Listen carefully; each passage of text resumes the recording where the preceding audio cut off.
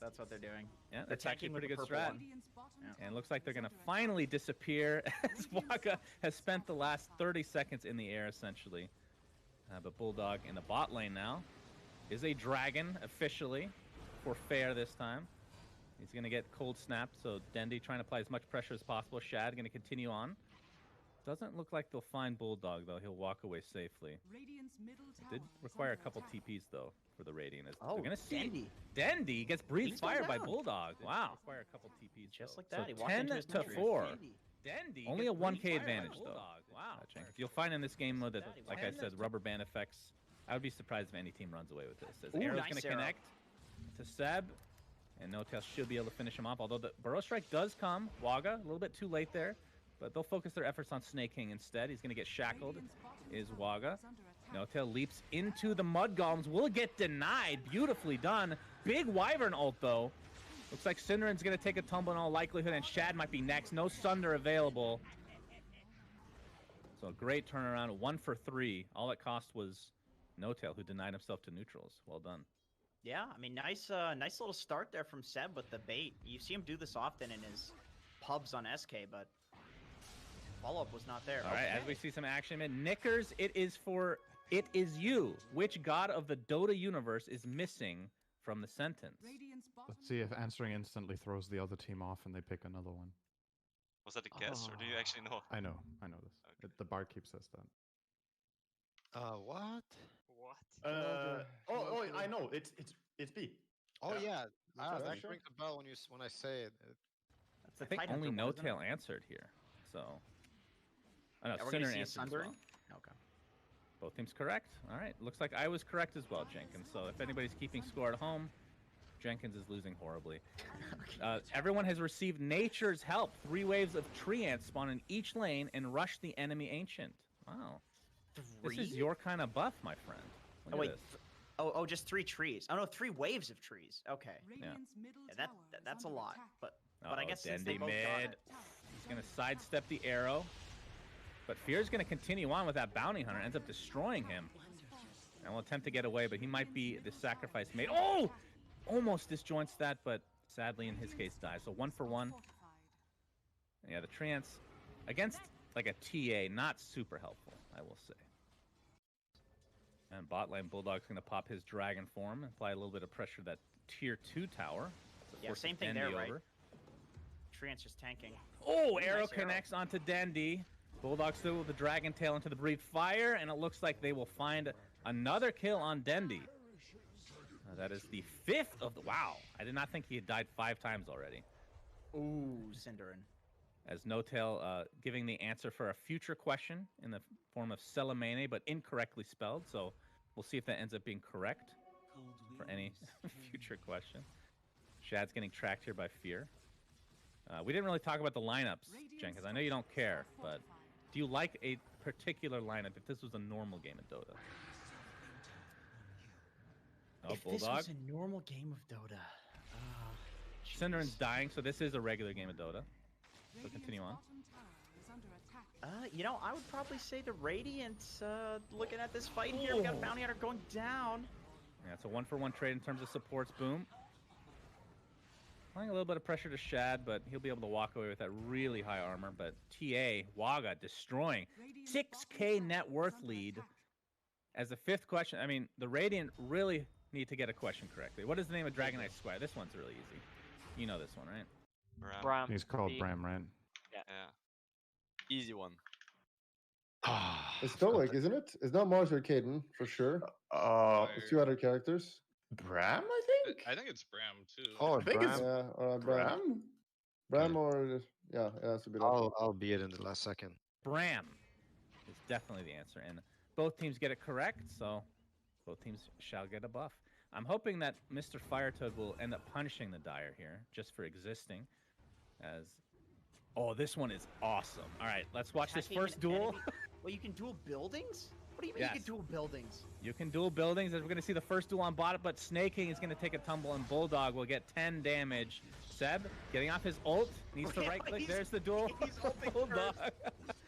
Oh, yes. Unfortunate for Bulldog, as Seb will continue to stack up damage here. Oh, and more damage going on. That's a double duel there for Waga. Yeah, he got 40 damage. He's going to get nice. more. Yep. That is 50 damage in the... That's 5 duel victories? Wow. That is indeed 5. Yeah, he extending the lead. Goodness. We got one double duel, I think. It is so funny when you attack barracks and duel them, I have to say. As Shad, he might be next on the list, but it looks like he's going to be the beneficiary of this time around. We'll finally fall towards the end as Snaking gets off the shackle a little bit too late. I believe the buff has ended, and here comes Syndra's enormous ultimate as a position 5 Luna will not get a kill. We'll have to scurry back to base. Very sad, just like all our pub games where Luna is support. Yeah, Seb usually how it goes. Initiates in, gets the burrow strike off, but he's basically alone right now. He's going to get blown up. And now Dendy's going to be next. Goes invisible, but not going to save you when there's a sentry right next to you. 7K net worth lead, Jenkins. Fire Toad, there's got to be some, like, god... There we go. Oh, there it is. I see. All right.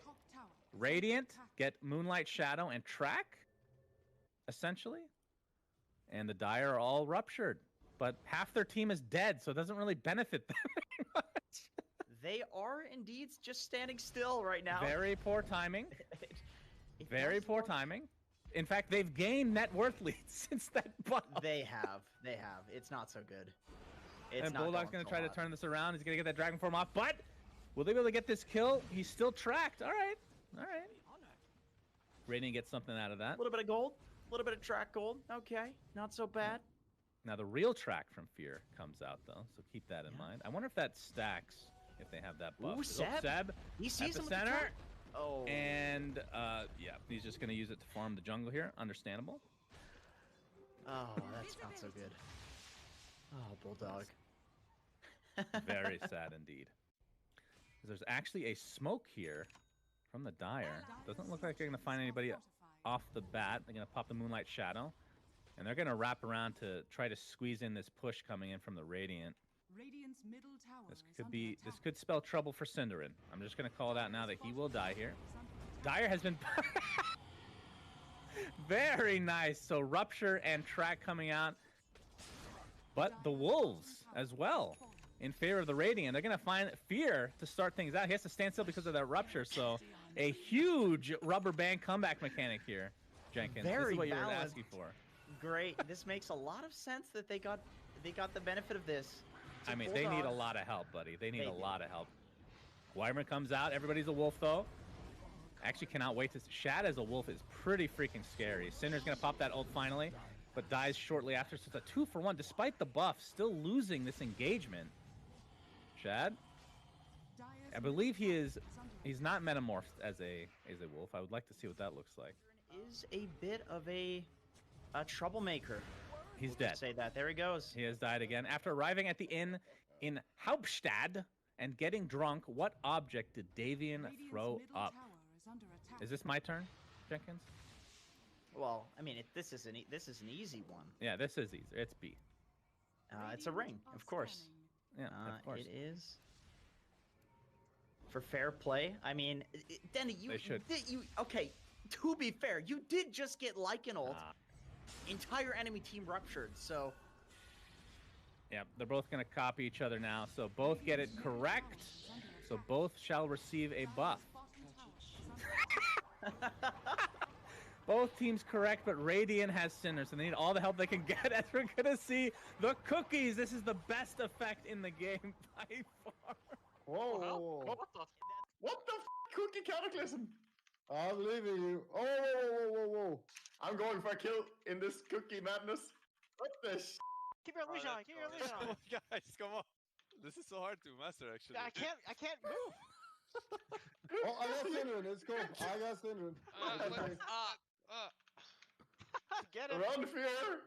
I'm telling you, the help button didn't work. What the hell is going on? The Illus are so broken, actually. Oh, he's dead, he's dead. More. The playmaking TV. How did you get every kill during this shit? Why are there ranged creeps getting cookies? Those aren't heroes. There's no rhyme or reason, Jenkins. Just accept it as it is. You're a Dota player. You don't ask questions. You just accept things. This is true. The way it's they still are. Going. Oh, they're going to get the bounties, too, so this should help their net worth. The tier 1's going to go down as well. Shad is going to get orchided by Boom. Don't think he can find the kill, although there's the Wyvern ult. Oh, that's to actually kill him. Yeah, he might actually get this kill. Sunder on cooldown, but the Arctic Burn ends up not being enough here as Snake King comes to the rescue. Ooh, there's a trap. Waga didn't use the trap. Not paying attention. He needs to play TA a little bit more, I think. As Dendy's going to get a kill, but he gets tracked and brought down immediately. I mean, this is a 4K net worth lead only now for the Dire, and this is with a bounty hunter in your team, so not too shabby. Cinderin getting tracked now. Chased. As the Veil of Discord. Here comes the Epicenter, but Cinderin dies immediately. Seb will get at least a trade of sorts, but Waga now going to be focused by the fully healed Shad. Cold Embrace going to keep Waga alive for just a little bit longer. Sunder's still on cooldown. He's in a lot of trouble here. This is a right-clicking Boom, keep in mind. So Terrorblade ends up dropping, and Seb looks like he will survive. As apparently No-Tail thinks this is rigged. The epi was great, and I think it is rigged. I mean, it's obviously rigged. You could see Cinderin intentionally, clearly using the ult early, not comboing it with Seb. Clearly, once again, resentful towards his teammates.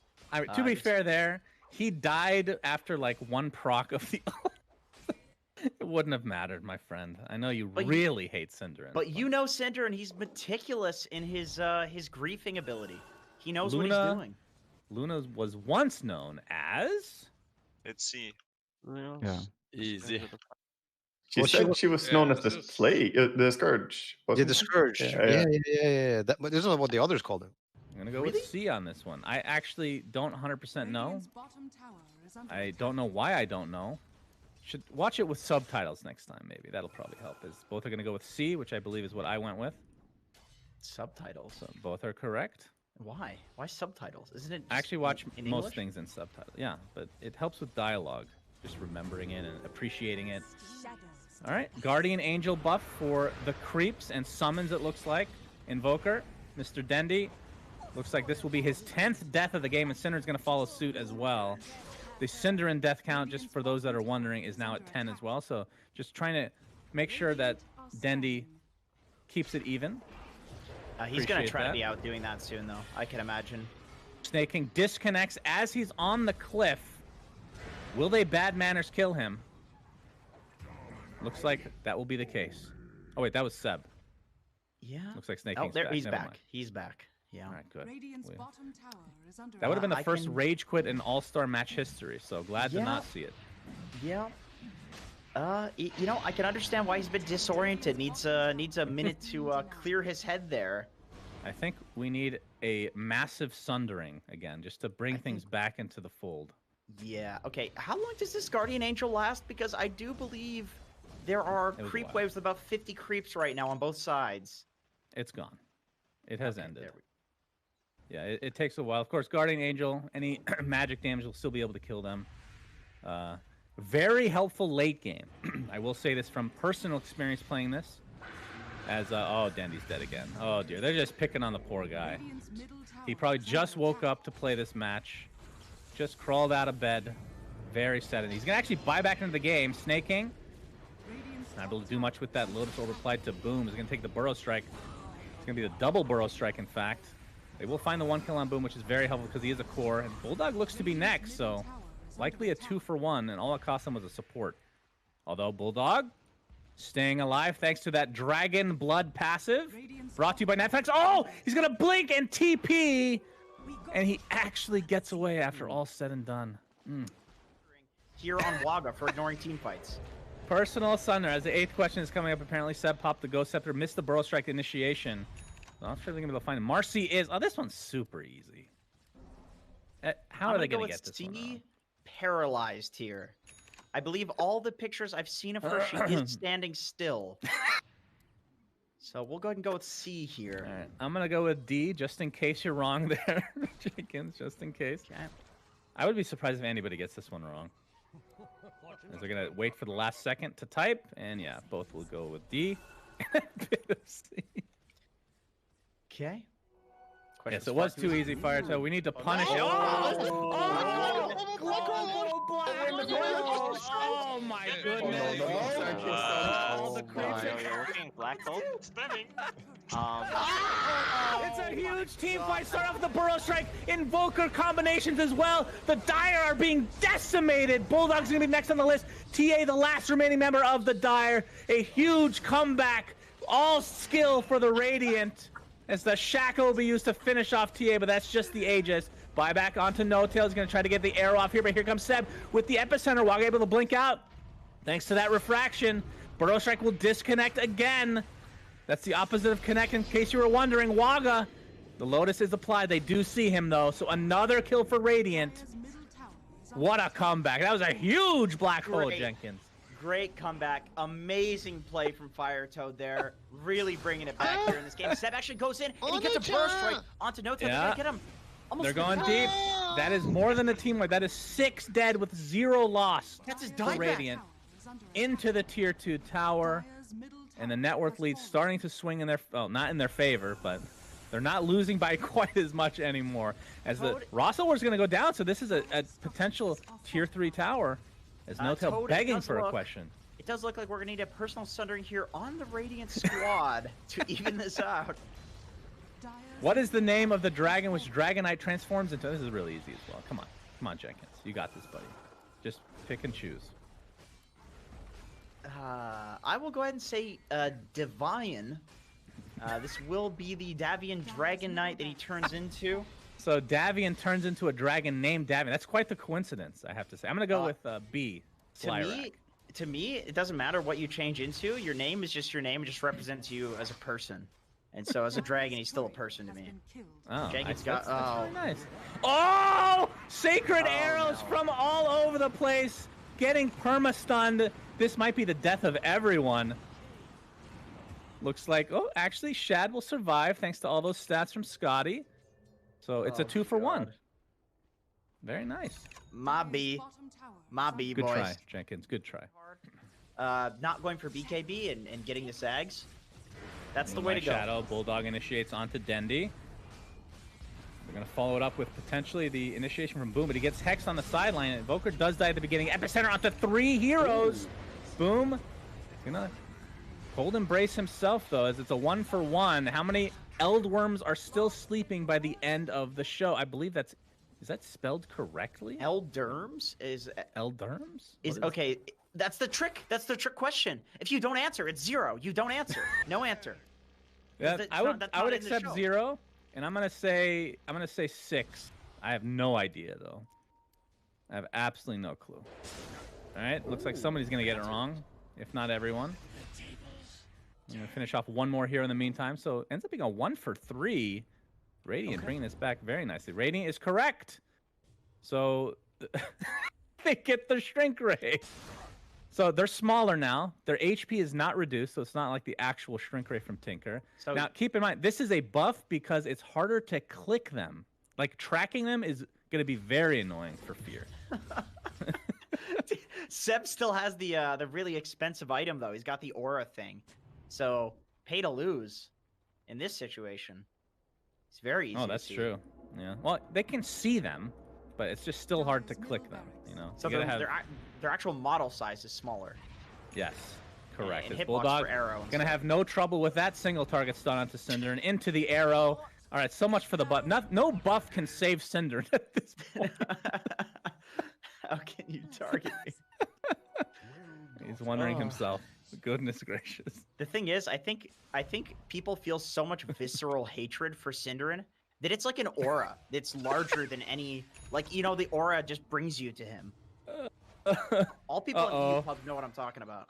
Yeah, absolutely. Snake King gets brought to half HP with 1 click from Waga, but we'll be able to get out just fine. Dude, Snake King's cute. Look at him. He's very cuddly. He's adorable. Until you look at his portrait, then not so much. Yeah, that's all right. stuff. The net worth advantage is basically even. Caden makes his home in. Is that just Dragon's Keep or is it a bait? Hauptstadt? No? I got it look for you now. Wasn't it? Yeah, it was Hauptstadt. Yeah. I remember that word. I was like, okay, I think it's A. I could be wrong, but Is it just baiting with Dragon's Keep? Hopefully they're pig. It's B. Yeah, it's possible. All right, Cinderin, I believe, has the correct answer. We'll see. I don't actually know the answers to these questions, if you haven't noticed. I definitely, like ahead of time, that is. I have noticed. Just it's even though you binge watched the show and wouldn't stop spoiling me. Yeah, sorry, Jenkins. You still don't know. Radiant is correct. Okay. Wait, who? Radiant answered B. Yeah. Okay. Yeah. So the Rupture comes out, and the Dragon form for each respective member of the Radiant. So this should get an easy kill onto Boom at the very least. Okay. Cinder Salamania is disgusting. Cinder's okay. To be fair, though, that was Ruptured and Wolf buffed. Not so good. Not so great. Yeah, this is a difficult one for sure. No, he's a very fast chicken. His Waga. He's gonna get shackled though. They don't have a whole lot of damage to speak of, but there comes the epicenter into the Sunstrike, and that is more than enough to basically even this game up in terms of net worth. Appreciate that.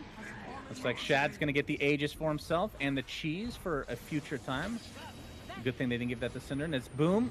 Looks like he's gonna get Sunstruck. It's not enough for the kill quite yet, but it looks like he'll just get Burrow Struck right after and into the Tornado. More than enough again, as still 10 seconds for TA to come back. No tail. Has the Lotus Orb, so keeping true to the anime, but now the Radiant are just dumpstering the Dire. Looks like we might need some comeback mechanics for the Dire once they're up, as they're gonna get a tier 2 tower and they're gonna look for more in all likelihood. Yeah, at this point, I think the momentum is heavily in the favor of the Radiant squad. Of course, we see Shad still has his little mini-me buff. Yep, this is true. The buybacks will come. The Dire have asked for help. They get to ask for that one time. So we'll see what ends up coming to fruition here. They get a random Bruling, and the duels will come out as well. And they're in the midst of the enemy base, so this could be advantageous for the Dire, but we'll see. Into the cookies, it's mayhem! Jenkins, mayhem! But the Dire are being decimated again. 3 dead in the blink of an eye, as this is going to be a lot of dual damage for somebody on Shad. That is just the Aegis, however, as Cinderin dies as per norm. Looks like TA, Waga, trying to focus on people on the outskirts of the fight here. They're able to use their Brewmaster Brewlings in the meantime. The Burrow Strike, I can't even tell what's going on. There's just too many cookies to consume, and the Dire will completely be team wiped as Wyvern finally back from the dead, but I don't believe he can hold this, as only Cinderin has perished for the Radiant. I don't think he can defend this at all. Breaking down this team fight, if you could be quiet for a second here and do my professional analysis. Please take it. What's the going? Continue play by. No, you interrupted me for a reason, Jenkins. Okay. The cookies, they actually help out the Dire a little bit there. Is it going to buy back into the game now? All right, now would you like to give analysis? Yeah, I think the reason the Dire squad is actually coming back here as Boom buys back and is going to probably be able to take down Shad here, does not have the mini-me buff, is because they focused Cinderin at the start of the fight. Yeah, of course. That would be my professional analytical breakdown of that. When literally everybody is dying, having a bounty hunter on your team is quite nice because you very literally get more gold for everybody dying. Yeah, and so Fear has had a lot of experience in all-star matches, so he's actually very meta right now. Oh my. Is that a Luna Aghanim Scepter? He actually was able to get an Ags this game despite the 13 Cinderin. Such a pro gamer. This is why I'm such good friends with Cinder, because no matter how far behind he is, he'll always find a way back. As help is asked for again, although they already asked for help, I'm sure they'll get it regardless. This is not how the show is. That's true. I mean, I don't think Dragonite's dead at the end of the first season, if I do recall myself. Spoiler! Yeah, they're going to take Cinder down yet again. All right, Fear. Continuing to get these track kills, so that's going to be helpful for them, but they're still 10k net worth behind. They have the advantage in terms of numbers right now. See if they can actually use this to get a kill. Orchid doesn't look like... Yeah, Dendy doesn't have a BKB or anything, so he will just stand here and die. Yeah. Back to square one. Oh, which of Davian's family members were killed before he decided to become a dragon? This one's easy. Too easy. I think it's his dog, right? Isn't it? Like, if somebody says D, please let them be double correct. That's a double correct answer. He goes on like a killing spree after his dog dies. Yeah. Actually, I don't know if it's C or B. That's actually a tough one. Dire's bottom tower is I couldn't remember if they mentioned him having siblings or not. Okay, I retract my original statement. That was a little harder than I thought. Thank you, Firetoad. Appreciate that. Oh, the treepocalypse! All the trees are dead, and the tidal waves. Cinderin doesn't even understand what to do right now. Can't fathom what is going on. He's being right-clicked by Bulldog. The arrow is coming. Ooh, just misses there. Yeah, but he is mega dead. Very good. That's good. Did they get a track on him there for that? No, they didn't. He was Fear was defending base. Very sad indeed. Oh, Waga does have a leveler. This could come in handy later with the buildings. And No Tail. Dendy. You know, Dendy's died a bunch, but he's actually gotten a bunch of kills now. He's gotten up to a little bit better continuation from the beginning of the game. Oh, looks like he did have the cheese, so he's going to pop that and stay alive. Waga, though, stuck inside the Rasta wards. Right-click to that double kill for Shad. And both of those cores are dead for a very long time. Looks like Bulldog's going to be next, and all Fear can do is track from a distance. Still not done with his Aghanim Scepter yet. Relatively close, but the game might just end here without some potential interference from Firetoad. This should be it. In theory, the game should be over right now. Yeah, they could just throne, I believe. Yes, Shad, they could. Though, Shad is actually being good-mannered. He's going for the barracks first. Oh, there he goes. Straight for the throne. There's the initiation onto No Tail. The buyback onto T. He just got buyback right now. Looks like a bunch of duels coming out. That has been activated yet again. He's dueling Bulldog's finger in the ace pedestal. Very good, Bulldog. Great stuff from him. That's not safe for Netflix, I don't believe. Oh, the hooks! Oh, the hooks from every which way! Fountain! Will they get hooked to Fountain? Shad is in there for just a moment. And the duel's going to force the illusion back in, but unfortunately it's not the real Shad. And it looks like the game may end here, ladies and gentlemen. Team Radiant, a.k.a. Team Netflix, despite... Yeah, Cinderin died 15 times, as well as Cinderin, or as well as Dendy and Snake King, but they will win the game somehow, Jenkins. What is going on? Embarrassing. Pathetic. I don't know how Cinderin's going to sleep tonight. Yeah, it's going to be a rough one. He probably won't. I don't think he does. I really don't think he does. I see he's on your podcast.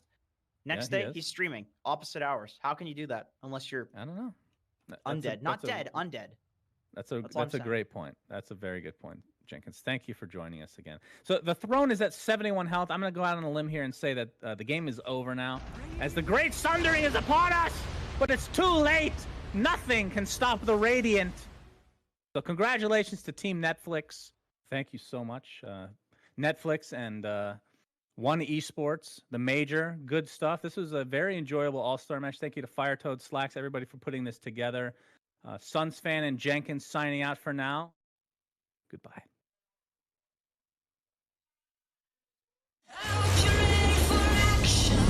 Coming up next, Evil Geniuses versus Invictus Gaming.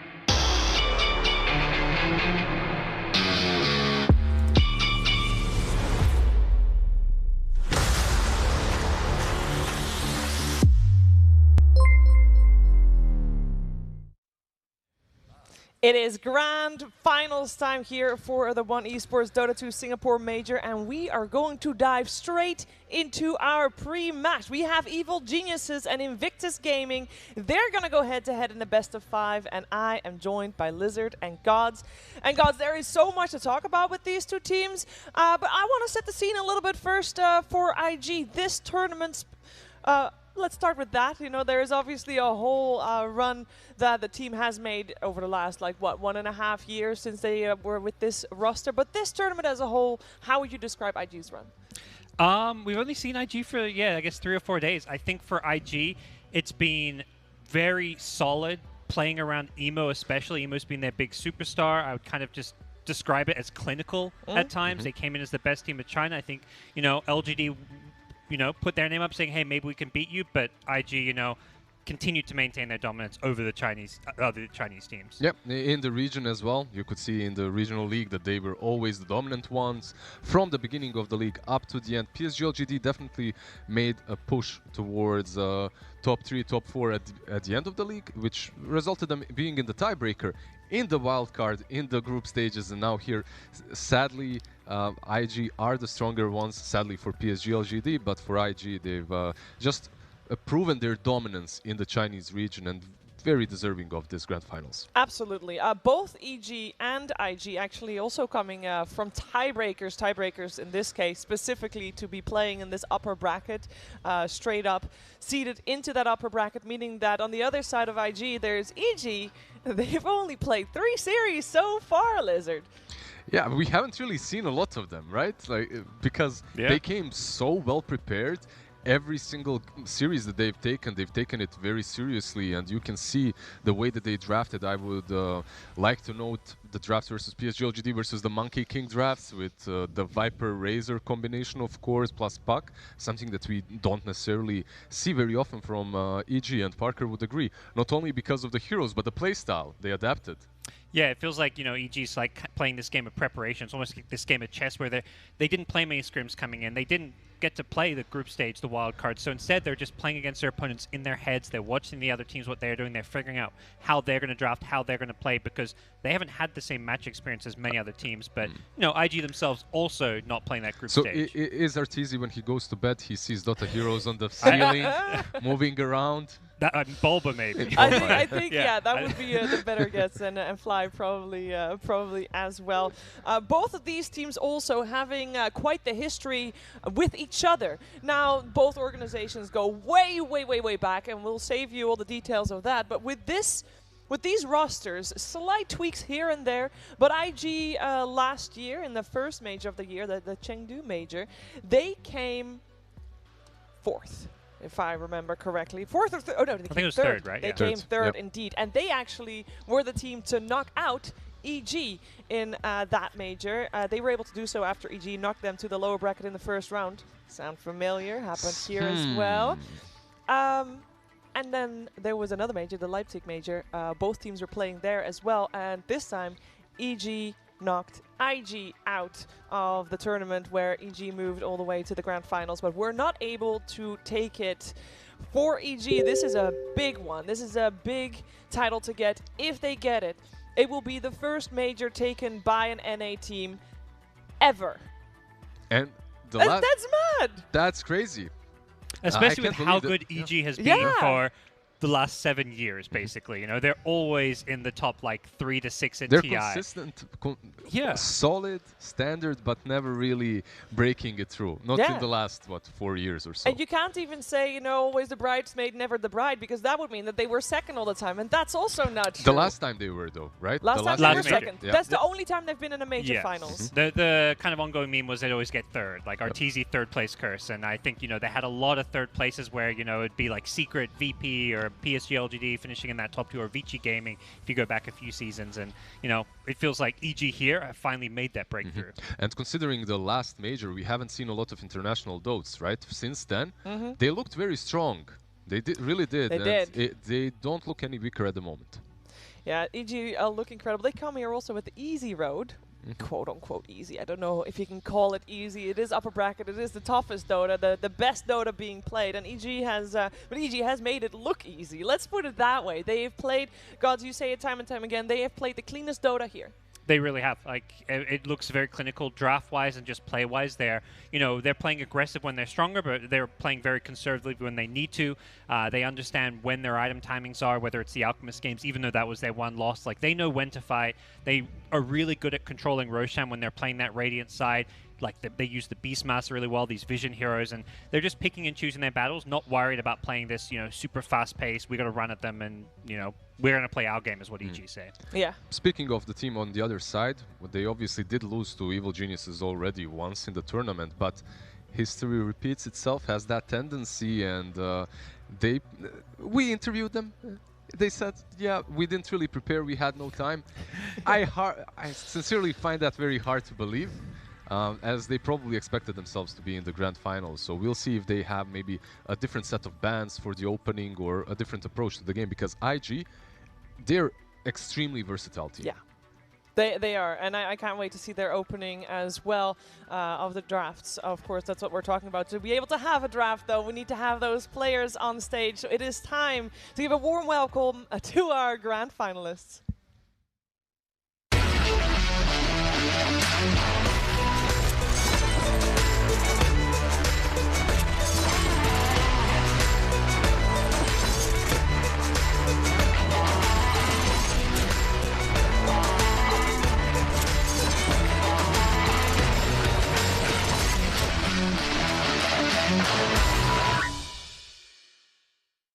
Welcome on stage, Evil Geniuses.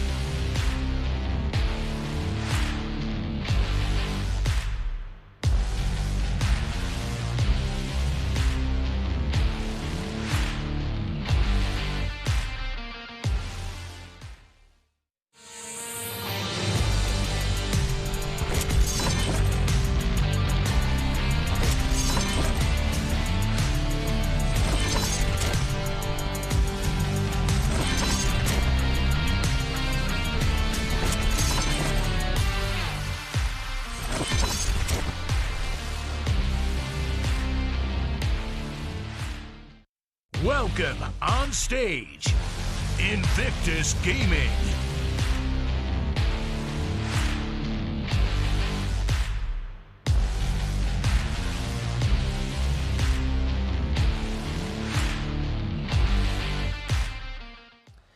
Invictus Gaming and Evil Geniuses both looking to solidify themselves as the best team in the world currently, because obviously TI is the goal also for these two teams. And I think it is very important for this series particular that we focus away from TI, because both teams kind of already secured TI mostly for themselves with the points that they're getting from being in the finals and of course securing the top seed from their region. It is about the title. There is so much pressure on it. We know EG, they've never won a title on the major stage before. The region hasn't. On the other side, IG, they come from a region where, yes, we've seen Chinese teams take major titles before, but it's been a little while. The last time was at the end of the 2019 DPC season, 2018-2019, and that was the Vici Gaming that everybody had super high hopes with, and then they ended 6th at TI, which, yes, good, not good enough for them. But I think the region is looking for a new king. We heard Emo say they're hoping to take down EG. Not for themselves, not to get the title to IG, no, to get the title to the region. For the region. Yeah. Very big. It's been, 3 years in a row where a European team has won TI. And I think for China especially, they're used to being the region that's either on top or at least on the same level as the European region. So a lot of fans there have higher expectations to win those titles.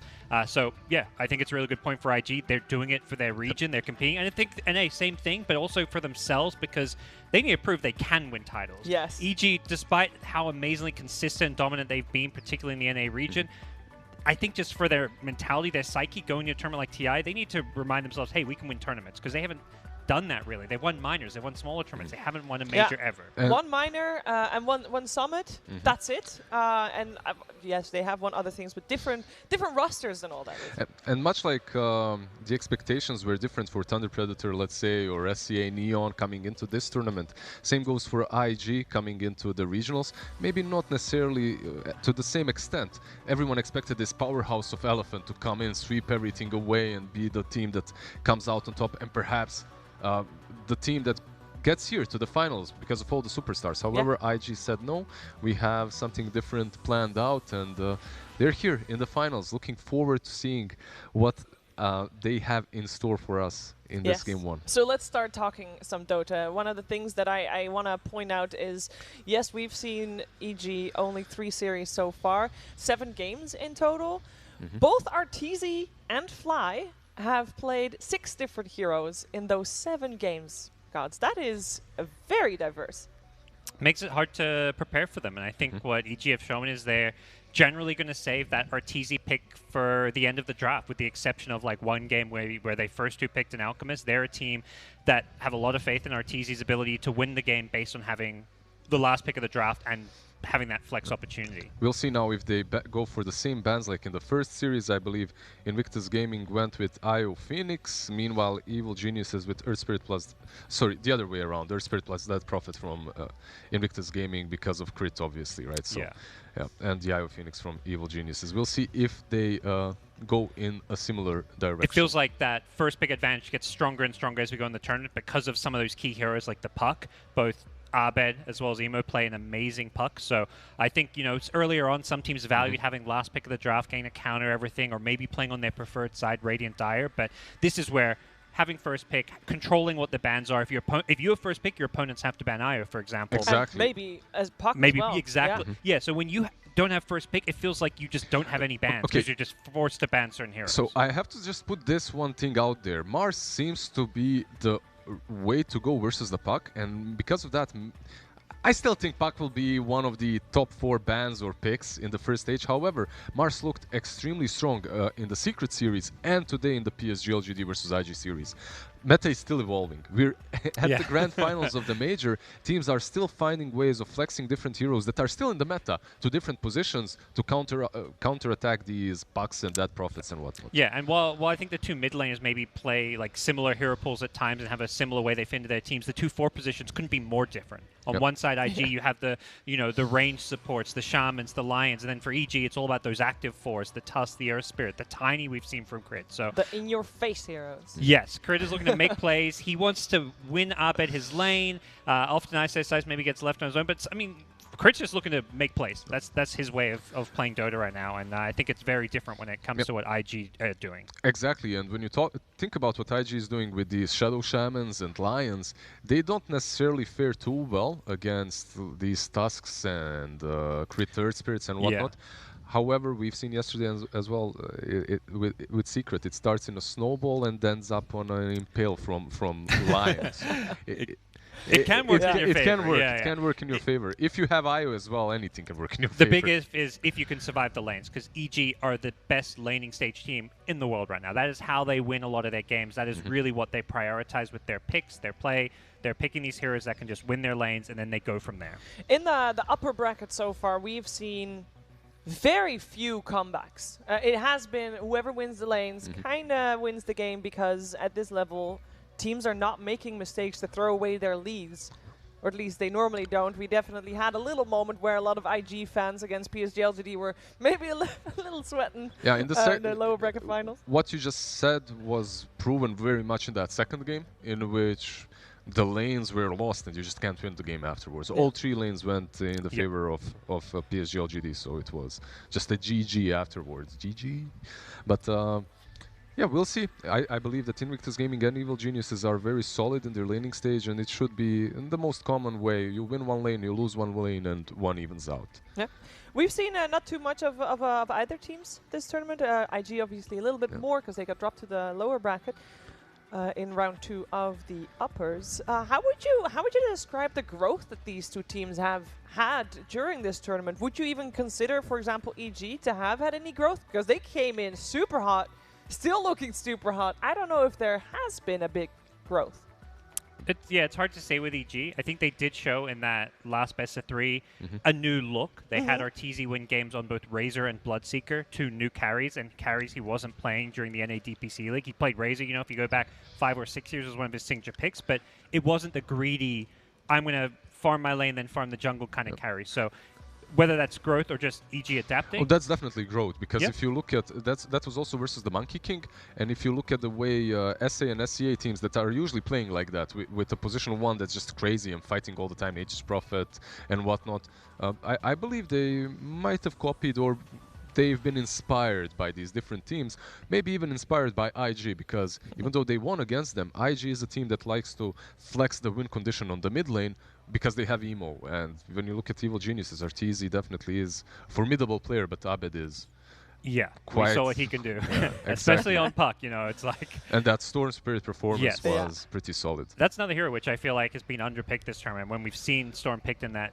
second phase, it is the spirit that bullies the other one, that can win the matchups against the Void Spirit, against the Ember Spirit, and can just take over and carry games and allow you to pick a less greedy safe laner.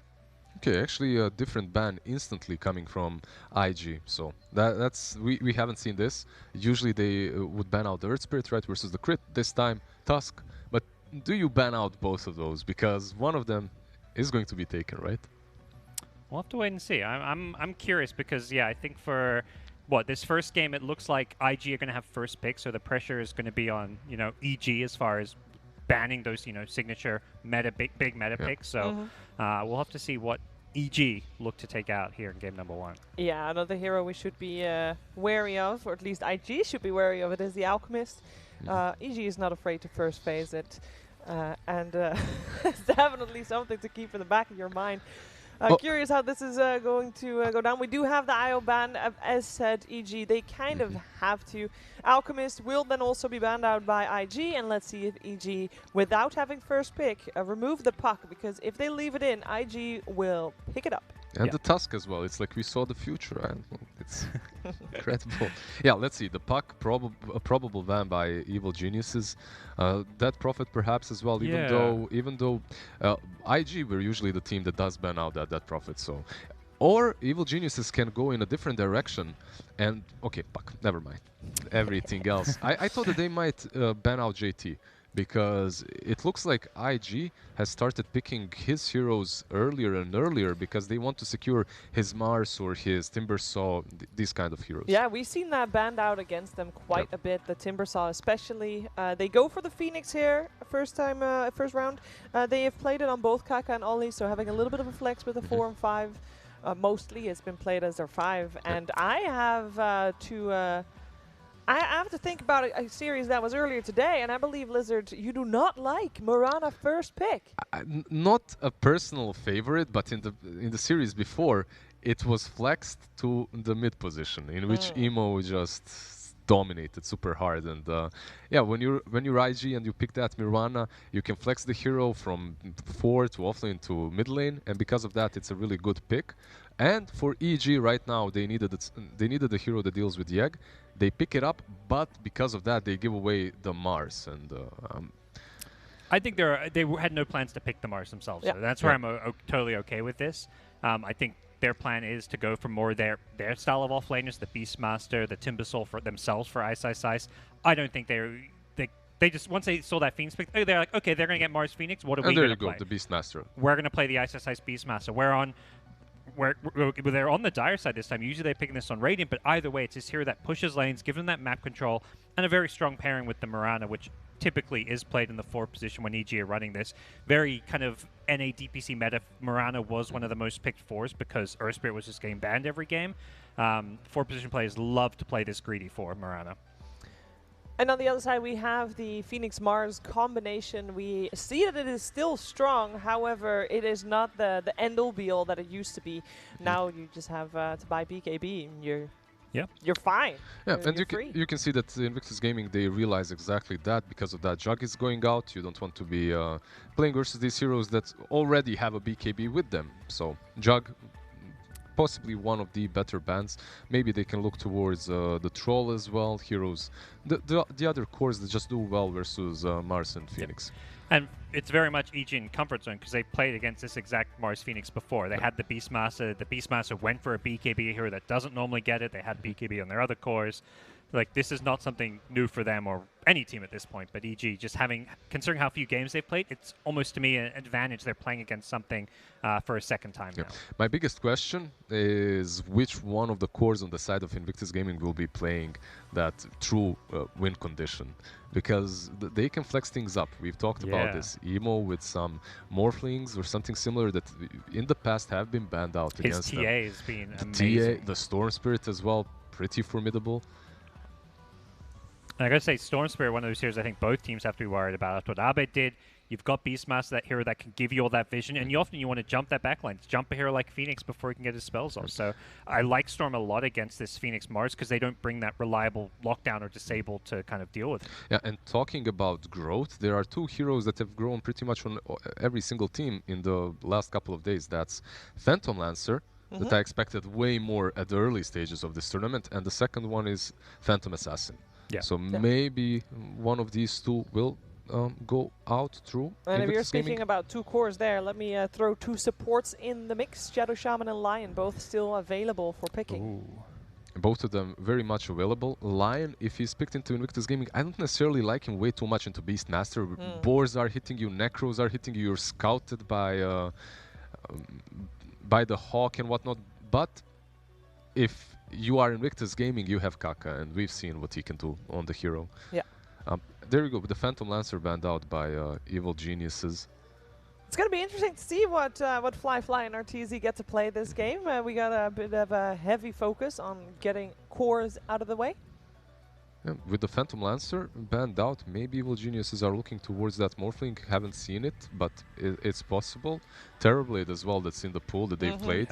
They actually played in this matchup on the side of EG, right, and won with the TB. And the other carry that I think I maybe prefer is something EG succeed with, which is fast-paced Dota, is Weaver. We've seen Weaver look really good, just not against the games where it's looked bad is when it's against a hero, a carry match like a PL, where it doesn't have an answer for all the illusions. And don't be fooled, even though IG banned out the Tide Hunter, it's mostly because they play it on 5 on EG. Right? Yes. They flex it completely on Fly. And I'm not sure. I've seen a couple of teams ban out like Enchantress versus EG, ban out the Tide, and I'm not quite certain if the value of those bans. It's hard because we haven't seen Fly dominate on Enchantress here at the major. It's been banned against him, but it was his go-to if you go back to the leagues. And I think that's where it's really hard to draft and prepare for these teams that started in the playoffs, because you have to look at the leagues. Yeah, you have to look at the leagues and be like, this was one of their best heroes. Like, it doesn't matter if they haven't picked it yet. We just kind of got to ban it probably. But it looks like, that nice thing with the best of 5 is you do have that wiggle room. So maybe IG's saying, look, they haven't really proven they can dominate lanes with Enchantress yet. Let's give it to them game 1 and just see how good it is, because we don't rate this hero as highly as they do. Yeah, one of the strangest things for me here is that Prophet, Void Spirit, all of these heroes completely untouched, and Evil Geniuses actually still ban out the Timber. They're worried about some kind of flex. They're worried about Mars mid, because we have seen it. Even though I think it's exclusive versus the Puck Pick, which has already been banned, it still can be drafted in the mid lane versus other heroes. Yeah, and we've not seen Emo play it either, but yeah, it's a threat. You want to make sure that Timber Saw is not going to come out. When you have two superstar players, Emo and Abed, I just don't want to see Mars mid. I don't want to even see Dead Prophet mid, nothing like that. I want to see Pucks, Storms, Void Spirits, Ember Spirits. For fun. Death Prophet ignored, by the way, so far. Yeah, completely. It's crazy to think that this has been like a first pick, first ban hero, but these two teams decide, actually, maybe not so much. And EG get an Abaddon, a hero, you're against this big team fight. Well, Abaddon doesn't die in it. He can just go in, run in first, tank some spells. And generally, if you're IG, you don't want to throw spells at an Abaddon because it's just a waste of time. Yeah, and they banned out the Oracle, so that's the only, let's say, big saver remaining from the position 5 that Evil Geniuses have snatched for themselves. Plus, if Phoenix is 4, you could have taken the Abaddon on IG. You would be playing versus Mirana and Beastmaster. It's a pretty solid pickup. And now the Timber ban makes sense. I feel like EG knew they were going to be picking heroes that don't address Timbersaw, like a 5-position ABBA. Maybe even Arteezy's carry of choice is just not going to have any way of dealing with a Timbersaw. So they're just like, if they pick Timber off lane and flex this Mars mid, we can't beat it. So. Yep. By the way, the TB that we mentioned earlier, Phoenix and Mars already are a bit difficult to play into. It's still possible, but not quite confident with that pick, let's put it that way. And of course, we can't forget with EG, this first pick Mirana, we expect it to be a 4, but just last series, it was flexing in the mid lane. So potential for it to go there, but you really do need to see your matchup before you can choose to send Mirana mid. Yeah. I would still give it to Crit, right? He's just such a strong Mirana player. And you want to have this position 4 that can jump on top of the egg and kill it. Well, we're switching it up. The Disruptor coming out. It will be IG's first Disruptor of the tournament. Kind of funny to see it picked into an Abaddon. Sometimes, if you never lane against each other because both are 5, but... Here's the Storm pick. We were talking about how this could be so good for both teams. They have mid players who can be the win condition that can win the game. You don't need to rely on just Arteezy becoming that super late game carry when you can have Abed playing the Storm Spirit. And a hero that synergizes so well with what Beastmaster brings to the table. If you're IG, do you want to pick up your counter to that Storm right now? Because you know that there's going to be 2 bans coming out to focus. Two bans coming out to focus the mid lane or the safe lane. So you're kind of looking at the drafts, looking at the bans. How many more heroes do we have left in the pool, and what do we do with that right now? Let's see. It's the Naga Siren coming out. Oh, damn. So far, I think it's only Arteezy that's played a game of Naga Siren. Yeah, versus Techies. Yeah, a bit of a weird game we saw. It was picked once or twice in the group stage. I know Quincy played in one of their games, so... The team fight from IG is ridiculous. And now one thing, though. If this Naga plays the way Arteezy played it, I'm loving it. The Orchid, the SNY, I believe, Manta early on, and then you just fight. If you go for this AFK style Naga that just roams around the triangle and jungles, takes all the farm on the map.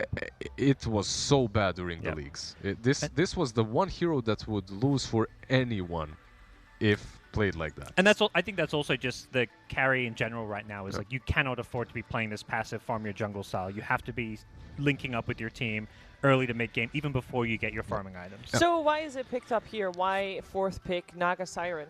Your team fight is ridiculously strong. You have set up for Disruptor, and also it's one of those heroes that has very high armor versus the Beastmaster, plus you don't really care about the boars. You can just send the illusions on him, so overall the laning stage itself should be pretty solid for the Naga. I don't love it against the Storm, but I don't think there are carries that match up well against the Storm. There's not many that have that insta-catch or kill potential other than the obvious anti-mage, but this is not an anti-mage game. You're playing against Beastmaster. Anti-mage is completely fallen off, so they're probably just looking at this like, okay, what hero is going to work without draft?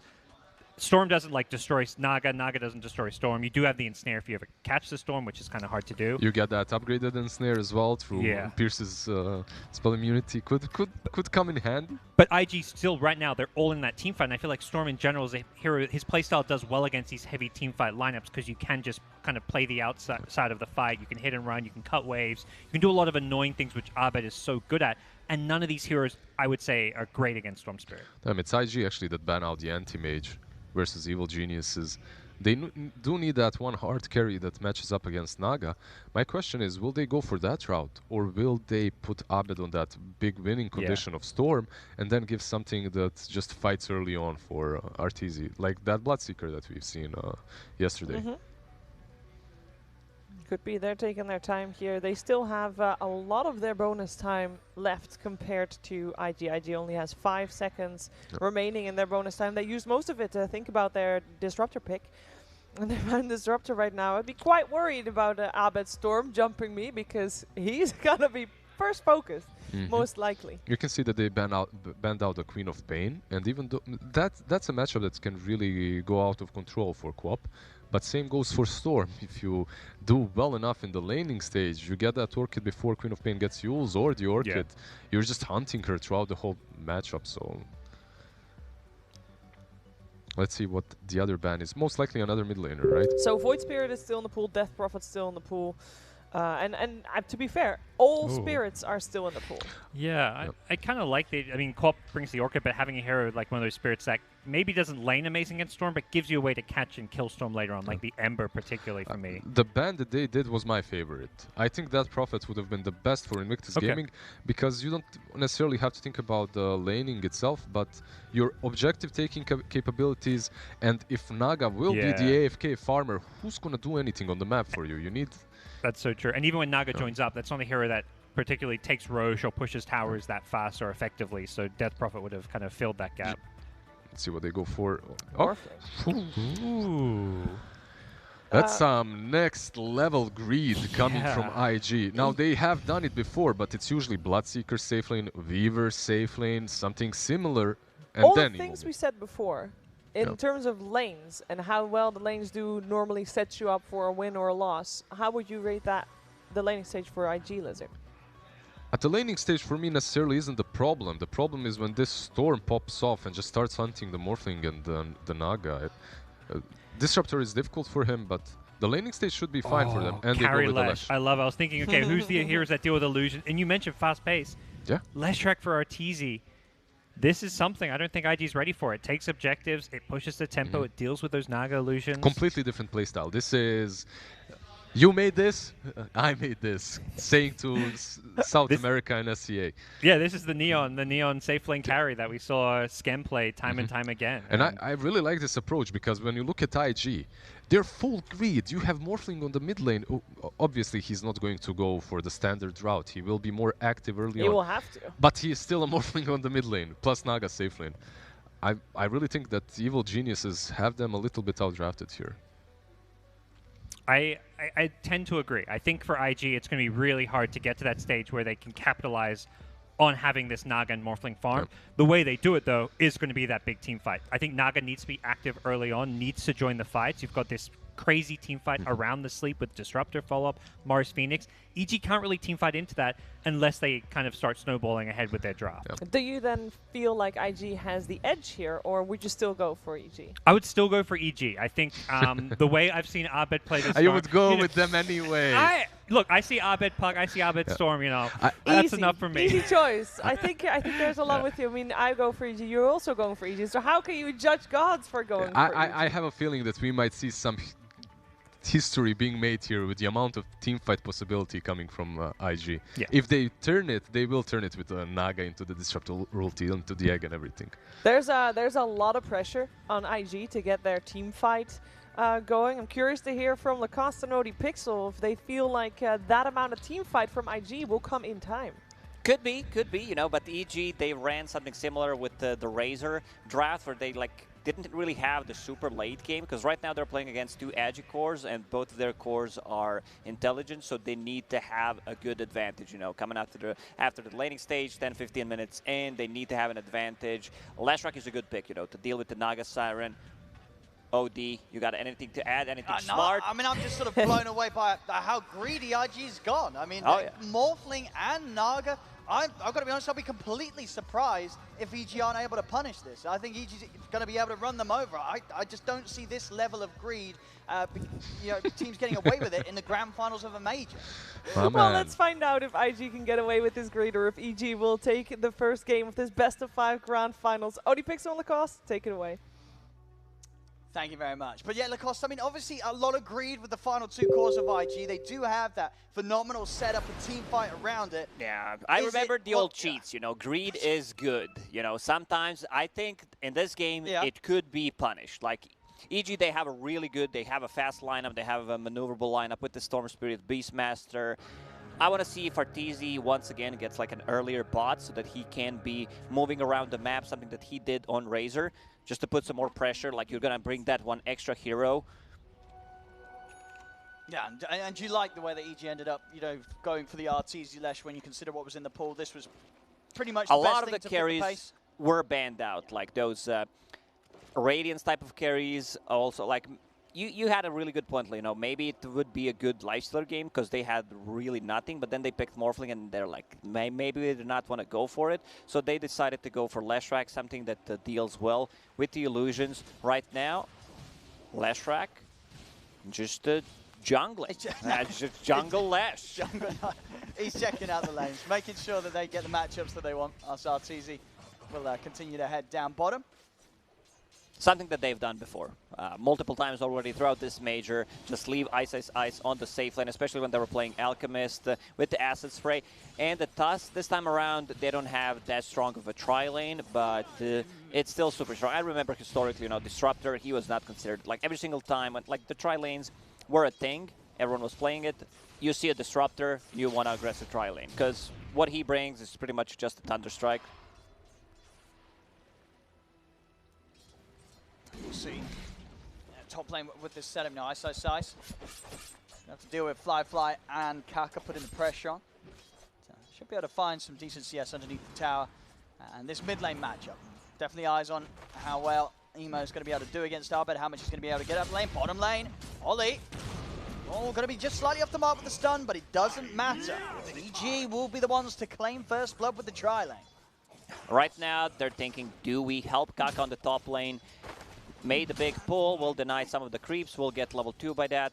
But the way EG is playing, like they're sacrificing Ice farm, he's one of the craziest players out there. You know, he will eventually do something that might sound or look stupid, and like EG will get the advantage from it. Like remember the Pango leader when he was playing Pango, just rolling inside the base, going near the tier 4 towers, and then you see like 1 or 2 people rotating, trying to punish that, which opens up more space for EG. See mid lane Emo.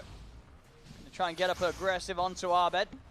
Both heroes just baiting each other. Arbed still with Fairy Fires to play with. Using the healing salve, has a bottle coming up to him, so that's going to be good.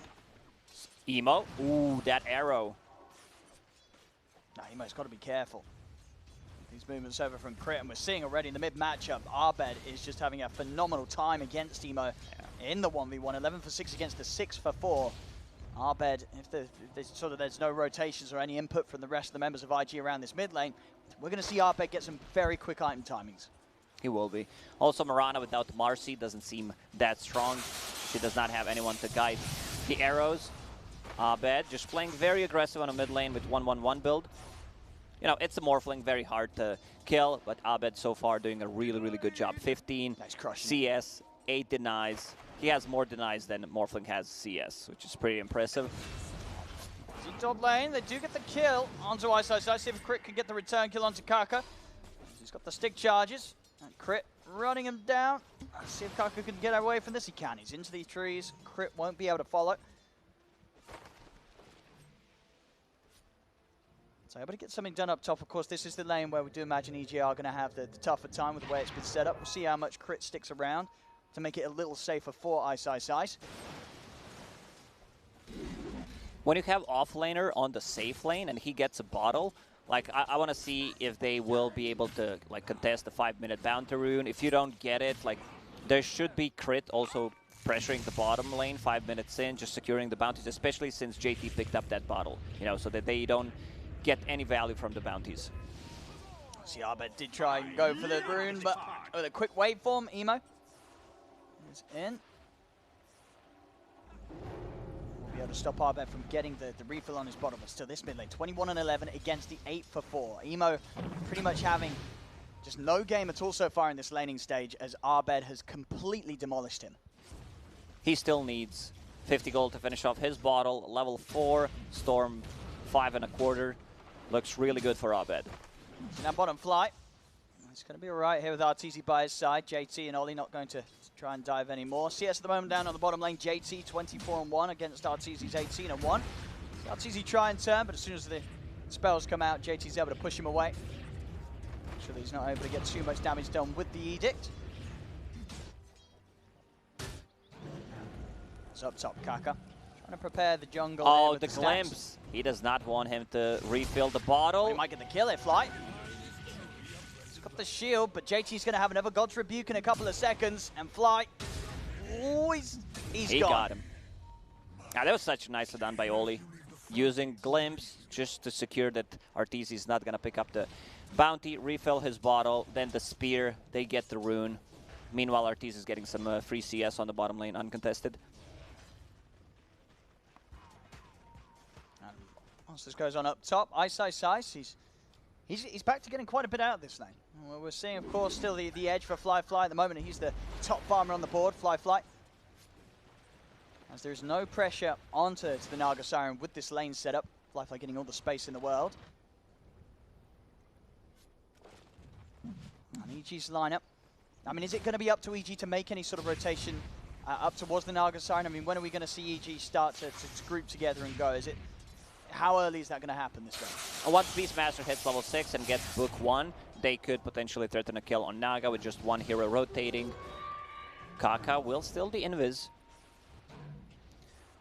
Like mid laners, they like when there's a lot of action happening on the side lanes as well, where like people die and then they get their bottle refilled, especially if they're not controlling the runes, like if they're not using it 2 times. We've seen like both supports coming in, taking the runes instead of being it bottled. Emo playing a bit aggressive on the mid lane. Yeah, they're really pushing the limits here, the two of them.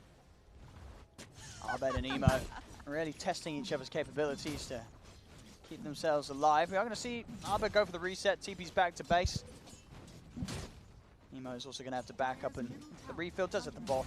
The bounty rune still preserved for him. He'll be able to stay out and on the map. Ice about a creep wave away from hitting the 6. Over on the side of JT. And he's also just about to reach that level 6. And at that point, RTZ's going to have to be very careful down here. Look, this move from Abed sort of knows that JT's about to this. He knows that JT's going to look for an aggressive play, so he's going to be here ready and prepared to back RTZ up. He's having a really nice read what's happening. RTZ. JT lead in, but now Abed is going to zip in onto JT. JT, and he's going to put the stick charges. The glimpse does separate Abed for now, but Abed's ready to come back in, closes the gap, gets the kill done, and now RTZ's going to dive in onto Ollie as well. They might even get the courier. Yeah, that's such a big move. Like, they didn't get too much out of XP while all this was happening. Like, there was no one on the mid lane. Crit kind of connected, lost one full creep wave. He was pulling the top lane, but nice move from Abed. You know, he TP's back to base, refills his bottle, comes back to the bottom, secures 2 kills, a courier, and some damage on the tower. Yeah, doesn't get much better than that from Abed's early rotations. So make his way back over to the mid. Crit able to pick up some XP whilst this was happening. So the 8-minute rune come into play. Emo and Ollie looking to protect it. Ollie's actually going to take the arrow. Here is Crit's able to find the connection. Abed, does he want to commit for this? He does. Pulls in with the Vortex. Will be able to get the kill. Emo's trying to find Abed. In return, Abed, he's out to the side. Now with the regen being pumped, he's going to be able to get back in. If he wants to, as Artesian fly, they're running down Emo. Emo's away, and Abed, he'll use the regen to continue farming. Doesn't want to zip in too aggressively whilst they don't have vision over there. Sometimes stars just align, you know. He picked up that regen. He finds the jelly straight away. He still has that regen up and running. So wants to make a move on JT. I mean, if JT shows, it'll be a little spooky for him. JT knows something up. Abed won't quite be able to find him. JT plays it safe. We'll also have Emo coming down here. Emo making his way over. See if the two of them can get some sort of a play going. JT does have the arena, but EG, they've got 3 here. With the backup of Fly, Abed, an incredibly tricky hero to set up on at this moment. IG has 2 farming cores. Like, Morphling can't make those aggressive moves. Both supports kind of need level to be able to rotate, so it's going to be a lot on JT's shoulders to make the moves. Arena is online. He's level 7, but so is Beastmaster. Necrobook 1 done, Roar available. Like, they could just set things up. There's still no Song. He didn't even save a point on Naga Siren, so very killable, but there is a rotation. JT plus a Phoenix making a move. Yeah, sitting Ice.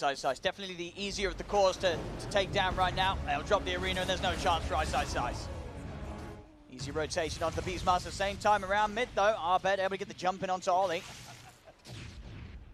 Like, this is going to be such a good timing on Orchid from Storm Spirit. Something that the Storm does not like to play, Morphling does not like to play into, where, like, that Manta Style is a very costly item, and they don't have, like, a real save. There is Song of the Siren, but most of the time Naga and Morphling will not be in the same spot on the map. See some focus around the mid lane. Ice. Available with the Roar if anyone steps up too far. Space is made for EG to take the bottom tier 1 tower. Push of Arteezy, of course, now with the maxed out Diabolic Edict. They can take these objectives very fast. He's head up top. Fly being left alone. That's the tier 1. Get taken in return. Crit's heading up here. Scouting out some action with the Invis. Not going to look to initiate or anything, though, as he is purely on his own. Mid lane, Abed, Ice, and Fly trying to set up from the side. Ice. See if he wants to try and go for the Roar opportunity. Thinks about it there, but Emo is able to zip out with the waveform, and he's got Ollie right behind him. A bit tricky of a move to be made. Up top, Crit continuing to get more information with the remainder of that Invis room. Will now come to a finish, and Arbed is TP'd up here, maybe to see if they could start something off. But it's hard. They fly around, and as you say, they don't know if he's got the song or not, so they are going to respect the Naga Siren. Smoke from IG. Disruptor's still level 5. Phoenix is 6. They might... I mean, they have enough damage. If they go with Arena, once again, Ice needs to be careful. Let's see what his raid is. Radiant using the scan. They know someone is in triangle. Yeah, Ice, he looks pretty dead. Oh! I mean... A bit of Kale. He's... I mean, let's see. It was at this moment he realized. No, I mean, Ice. They're also laughing at. They're tipping Ice.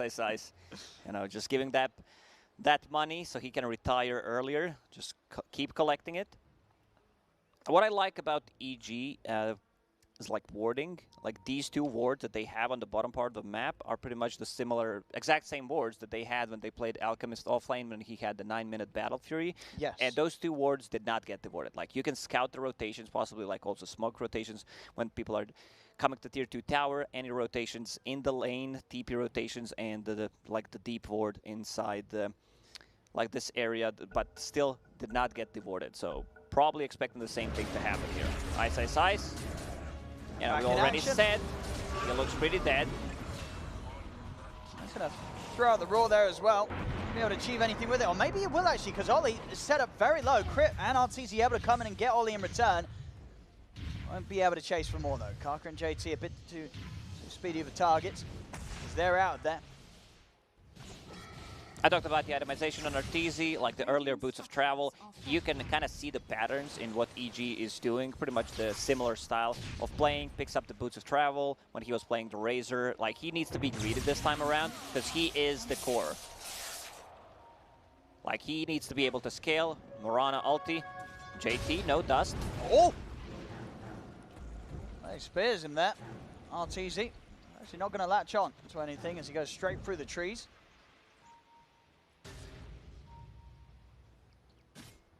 Meanwhile, in the mid, Arbed very close to the Orchid. As we'll see Emo responding to that build. He's going to be getting the Yules first. Okay, because like, it's a cheaper way of dispelling things, and they have no save whatsoever, so he needs to be able to remove those silences. I've seen it a couple of times. It can work. Yeah, an interesting direction, but definitely a necessary one. Over in the jungle, Crit. He's trying to get in on this. He's going to leap straight in the middle of them and leap into his death. And obviously, no real chance of getting away with the 3 points on Glimpse. Ollie would always be able to bring him back, so Crit just trying to get in and do as much damage as he could before he goes down.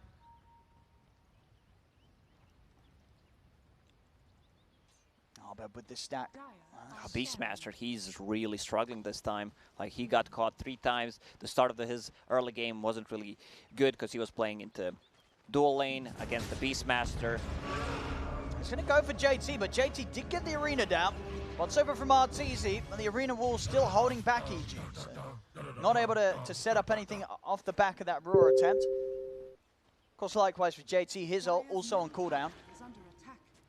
He has enough money to buy a Blink Dagger. Should just go to base, pick up that Blink Dagger. No arena, but he can always make those spear plays into the towers, into any buildings or cliffs. Storm just finished off the Orchid. 13 minutes in. Does anyone have a smoke? There is one smoke on Crit, but oh, Emo. Like, he's super close. Like, he just needs 1 CS to be able to actually get that Yule Scepter, and then he will have a way of dispelling this silence coming out from the Storm. EG definitely needs to keep the pressure up, though. At this moment in time, IG with the greedy lineup, with a Morphling and a Naga Siren, they are 2,000, 3,000 gold ahead.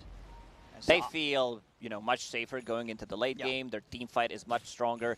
EG, they are the ones who need to be making stuff on the map with the Orchid on a Storm Spirit. Like, they should try to look for a pickoff. But IG seems like they're having a really good read what's going on. Just going together, also smoking up. RTZ just showed on top. See if they're able to close in on him on time. Going straight towards him over in the mid lane. Jump's going to be made onto Emo first, though, by EG. As EG, they'll take down the Morph. Arteezy in trouble. The Spear actually missing. They drop the Static Storm. Time's being bought for the rest of EG to TP over. Arteezy will still go down. Fly unable to help him from the high ground. Glimpse back onto Arbed. Arbed will be taken straight back to the mid. Yeah, Fly used a Photic Shield on himself. I don't think it would matter. I believe he was already dead. But nice move rotation. They still lose one. IG should be careful when the rest of the team is using a smoke like that. You need to be very careful, like what you're doing with the hero, especially as a Morphling. We said that Ice is kind of struggling this time around. Has a book 15 minutes in, but he also has boots. Trying to get the grab onto Ice still going to lay down the roar. The arrow follow-up. Crit jumps in with the burst. If they got enough, they do. JT taken down. And now they can start putting pressure on this tower. This tower's actually dead. They have 4 points in Edict, but Arteezy, like, he needs to be a bit more careful. Yes, you have a Baton behind yourself. You're still very burstable. The only item you have pretty much is Kaya, so you don't have that much HP. See, Arbed was looking for a chance to get in on this, but just want to risk it up to the high ground of IG's triangle. So EG back on track. We're taking these towers.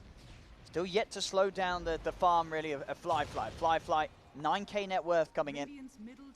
Fly has been having an amazing time most of the time just on the top lane. Has that Manta style, which will increase his farming capabilities. Going into Scotty next. Just wants to be able to tank up. He understands most of the damage comes from the last rack. Song. He's got the Song set up. Ollie has got Static Storm. They could look to drop everything on Arteezy, and they will. Static Storm, Supernova's out. Fly and Arteezy are going to try and take down the egg. Can they do so in time? They can't. A Supernova successful. Arteezy goes down. Fly, buy himself a bit of time with the borrowed time. See if they can chase him down and bring him back. They can. Ollie with the glimpse gets Fly back in the reaches of JT and Kaka as Fly will slowly be burnt down. Now, that was such a clutch Yule Scepter coming out from the Morphling there. Yes, you heard that correctly. Yule Scepter from the Morphling, who wanted to have something to dispel that silence coming out from the Storm, and he uses it just so that he secures Egg, manages to get off in a team fight. Philosopher's Stone, found by EG. Every single time I see that item, I'm like, yeah, this is good, you know, because your position 4, your position 5 will always want to hold that item. Top lane Arteezy. He's here alone at the moment. He's going to try and open up on Emo here. Moves in with a stun. He's going to be able to find him. Emo was not ready for that one bit. As Arteezy strikes from the shadows and gets the solo kill onto the Morph. Meanwhile, over in the triangle, Arbed leading in with the backup of Ice. They drop the roar down onto JT. JT will fall. Fly trying to go for Arbed, but Arbed still with mana to play with as he's out of there. Now you can see the damage coming up from the Naga Siren. Good 2 pickoffs, especially the one from Arteezy. Pretty much the solo kill. Now he starts to put some pressure on the top tower. Edict, such a powerful ability against the towers. Taking these buildings just as fast as they need to, really. You know, coming up to 18 minutes in. They've already taken 4 towers away. EG, whilst they themselves, they've only lost the 1 tier 1 top. Fly, protecting Arteezy here with his aggressive positioning. Emo, try and lead in onto Fly. I'll get the glimpse back onto Crit. Static Storm dropped as well. Fly trying to do his best to keep Crit alive from outside of the storm. A Crit will still fall. Emo moving in onto Arteezy. Arteezy out of mana. Set up. JT's got the blink. Arena down. He'll look for the angle onto Arteezy, but he's not able to find it because Arbed in with the silence stops this combo from JT. Arbed, the savior, coming in to turn it around as Fly, he'll also fall. As EG, they're able to take down 4 of IG. They're going to go straight for the pit. Yeah, try to get that Aegis. Arteezy was running low on mana, manages to get the Arcane Ring, just a bit more damage. And you said it, Arbed just stops the combo. He understands where the most of the damage is going to come from. They have Fly on a Baton, keeping them alive. Arrow inside the pit. Scan connects. They can't respond to this. They did not have Naga Siren for 20 seconds. Song will be available, but this is exactly how EG needs to play. Like, they need to be aggressive, they need to make stuff happen right now, get some advantage with their lineup. IG definitely going to be a little shaken up after that last move. 1k lead at the moment for EG.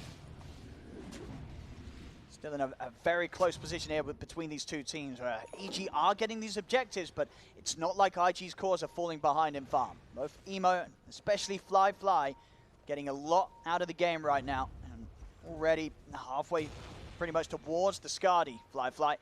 We see that fight, that turnaround again, as it really did look like it absolutely could have gone IG's way. If JT was able to get in and get that combo down onto Arteezy, taking the Lesh out, things would have looked a whole lot different.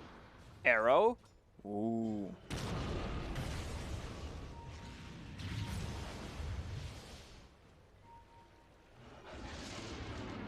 So they do have the ults up, IG. IG could look to set something up.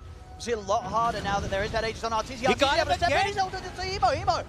Boys, he's got to be careful, Emo. JT, Arteezy's also got to be careful. JT's able to get in, spear Arteezy over towards the trees. That's the Aegis done, but now Arbed, he's zipping in the backline. Supernova out. We'll see Emo disabling for now with the Yules. Arbed still zipping off to the side, but the Supernova's going to be successful to start. Catching the three of them. Arteezy falling low. Arbed jumps back in over towards Ollie, brings down the Disruptor.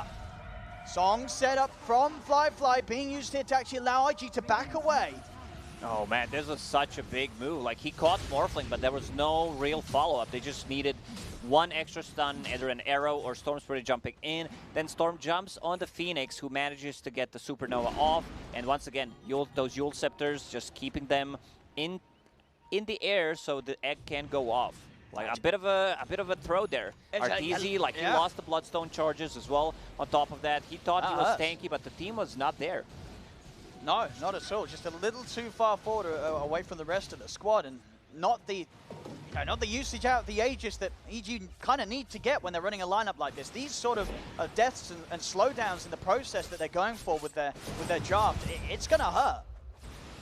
That was kind of like a shocked Pikachu face, where like, what's going on?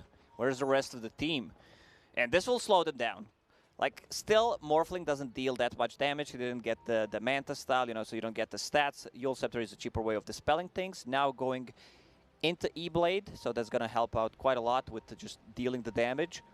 But still needs some more time. You know, he's not a real carry in this game. It's the Naga Siren. Gonna go for Emo, follow up here with the Roar and the arrow. Everything being laid down onto Emo, and with the stuns, they've got him. Not enough strength being built up as Emo will fall. Ollie will as well, as EG make moves here with the four of them. Arteezy will also come over to start bringing in this top lane. See if they can start pressuring the tier 2s again. I'll see EG just continue to make these moves, enable Arbed. Arbed very close to the BKB, just a recipe away. And still having a flawless game. 6-0-5 on the Storm Spirit. Yeah, Arbed this time around, like, he does not want to go for any greedy items. He needs that BKB. He wants to be able to jump the back lines, does not care about Sog. They have literally no abilities that go through Magic Community other than Supernova, but Arbed's job is just going to be, like, I'll try to go get a jump on Phoenix. It's not going to be that easy because Phoenix has Yules right now, so they need some follow-up. We'll see progress-wise for IG Fly. Skadi is going to be done for the next fight, so this Naga Siren he's going to be huge.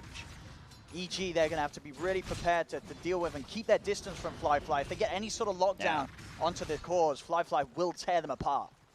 Fly also going for a color-coordinated build. Like, everything is kind of greenish, bluish. I really like that. Like, even the neutral item is also greenish. All about the fashion, Fly. Making sure that he looks good. Yeah, after seeing Arteezy, you know, bringing out the fashion, he's like, maybe I can't do it in real life, but I'll do it in game, which matters more. Radiant's bottom tower is under attack. I'm talking about fashion on Naga Siren. Here's one for you, Lacoste. What did Naga Siren wear to the maths test? I don't know. An algae bra. All right.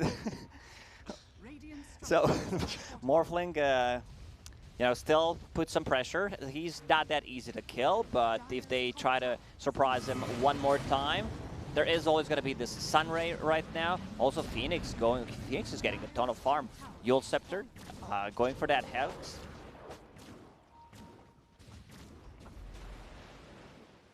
So they should be able to get this tier 2 mid. Fly.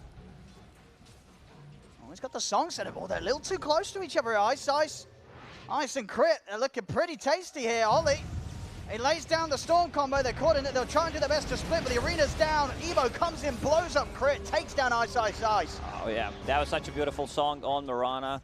The first thing that comes to my mind is, you know, praise the moon of May. They actually got Mirana there, and beautiful song. Nice setup. JT getting closer to the BKB. Like, once he gets that, there's still, like, Edict. There's a Beastmaster Roar. I still feel they will need to, like, they have a lot of problems right now in EG, because they feel like they're under pressure. They need to be doing stuff. You're playing into 2 agi carry heroes. You have like your Leshrac, your Storm, their intelligence. So IG's lineup is much better in the late game. IG ready to keep these aggressive moves going. Let's fly. It's kind of chilling there around the bounty rune spot. We'll be able to get the pickup on it. IG actually, they don't really want to commit on him because they know there's backup coming in as Arbed zips straight over, looking towards the Mars. Mars will be healed up by the Sunray. Over to the side, Arteezy looking towards Flyfly. Arbed's in, he's a little low on mana, Arbed. See if they can continue to chase down Flyfly, they can't. Flyfly will be fine. JT comes in with the spear to push Fly back. Yeah, Flyfly just a bit too speedy. Fly has 1 fly, you know, so it makes a lot of sense. That's true. Fly equals... Yeah, it's Fly like, it's like having, you know, fly. 2 horsepower and the other guy has 1 horsepower. It's has double the amount, so it's got to be more speedy, which makes a lot of sense. Arrow does not connect. We have it. Drag back onto Arteezy. Arteezy needs help, and he needs it now. He's going to put the Bloodstone heal. BKB popped by Arbed. Arbed trying to push back JT. He's low on mana. The Supernova comes out. EG, they've got to back off. There's Emo. Turn into the Leshrac, have some extra damage over to the side. They've got the Roar, the arrow. Actually connects on the Flyfly. A beautiful hit there from Crit coming in for the side. Flyfly, he's got to turn, he's got to run. He gets the song off in time. Flyfly, he will live. Oh, but he has to run. So unfortunate. Like, they just got BKB delivered on the Leshrac. If he had that like 2 seconds earlier, he would probably be able to chase down Naga Siren. All they needed was like maybe 2 hits from the Pulse Nova. But what an arrow from Crit. Like, Crit just that like... was pretty much max arrow, yeah. And oh, all he needs to change his underwear after that one. that was a little too close. One for sure. Yeah. So next Roshan may respawn in 20 seconds. We'll see. It's going to be a longer respawn. If it's like an early respawn, EG should just try to go inside. They know that the song is on cooldown. They also want to have that level 18 on Naga Siren. It's a big difference. 40-second difference between level 2 and level 3 ulti.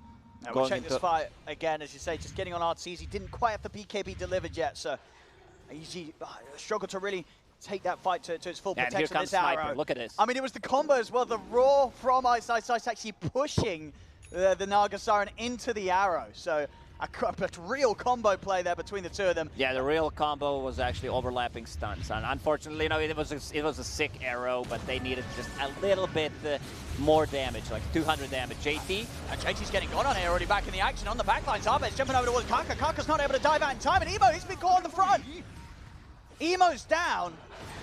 EG with those 2 kills, they can look to continue to push on, take this tier 2 tower. Man, Emo, he does not get the shift off. This is like 3rd or 4th time already that he was not able to get it off. E-Blade is done, but the tier 2 tower also gone. Roshan, long respawn time. It was like full duration respawn, 3 minutes. Crit has also a Spirit Vessel, so that's going to help quite a lot against those heals, the overtime damage. EG 5k gold lead for now. Unlikely to get a lot of value out of the Vessel this game. Of course, always good against the Maw. Shrew's got a way to dispel it, but as we're seeing most of the time, Emo, he has to use that to sort of remove the silence if he gets jumped upon by Arbed. So there's always it's also, you know, you need to be careful about that Yule Scepter. It's a great setup for Mirana's arrow. They have 2 Yule Scepter. It's a good item. Kaka this time around just changing things a bit. You know, he wanted to get the Hex against the Storm Spirit. Decides to go for the full pipe. He was extremely farmed. I think it's a correct choice. You know, playing into Leshrac, playing into Storm Spirit, there's going to be a ton of magical damage. You just want to be able to tank up yourself and your own team. There we go, looking to wait around the Roshan timer. So still a minute until it's up. Ice. He's heading in. He's found Ollie there with the army. Flyfly trying to hold him back, but the BKB's out from Ice. He's going to turn over towards Flyfly as they jump in. Roars down. Arbed, Crit, and Ice surrounding him. He's tanky, but he is not tanky enough there to withstand the damage here from 4 members of EG. The rest of IG just nowhere close enough to help out. Yeah, and Beastmaster this time around also has a BKB ready just to be able to go in. Like, they don't have abilities that go through Magic Community. JT? Arteezy's found him here with the help of Fly. He's going to drop the arena, but there's nowhere for JT to run. He's going to try and TP, but with a BKB up on Arteezy, just walks straight through the wall and takes him down. As that was a bit of an unnecessary loss there for IG after they'd already lost 2 out on the map. JT stands for just TP, but this time around did not really work out. It was, you know, that most of the time that's not going to work out. Damage coming out from Lash is just a bit too high. They're also controlling the outpost pre-30-minute mark. Yeah, that hurts for sure now. Is EG going to get some space? I mean, back in my day, JT was bringing sexy back, and nowadays he doesn't even know how to get back. He needs that BKB. He's also a bit like under level. He's level 14, 30 minutes in, while Beastmaster's almost level 20. Obviously, Arteezy there having a bit of a giggle. 7-3-7 hit. Tome. I think Arteezy. I think he's taken all the tomes this game, Arteezy. I see no difference. Like, I played Dota for 15 years. You know, tomes were not that long in Dota, but every single time it happens, like someone just steals my tome. Yeah, no, there is. You know, Arteezy's. If this was a pub game, you know, Arteezy's getting reported. This is an Overwatch case I for mean, sure. if Arteezy was in my pub, I think you let him get the tomes, you know. And here we go down mid. Arbed. He's going to look to lead in onto Karkat. The arrow actually going to hit onto JT. They might be able to do something with this. They do. Arbed commits with the BKB, gets straight in onto JT. JT in trouble. Trying to back off, but JT's down. Arbed now to the high ground. He's also going to get the catch on the Flyfly. They're dropping the Supernova, but Flyfly just gets taken out. There's no help for him. And the Supernova, it will go off. JT's come back in with a buyback, but there's no Flyfly for 50 seconds. Emo is getting low. Arteezy and Arbed just running them down. Arteezy into the base on top of Emo. Emo's dead. No buyback on him. JT in trouble. This is going to be a dieback on the Mars. They'll call it GG. As EG will take game 1. Man, this was their timing. Like, they grouped around, they got a couple of pickoffs, even without going for the second Roche, they were feeling themselves. You know, the damage coming out from the last rack, he was super farmed. JT, he caught the arrow. Like, that arrow was pretty much straightforward. He catches it, and just it feels like the game's over after he catches that arrow. Yeah, a bit of sort of, for IG at least, a bit of an anticlimactic end for them. You know, they're having this whole time farming very well against EG. You know, Flyfly having some excellent gains in terms of the items. And then those last few moves, getting caught out with the two of them over on EG's half of the map. And then in the mid, JT going down, and then it just all crumbled from there. And against the lineup that EG had, you just could not allow that to happen, because exactly what we saw end up occurring here, it was going to happen every single time. EG was just going to be able to close it out completely. You also need to be careful about the vision coming up from the Beastmaster. That is Necro 3 units. They will be able to devour most of the stuff. There is a Hawk. Like, it allows you to get some really good pickoffs. Like, Ice did not have a really good laning stage, but man, he landed some really nice, you know, just controlling the Hawk. Like, that's pretty much the most important part of the Beastmaster. So some crisp stuff coming out from EG in game number 1. Absolutely, excellent draft, and I would be surprised if we see IG try as greedy of a route as they did this game with the Morphling and the Naga Siren, as it was, as we saw, just very susceptible to a few mistakes, and then boom, EG is going to be able to close the game up. As EG, they'll take game 1 here at the Grand Finals. A very dominant start for Evil Geniuses here in the first game of a best-of-5 Grand Finals. And they looked so good. We were going to start with the laning stage here with Gods and Lizard. Gods, laning stage, I think we should talk a little bit about Abed versus Emo in the mid lane. Yeah, Abed, the first 5 minutes was doubling his CS, having a great time. And that allowed Abed to just kind of transition into this really fast Orchid and make lots of move around the map. Morphling caught up and was kind of similar net worth to Abed for a lot of the mid game, but because of the good start, Abed was able to make so many plays around the map. It looked really good for me, for IG at the beginning. Even though, that lane didn't go too well, I felt like they had this game because of the lack of action coming from EG. Let's put it that way, maybe significant action. They took tier 1 on bottom lane and mid. However, every time cooldowns were off for IG, they would get multiple kills. They would really utilize them properly, and seemingly every teamfight they had every ulti. However, this is the fight. Yeah. That turns it all. It felt like Emo was not on point with the Morphling. His build is fine, by the way, don't get me wrong. The Yules is also completely normal in this situation. But a couple of times they just catch him off guard, or they force him into shifting Agi with the stun. Crit landed so many arrows, I think he turned their PCs off with them at some point. It's not the stun any longer, it's a logout from the game. Just very solid from EG, punishing completely the greed that came from You could IG. see the strength and why they picked the Naga, because it was so good against the Beastmaster in the lane, and it was like they were trying to keep these lanes pushed out. But I think for me, one of the key things was EG. You look at the last 20 minutes of the game, there was a lot of big team fights. You saw moments of, brilliance from IG where they're winning those fights. Every single team fight was on IG's side of the map. Yep. A big part of that is Beastmaster, Lacoste highlight, the vision it gives you, but it pushes out these lanes. So even when EG were trading, not winning a fight because of the big ultis, they would just come right back and they don't lose any towers because they're on IG's side of the map. It was quite surprising to see the big team fights. EG was just allowed to back off a lot of the times. You know, you got the Mars arena and the big Phoenix egg.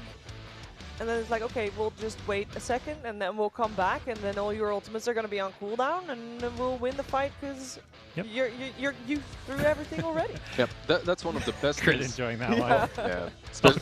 That was the arrow that misses one hero and hits JT in the back. Just, I think we're about to see it here. JT. Yep. Yeah, that was fun. Unfortunate for him, a little bit. Overall, IG definitely did look solid at different parts of the game. Early on, Naga and Morphling were staying as top 2 cores in the game. Beastmaster had a ridiculously hard, difficult laning versus the Naga, which is one of the reasons why they picked it. We weren't really certain about the Morphling completion of this draft. I'm still not certain about it. I still think it's extremely greedy. But you have to also notice that, I don't know what this was, but this wasn't the normal emo Morphling. You know, we're in the grand finals. We're very far into this tournament. There are only so many excuses we can make for people underperforming. We have high expectations for Emo. Let me set that out straight first, because we have seen what he can do. Last season, he was on top, the star player to watch. This tournament, IG has looked good. I mean, they're in the grand finals. They're doing something right. But it is not the same star power feel from Emo that I think a lot of us were expecting coming into this. Yeah, I think coming into most IG series, look at Emo as like he's their best player. He's their star. And definitely didn't feel it watching this game from the outside. I think there's perhaps a lot of pressure on him. And I think he just tried to do too much. Usually the idea is when you're playing Morphling, it's like, okay, I'm a Morphling. My team picked me this hero to win us this game. They didn't need Morphling to just solo carry this game. They had this crazy team fight. They had a Naga, which was going to cause a lot of problems for EG. They didn't have the best answer to. And I think Emo just overplayed his hand a bit this game. Now, on the side of EG, we had a lot of comfort coming out in the drafts. Of course, the Abed Storm has to be mentioned. And I know it might start getting old, but I do want to give him the MVP. The other one would be the Ice Beastmaster. I'm torn. If I could give 2, I would. You can. You've proven that you have that power. I would say it's more Abed. I think, you know, we've given him a ton of MVPs, but right now, he is not just the best mid player in this tournament, he is the best Dota player in this tournament. He has been. He's delivered time and time again. His play has just been phenomenal. And coming into this series, we did take Abed versus Emo matchup for a reason.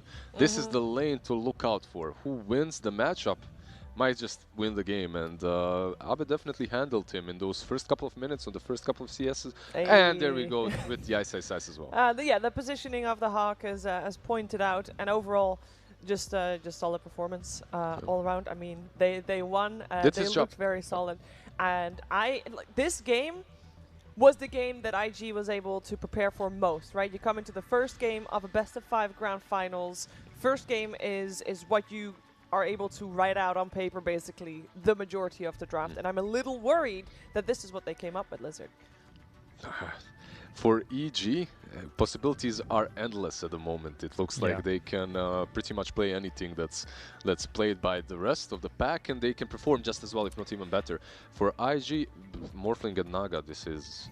Yeah, I'm worried as well. Yeah, their own draft, I think, needs some tweaks, some improvements. But I think also looking at EG, we saw that Abed Storm coming. The puck wasn't going to be there. I think they had to be either more ready for it or ban it out in that second phase. And I think I like the idea of laying the Beastmaster through, but we may even see that being a first ban-worthy hero, because EG will first to Beastmaster almost every single game if they feel like it's going to be a good Beastmaster game. Yeah, I'm very curious to see what we're going to have in the second game around. Second game of this best-of-5 grand finals is, of course, right around the corner. Before we head to a break, though, let's do a quick shout-out for one of our sponsors. Toomey has been amazing, and if you want to elevate your life on the go, make sure to follow at Toomey Travel on Instagram and everywhere. Actually, it's the same tag, Toomey Travel. I know there might not be a lot traveling right now for you, but I also know you want to start traveling again when you can. So best be prepared to start doing that the moment we can, and hopefully that is soon. But soon is Game 2 of the Grand Finals. We'll be right back after a break.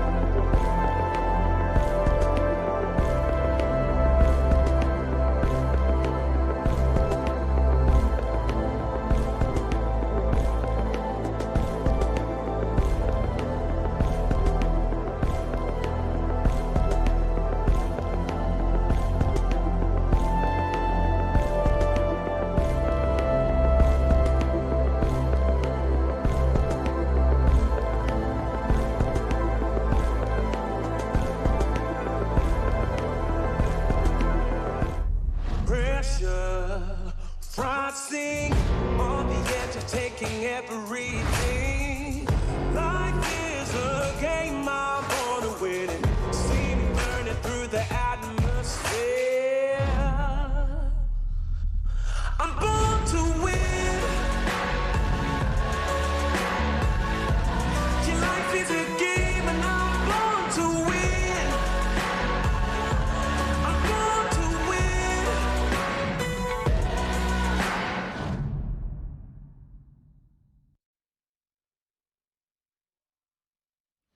Game 2 of the Grand Finals for the One Esports Dota 2 Singapore Major coming your way right now. I'm here with Gods and Lizard, and we're here to talk about what changes mostly IG needs to make here in their series against Evil Geniuses, because IG is one game down. Invictus Gaming lost that first game. They came in with a little bit of a greedy plan, and they paid for it with the game. But they can do it. We know this is not their normal style. We know that they can play different styles of Dota, Gods. Yeah, we've seen it time and time again. They'll happily pick a wide array of heroes for Emo in the mid lane. We've seen Flyfly on a number of heroes. They can play a less greedy style. I think they just went a bit too all in on this long cooldown team fight plus greed. And I think they just need to, pull it back a bit and give EG a bit less of what they're comfortable on. I think they caught themselves in their own net in a way that they were trying to counter a little bit too hard with the Naga. Yeah. The PL was banned out. Maybe that's what they were planning, and then because of Beastmaster, right? And then you pick another high armor illusion-based hero, a Naga, and you do dominate the lane. However, you end up with Naga plus Morphling at the end of the drafting stage, and you find yourself unable to do a whole lot. I think if they adjust the drafts a little bit, they can definitely play a bit better at least. Yeah, because we're mentioning a lot of the Naga and Morphling, and they didn't work out. But I want to talk openings, because in this first game that we just had, we talk a lot about bans. IO and Puck need to be banned mostly by the team that has not got first pick. In this case, the first game, EG was a team that did not have first pick, so they were forced to ban both the IO and the Puck, leaving EG, or IG, wow, confusing, and leaving Invictus Gaming with the freedom, I guess, to ban two actual heroes and to open with their comfort. And they went for the Phoenix Mars Gods. I feel like that fell flat. And it has fallen flat before. It's not a bad combo by any means, but you know what you're getting into. It may put EG in a pretty comfortable position to play a game where, instead of trying to match the teamfight of Mars Phoenix, they said, we're going to play a vision map control game. We're going to keep all these lanes pushed. We're going to have Beastmaster, and we're going to just Storm, Lesh. They had two intelligence cores. They didn't have an agi carry you typically see, but these are heroes that can just kind of play the outskirts of fights, pick off the back lines. Agi carry was on the Mirana, right? On crit. He was the agi carry. He was the guy that hit the egg. The main fact I feel like from EG's draft is that they're always online. They literally don't even need that much gold coming from the laning stage from the Lash Rack and Beastmaster. They're just pushing with levels. Their longest cooldown is Beastmaster Roar. And exactly, the cooldowns are the most important thing, because you lose a fight, but you're ready to go and engage again the moment you respawn, which That's is exactly what they did. And which is a tempo that Naga cannot handle. Like, he was fighting way too much on the side of Flyfly. Plus he went for a Skadi Basher kind of a build, which I don't mind. It's just still too slow versus Storm Lash Beast. Yeah, I feel like if we saw Ortiz on the Naga, he went for that Orchid build. If you want to be more active and fight more, you need to go for something that can maybe come online a bit faster, particularly when you had that morph. But it's hard to fault him. I don't think his itemization loses in the game by anything. It's like a lot of factors that didn't go IG's way. Just feeling out the bans and thinking, will it be the Tusk once again from Invictus Gaming? Will they maybe go with the Nurse Spirit once? I don't think like they before. have the choice. This first game, they had the choice. They banned out Tusk Alchemist. I agree with those bans. I can see that. I was hoping that they would pick up the Timber Saw for themselves, because we know JT can handle that very well. But this time, very likely, unless something miraculous happens that a team does not want first pick, this time I'm thinking they need to ban IO and Puck. You do not want to give EG IO. We know we haven't seen them play it, but we heard Emo say it himself. He's like, yeah, let's give me a go, and he crushed with it with very little preparation. And you definitely don't want to give Evil Geniuses the Abed Puck, because that's just, you might as well just straight up call GG, go game 3. I don't think necessarily that second pick is that bad, considering that you can kind of control the way the draft goes. You have the last pick as well, so It just means that you don't have the luxury of banning out some of the heroes That's you might not 100% be true. Yeah. wanting to face. You have to figure out what the trade is going to be. Like, okay, we're going to give them a Tusk, and we're going to get this hero. That's usually what it is. Speaking of trades, would you ever consider leaving both Io and Puck in, because then you can get one of the two? And if so, would EG go for the Io or for the Puck? Because I think that's a tricky one too. We've seen too many teams burn themselves on this fire. I think you have the same response as me. Yeah. EG's going to first pick Io, and then you can pick whatever the hell you want to. Yeah. I mean, Puck is good, but it's not Io good, I think, is at least how Liz and I feel about it. 100%. I even feel like Puck has a couple of different answers that you can go for. I thought a team like EG may let it in because they play a lot of the Earth Spirit. We saw Thunder Predator early on in the tournament. They were giving teams Puck and just going all in on the Earth Spirit, the Lions, the Shamans, these heroes with hexes that can make Puck's life a little bit more difficult. The one reason why maybe they get rid of the Puck in the previous game was also the Storm, right? Like if you're playing the Storm, it can be a bit difficult later on with that dealing with the Dream Coil. But here we go with a completely different ban from Evil Geniuses, a troll very early on. They actually get bans this time, you know? They don't just get forced to ban the Io Puck, as we keep saying. So they're going to target some of these carries. And I would expect EG, they ban Troll Timber. To me, this just says they're going to first heal Beastmaster again. Like that's possible, what when I see these bans, that's what I read from this at least. Very possible, considering how much they like the Beast as well. And this Timber, I think you ban it out versus IG regardless. It's just one of those heroes that JT is too strong on. And Tusk is in the pool, Earth Spirit is in the pool. Why not pick one of those? Yep. They go for the Earth Spirit this time around. I know if you compare the two gods, you prefer this in the hands of Crit over the Tusk. Yeah, I think Earth Spirit's like, he's better on it than his Tusk, but I think for a lot of teams, like, they value the Tusk because of what it brings to the team as a whole. Tag team has so many great synergies. It just feels like more of the team hero, has a save as well. Earth Spirit just feels like if you've got a super skilled 4 and he can play Earth Spirit like Crit can. Not necessarily a hero that we see too many times in IG's hands, and this is exactly why. They like to go towards these ranged position 4s, the ones that are usually on the outskirts of the fights, or the ones that are initiating with... Okay, it is fine for IG with the Lion versus the Storm. You get a lot of catch potential, but... It works the other way around as well. It works the other way around. And this is EG making a statement, because in my head I'm like, okay, the two best out here is Puck, Storm. If they, for IG, 100% they were going to ban Storm in the second phase of bans. That goes without saying. So, and I think EG knowing that, that's why they just elevated Storm from a second phase hero to a first phase hero this game, because they know they're not going to get their hands on an Abed Storm again unless it's first phase. Okay, this is something that hasn't been banned out before. I mean, it has been banned out, sorry, in all the games previously. But normally, I mean, we have seen JT play the Alchemist. It was actually against their series against EG. It didn't work out. Yeah, it was the Void Spirit and Weaver one, if I'm correct, right? You are correct. It didn't really work out that great. Void Spirit is an amazing Aghanim carrier. Weaver, however, I remember... I think still, if they adjusted the build on JT's Alchemist that game, it would have been better, because you don't necessarily need to give it to Weaver. Just give it to Void Spirit and then go into Solar Crest, Blink, whatnot. And Alchemist really suffered that whole game, so... we know EG plays it as the Arteezy hero, the carry hero, and so far we've seen that be more successful than the offlane Factory Alchemist. Definitely a possibility here for IG as well. With that said, most of the teams from the Chinese DPC have been running it offlane. Yes. You know, we've seen LGD, we've seen IG, we've seen Vici. All these teams are 90% of the time running it offlane. So that would be my expectation right now. And I imagine for EG, you're thinking, let's ban out some of those Ags heroes that Alchemist is going to be looking to buff up. And if you're IG, you're looking at the offlaners right now. To ban out the Mars, the Beastmaster that you mentioned earlier perhaps also comes to mind. Timbersaw already banned out, so Alchemist feels just so much safer in the game. It's going to be very interesting to find out what Ice is going to play this game. I would imagine there's going to be a lot of offlane bans coming out. There is a bird still left in the pool. There is. The shiny one? That's one of the ones that I'm expecting. Oh, you mean the shiny one? The Phoenix? The shiny one, yeah. Is that the shiny one? I thought you meant the hawk from the Beastmaster. Yeah, I think that's there's another, get banned there's another bird. Wyvern? Fly plays Wyvern? Sure. He was really good on that one game of Wyvern. But I think both of these teams value Phoenix quite a bit. Yes. I don't see the reason why not to pick it up on that position 5 for one of these, or ban it out. Maybe some higher value bans coming from EG. Yeah, thinking about it quite a bit. It's a very open draft from IG, that's the problem. They played Lion on 5 and 4, Alchemist on... obviously they played it on offlane, but I'm sure they could flex it anywhere.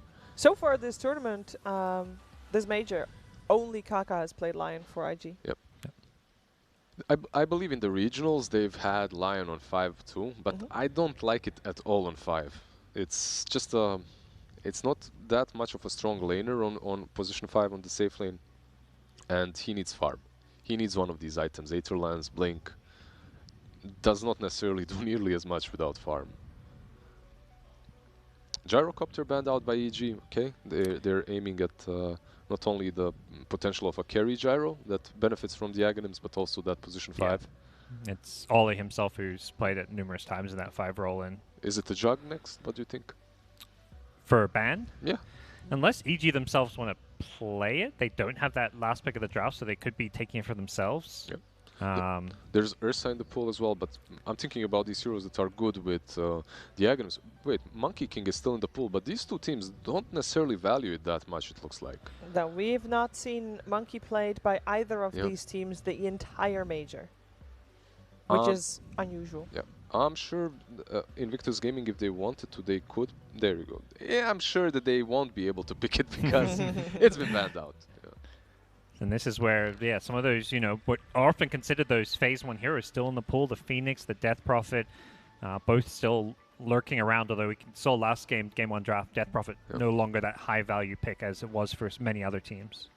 I still don't mind the Void Spirit plus Alchemist, by the way, as well. Even versus the Storm Spirit. I know that the Storm Spirit is difficult for Void Spirit to deal with, but when you get that early Aghanims, it doesn't feel nearly as bad. And they go with an Abaddon instead first. Yeah, so IG banned Death Prophet. That I think that would have been a nice hero to really push the tempo, take objectives, because Ice can play it, Fly can play it in the 5 position. It kind of fits both roles, and it's a nice pick just because it's going to keep IG guessing a little bit about exactly what's coming their way. And we see another Abaddon pickup. A little bit of secure. It just feels like Oracle and Abaddon feel... they don't feel they are extremely popular in the Chinese region, even if you don't have a necessarily great target to false promise or to shield all the time. It's just the playstyle fits them. And I think the Abaddon, its plays is very much like I can run anywhere I want to get vision for my team, be quote unquote out of position, but you're an Abaddon, so you just don't die. You can always run in, try to save your carry. The only problem is when I see Landon playing that Abaddon, I'm in love, man. Like what he does, it's some Slav spirit infused. He dives tier 2s very early on, but Ollie, in his own right, plays a mean Abaddon too. He does for sure. EG.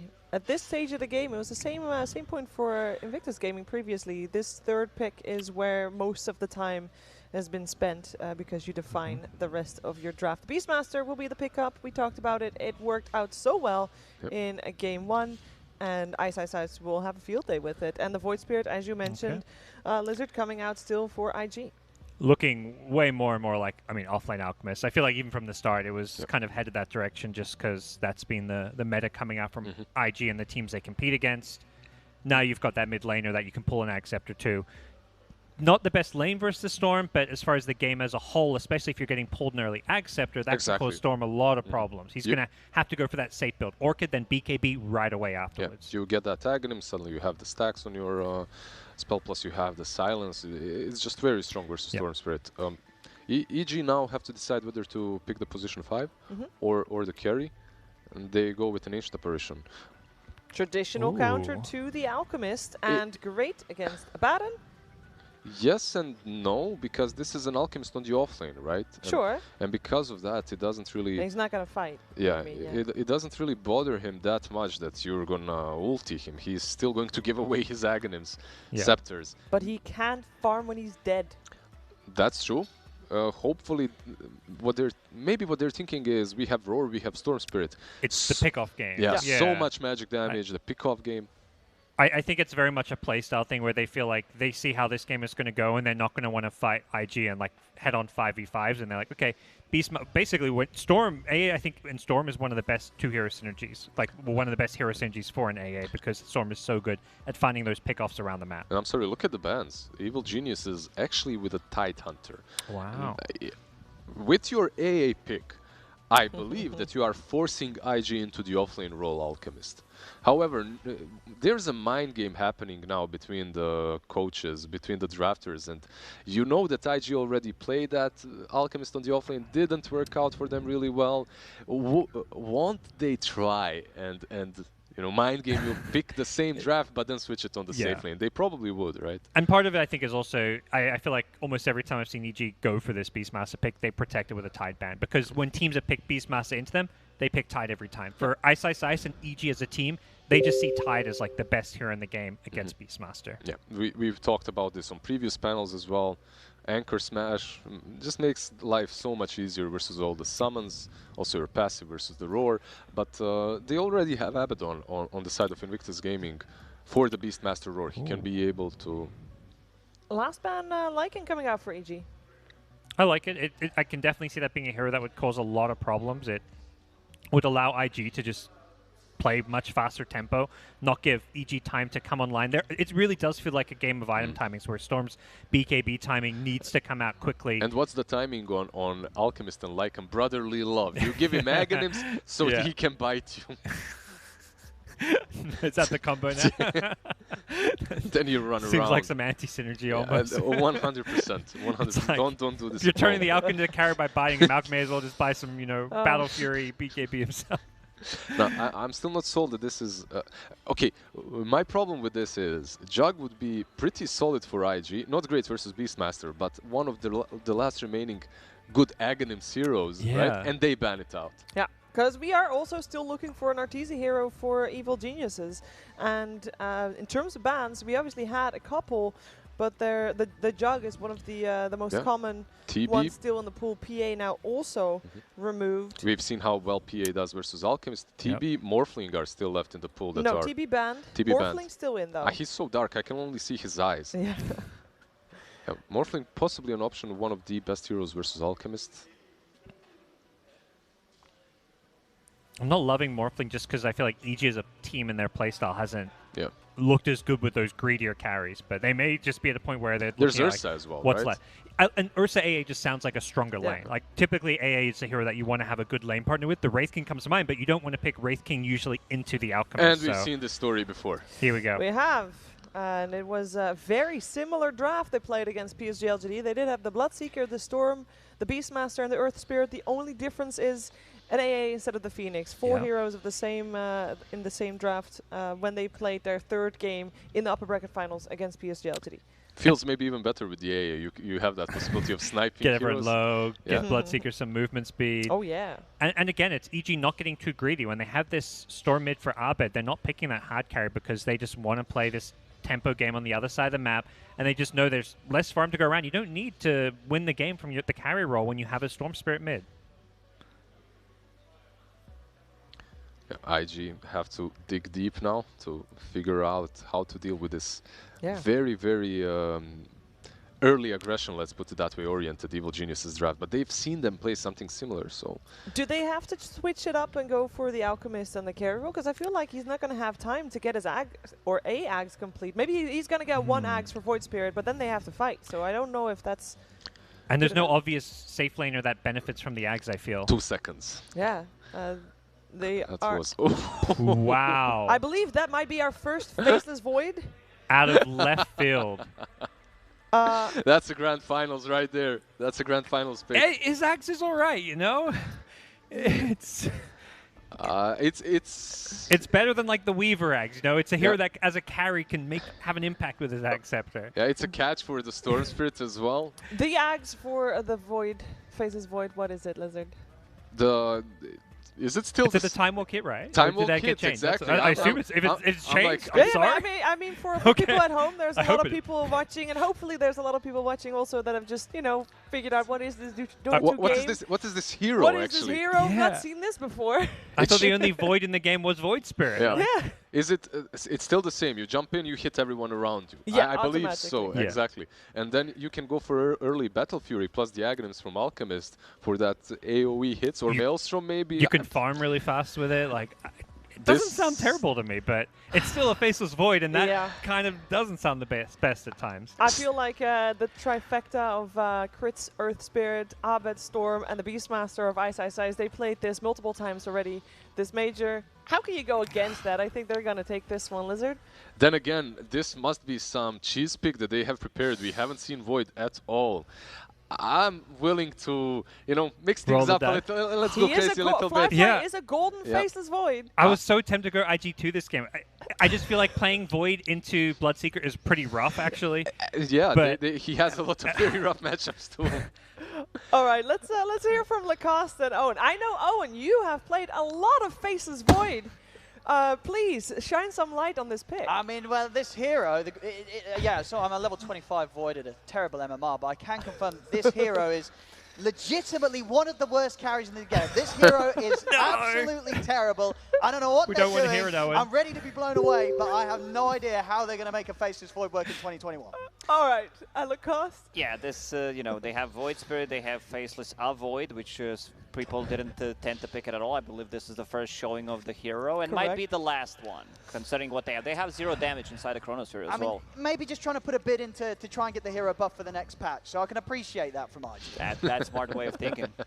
All right, guys, let's see who's going to take this second game of this grand finals. Take it away. Thank you very much. But of course, very excited to see this. As the panel touched upon, if you're picking Faceless Void in this position, you must have something phenomenal in mind. Either that or you're running out of options. Like, maybe just fall back. But as you said, you know, he's a golden tier, Faceless Void, so maybe he wants him, like, I invested so much time in grinding, I want this hero to have a buff in the next patch. That's how you do it. Yep, pull it out in the grand finals. I mean, it's, as I say, incredibly hyped to see. Is, of course, going to have the potential to get an Ice Axe down the line from JT. And the Void Axe, it's definitely good. It's definitely worth it. Probably not going to necessarily be higher up the list than Emos, though. Of course, the Void Spirit Axe, definitely the usual reason why you're drafting an Alk and a Void Spirit in the same lineup. But we'll see. You know, for Faceless Void, one of the things that kind of can make him work is if you have that insane combo with the Chronosphere. The problem is this game, IG, they just don't really have that, right? Yeah, they have Acid Spray, Chrono into like Finger, Earth Spike. That's it. The good thing is they don't have any like real counterplay to the Chrono. There is a Roar, but you don't have that like Wyvern, you don't have Shadow Demon, you don't have an Oracle, any kind of saves coming inside the Chronosphere. So every single time the Chrono is up, they should be able to get a kill. Even though, as you said, like they have 1, 2, 3, 4 melee heroes. And sort of overall, looking at EG's lineup, what do you like so much about what EG's bringing here? Because they have such a great setup for Ancient Apparition. They have heroes that can invade the enemy jungle, something that, you know, Alchemist wants to be, let's say, 7 to 11 minutes where he's farming the Alk. They have pretty much the best heroes. You have Hawk scouting things out. You have Earth Spirit, who's one of the best heroes to just rotate over the map. Storm Spirit on top of that. Like, such a good setup for Ancient Apparition. I don't think Fly should be able to miss a single Ice Blast this time around. Yeah, definitely no excuses for missing that this game. And some heroes that aren't going to really have the greatest of times if they get hit by that blast. Alchemist in particular. And with the lane setups here, I mean, who's getting the edge with these lanes? Yeah, this Faceless Void, he's not going to get too much out of the bottom lane. He might be dead if he does not body block him. And the Blood Right's down. Fly. Ooh. It's going to be okay. It does have a salve ready in the lane. This is a bit problematic. You know, they hit level 2 before you. They are using the healing salve. Oli sitting at half HP, so Bloodseeker will be very speedy. He can easily trade with the Faceless Void. Faceless Void gets close, needs to be wary of that silence coming out. It's a good zoning tool, and yeah, this on top of that. So whenever you have Bloodseeker in your team, you want to be able to. You also want to play aggressive on all your other lanes. Not sure why they decided to just lane Faceless Void on the bottom instead of the top. I guess maybe just wanting to avoid the Beastmaster lane. Of course, that's not a huge amount of fun for Void to lane into. Void has 4 CS right now. I mean, it's not like he's doing any better down bottom. This is a pretty miserable start here for Fly. Really struggling to do anything against the Bloodseeker AA combo of Artesian Fly. He's just being completely zoned out. Look at the aggression from Arteezy. He's like, I don't give a damn about CS. See top lane, Crit coming in with a nice kick there, getting Ice back to safety. And with the ball, Crit, he's able to turn and get first blood. Some smooth moves already here from Crit on his Earth Spirit. This game already looking really, really good for EG. Mid lane, pretty even. Abed, you know, it's Abed Storm Spirit. Like, you need to be very careful about it. Emo has a bottle, but let's see if they decide to TP to the mid lane. Yeah, there it is. Kaka just gonna TP, refill the bottle. Bottom lane, fly. Zoning Blood Right. I'm just consistently getting zoned. They've already been through at least 2 salves here on the bottom lane to keep Fly on the map. And he's getting nothing at all from down here. A 7 CS against the 14 and 6 of Arteezy. So it's going to be a slow start for the Void. A hero that, as we've been talking about before, you need a lot. If you're going to make the Faceless Void work, you need a lot of items. This hero does not do much with one or two. Yeah, compared to other carries, one of the reasons like he's not picked is like even in this heavy like farm meta where every carry pretty much wants to get a Battle Fury, Faceless Void still can't really just fight with Battle Fury like a BKB. Still needs like an extra item to be able to deal the damage. 4-minute rune. It's going to be down at the bottom. Abed, he's not going to be able to grab this Emo. Able to head down in time with the backup of volley. So IG will maintain the rune control. They need to swap things around. Like Faceless Void, he is, I'm not going to say win condition, because first Ags will probably going to go to Void Spirit. It just sounds much better, you know, having that stats. Void Spirit can go in, having AoE silence is just going to be great against some of these heroes, especially the Storm Spirit. But they need to either bring up one hero to the bottom or just swap a lane. Because right now he has 8 CS, 9, while Arteezy has 19, 20. Well, you just feel that there's no way that you can make this work if you're sacking the Void in the laning stage. Yeah, it's just going to be so hard. He might get that, you know, Aghanim Scepter, second Ag should belong to Faceless Void to have that AoE bash with the Time Walk. Bounty Runes. Ollie, also stacking. See up top. Crit, still able to pick it up despite IG's attempts to stop it with the stuns. Now with the silence into the slow onto the 2 of them. Crit and Ice. They're just going to battle down the 2 of them. They bring down Kaka. They're going to be able to get JT as well as EG take down both. I mean, top lane, getting kills like this, going perfectly for EG. Bottom lane, just completely slowing down Void's start to the match. And in the mid lane, I mean, that's the only lane really where IG, they're able to get something here. Zemo's keeping up with Abed. Exactly, they're doing at least something in this lane. Both side lanes not doing that well. Earth Spirit, like this is something that you don't expect. Earth Spirit going for 1-1-1 build, so you have this silence. It's a 2-second silence duration. He might even try to go on a mid lane. There's also 2 earn charges, so he can TP to the mid lane. Let's see where they decide to make a move, because both of them are in the base right now.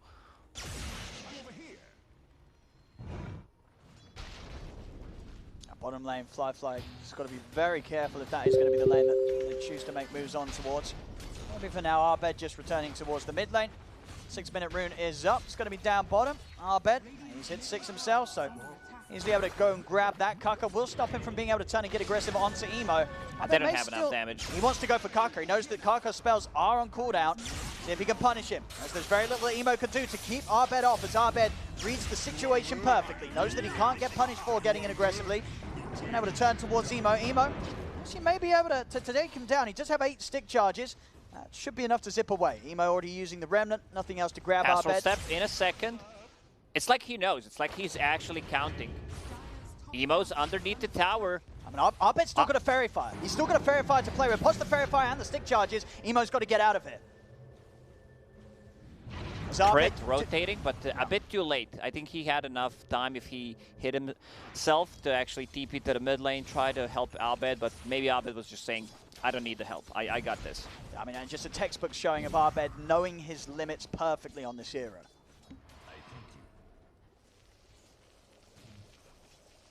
On top lane, JT. He's got to be a bit careful now. Ice.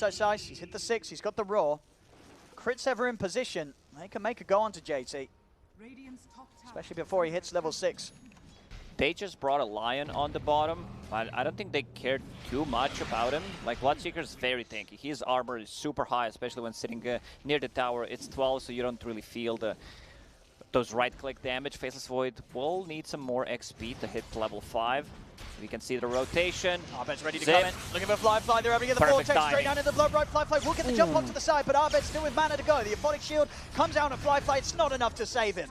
As the Void gets taken down, Arbed once again, game 2, coming in with the perfect moves to the side lane. Arbed very active. He understands the... I can TP to the side lane. I'm not going to lose too much out of the mid lane. I'm also the one who's, you know, getting those kills. He killed the Kaka, and they don't have enough tower damage. Like, if that was a DP on a mid lane instead of Void Spirit, that's, like, very punishable. You're probably going to lose the tower top lane roar. JT, he's popped the Chemical Rage, but the damage from these summons is bringing him very, very low. Emo will TP over. JT still just dying here to the Necro Book, as JT's going to end up walking back in range of Ice. A few more hits. JT, can they save him? Jump over with the Renner. Ice is able to get over, but Kaka's turned up as well. If they will manage to keep JT safe, Crit tries to roll in, gets the combo off onto the two of them. Kaka still getting beaten down by the ball. Crit will be able to find a kill in return. Boris, he gets the last hit. So Ice, nothing too value lost there. They also force a rotation. Abed just playing between tier 1 and tier 2 tower right now. He knows, like, the biggest threat is pretty much Lion. So if Lion is off the map, he can feel pretty safe.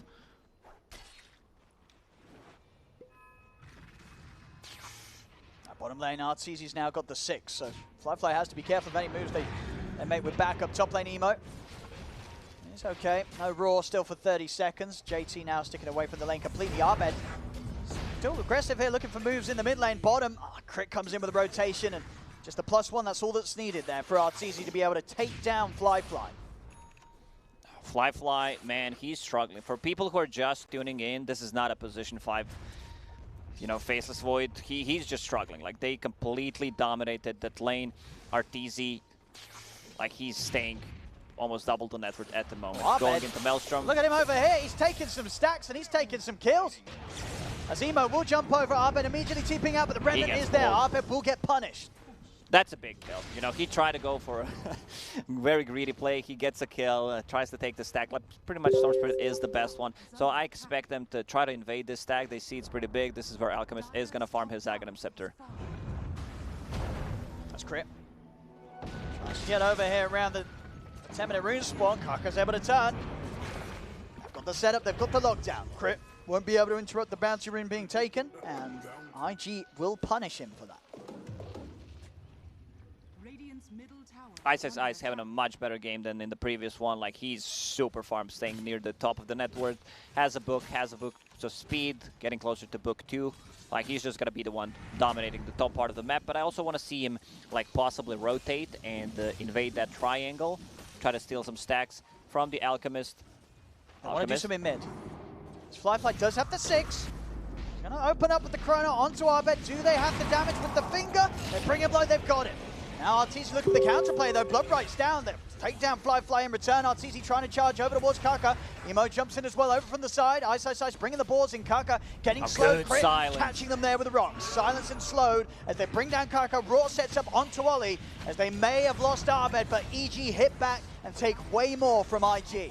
EG, they just bring the numbers. JT is not the one who wants to join the fight. He wants to be able to farm that Aghanim Scepter, but EG, they're making all the right moves. Abed getting the tips. You know, he took the finger, he took one for the team. That's their damage. Like, this is their damage inside the Chronosphere. It was very close. Fly. He stepped up to the lane. Christian's going to be able to jump on him. He's gone. As soon as he's back in the game, he's out of it. Oh, he's level 6. As a carry, 11 minutes in. They were giving tomes to Arteezy in the previous game. Maybe they need to start doing the same thing for Faceless Void, because he's seriously underleveled. He's going to have such a tough game. Top lane Arbed, he's found JT. He's buying time here for Ice to bring the army over. As JT looking pretty dead here. No escape for the Alchemist. Another kill for EG. 13-4 now. Crit was getting gone on, but he's able to make it away. Kaka not able to get the grab in time. So a lot of time wasted, and they managed to kill Alchemist twice. He's not involved in any of the kills. Sometimes we see Alchemist being aggressive early on because there's a ton of damage. You know, Acid Spray combined with something. Most of the time it's like Tusk, a lot of right clicks, Unstable Concoction. Like, you get a kill, you get 2 kills, then you clear the stacks. You have that Aghanim Scepter on time. He still needs to farm 1,600 gold to actually be able to farm the first Ags. It's not going to be one of those record-breaking times that we've seen from some of these solo lane alks, with the way that EG has dealt with him a couple of times. Arbed getting very close to the Orchid. Robo Magi and the recipe at Souls that's needed. Arteezy, the Maelstrom done. His farm now going to continue at a pace that's going to be very hard for Flyfly to keep up with. As Arteezy currently doubling the net worth. He does not have a farming item on Faceless Void, while Arteezy has Maelstrom, so it's just going to keep getting worse for him. They will have Chrono again in 20 seconds. I feel like if you are trying to make it, you've got to use Chrono off cooldown. Check this triangle. To get back in. He's inside the triangles. Not going to say stealing, but taking away some CS from JT as well, because he needs to recover as well. But this also means that Aghanim Scepter will be delayed.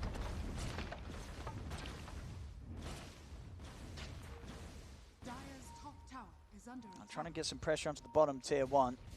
EG, with the strength that they have, they will not be afraid of defending. Arteezy very strong right now. They also have very limited tower damage. These heroes inside of IG, they can't really siege. Ice Blast is coming in. The setup there, straight over they go towards Emo. Silence down as Ollie's not quite 6 yet. As Ollie will fall. Emo off to the side trying to escape, but they got any more damage to get him. He's going to fall underneath the threshold as Ice gets the last bit of damage, takes him out. I mean, EG just letting nothing get past them here in game 2. They're just in full control of this game. Like, when they take a fight near, like, Roche Pit, they could easily transition that into Roche Kill with the Beastmaster, or as maxed out the Boar Necro units. It's just more than enough to take you down. So next time they probably take a fight, it's just going to be a Roche. They're also devording with the Necro units. Like, Necro is just such a busted and a strong item overall. One of the strongest one in this patch for sure. Abed has Orchid coming to him, plus a Haste Rune in the bottle. Once that Orchid's done, this game is... I mean, it's already, of course, been incredibly hard for Flyfly.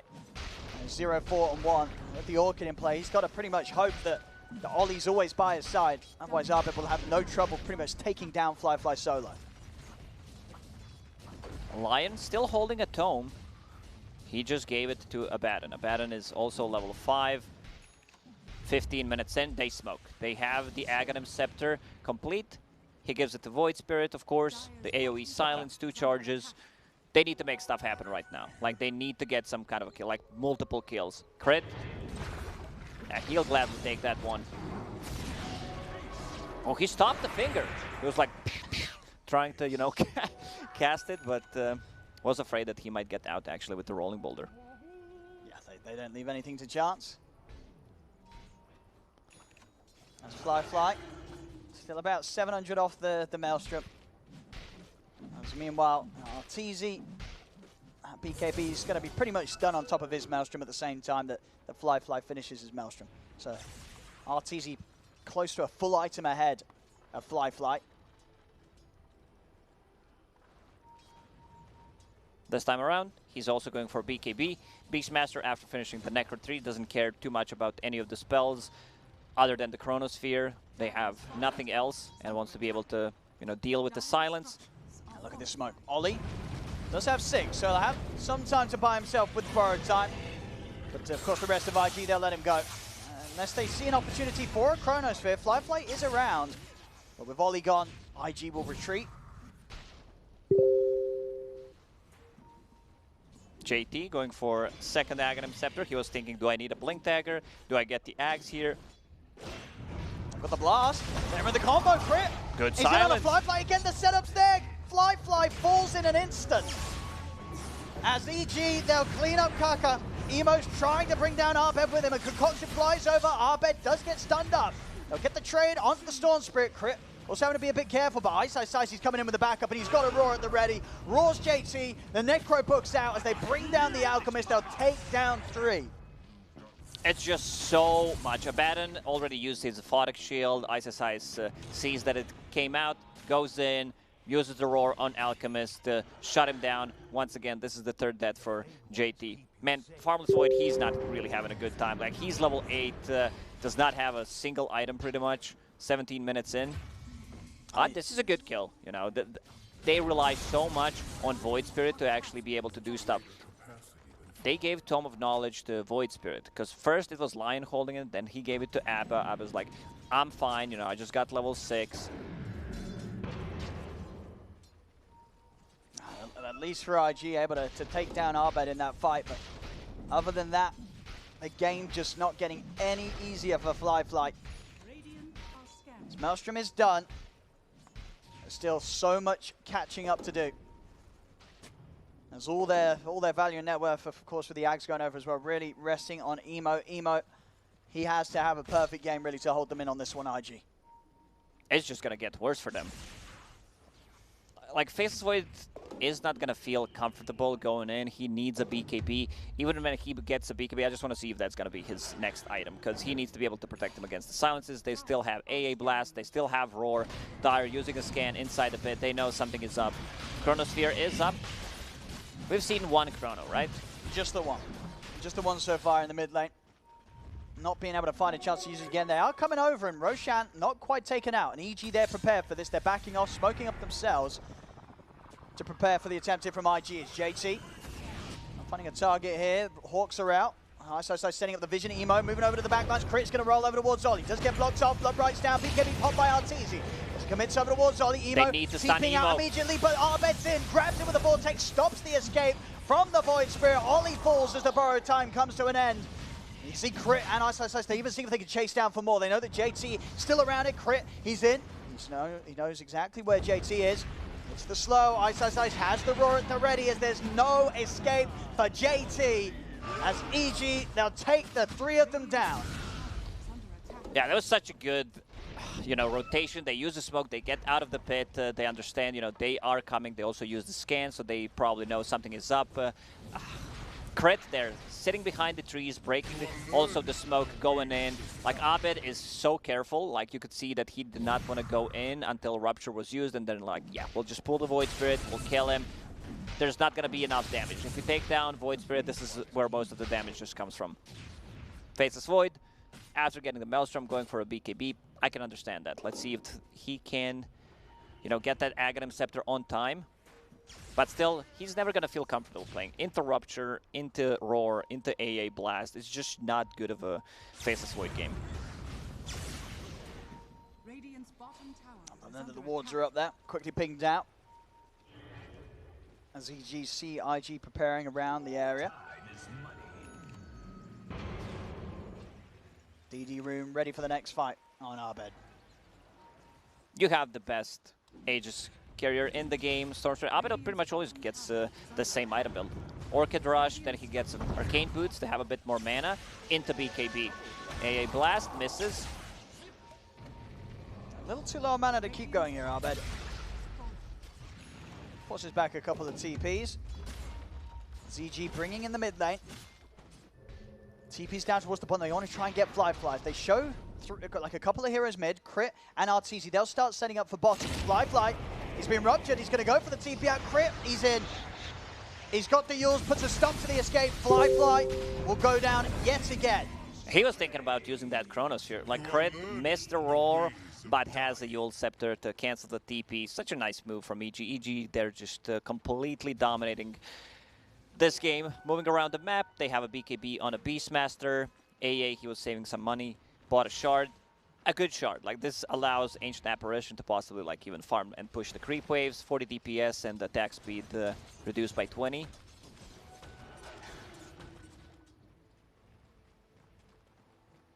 IG having to back right up. I mean, down 7 to 23, down 7k. They've really had to look for some sort of big, crazy smoke-up play around a Chronosphere. But as we said at the start, it's just, even if they do land that Chrono, where's the follow-up? I mean, they have a finger, that's it, right? Finger. That's one hero gone, maybe, at best. Radiant, they're using a scan. Abed does not feel comfortable. He thought maybe Lion is hiding in the trees. Lion has a Blink Dagger, so it's going to be much easier for him to get the good initiation. There we go. On the side, they do get the jump onto Arteezy. Arteezy getting low. They've got the follow-up. Fly comes in. He's able to catch Arteezy. Does he have the damage? He's trying to beat into him. Arteezy is still alive. He's still alive. He's able to walk it off. Fly goes down. That was it. That was the Chrono. Nothing happens. Arteezy finally falls, but it's going to be EG with the cleanup as Emo's going to go down. They'll lose 3 on IG. They used everything. Like, they used everything. There's Chronosphere. We talked about how they don't have enough damage inside of it, and we can see why. Like, Faceless Void just does not deal enough damage at the moment. There's no real follow-up. They try to burst him down. Arteezy super tanky, ton of armor, 21, has some status resistance with that casual Sange, which he will turn into SNY. Rest of the team just comes in and cleans them up. And, well, it's tough. It's a very tough game here for IG. They'll have that chrono ready to go again in just a short time of 2 minutes. Yep, Aghanim Scepter now completed on Faceless Void. He didn't farm the gold. It was Alchemist who actually gave it to him. As we see again, I mean, Arteezy, of course, does eventually go down, but so much having to be used to kill Arteezy at this point. And that was even catching him in the chrono when he was as low as he was. This is just that Faceless Void does not have attack speed. There's no Mask of Madness on anything. He's really struggling. You can feel that he's a bit more tanky right now because of that Ags. The stats are really good. I mean, and the Ags, because it will speed up his farm. Fly, able to hop around the map, clean up the waves, the camps as he jumps into them with the AoE bashes. But he needs a lot of time, and there's still many, many items until he's going to be any sort of considerable threat on his own when he comes in with the Chronosphere.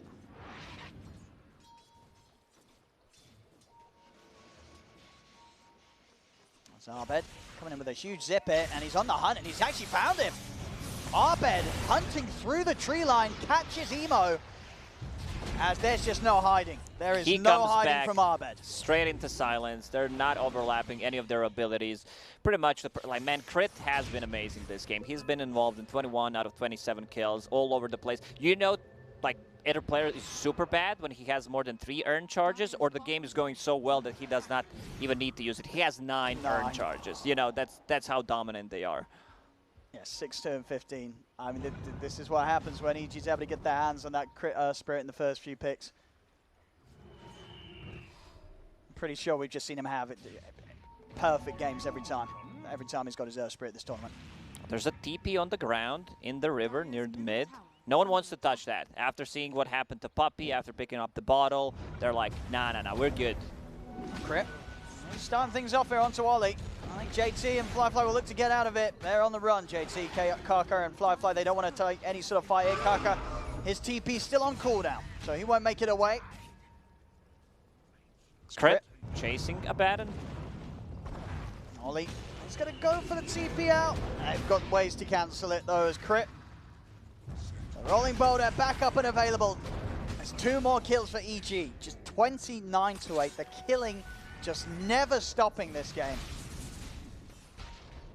Alchemist now needs to farm an item for himself. Abed jumps in. He's just going straight in onto Flyfly. He's going to zip him. We'll get caught out by the concoction. Back up there from Arteezy. Flyfly is dead. JT as well. Ice Blast coming in. It's not even needed. Arteezy taking them both down.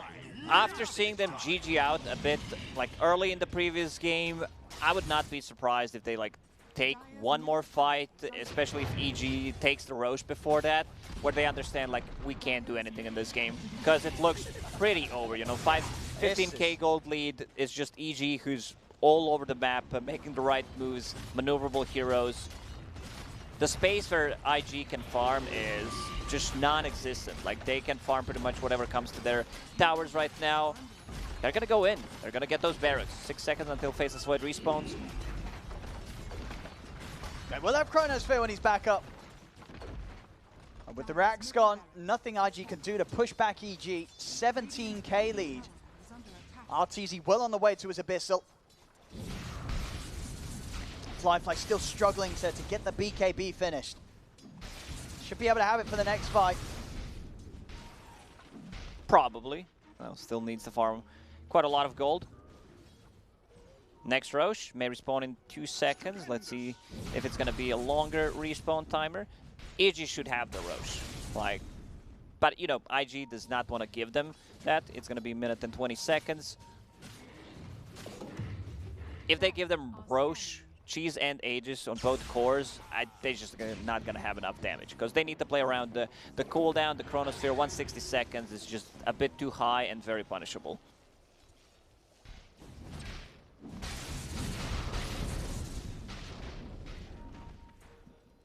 IG just keeping themselves completely surrounding Fly, making sure that Fly is able to farm.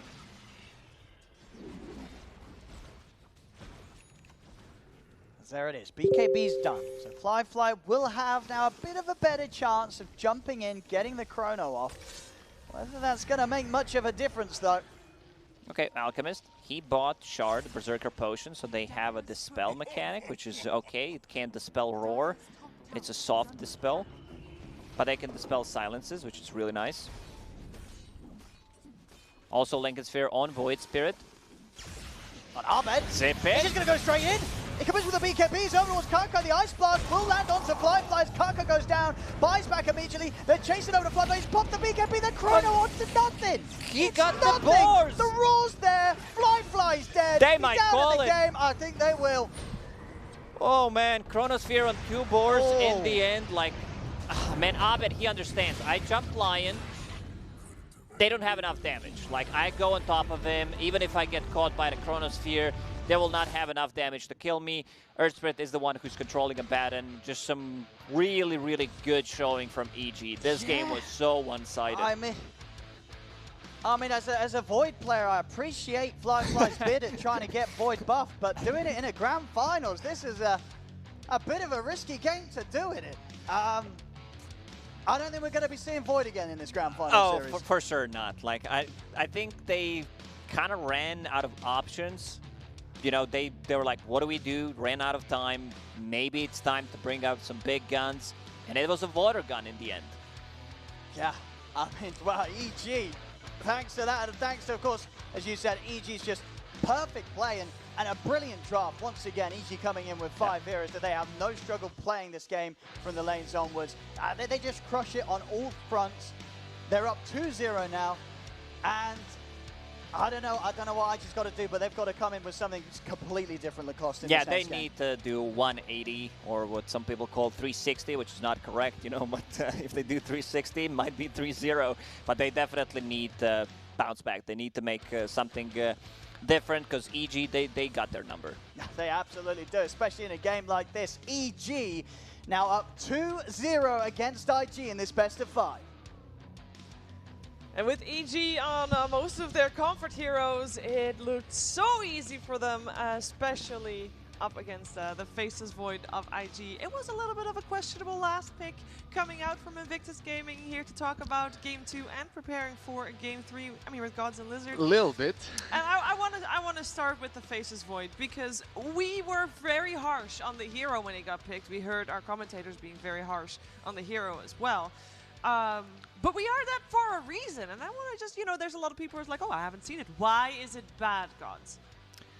It's really bad in lane. We saw that here. It got crushed. I don't know why they sent the off lane.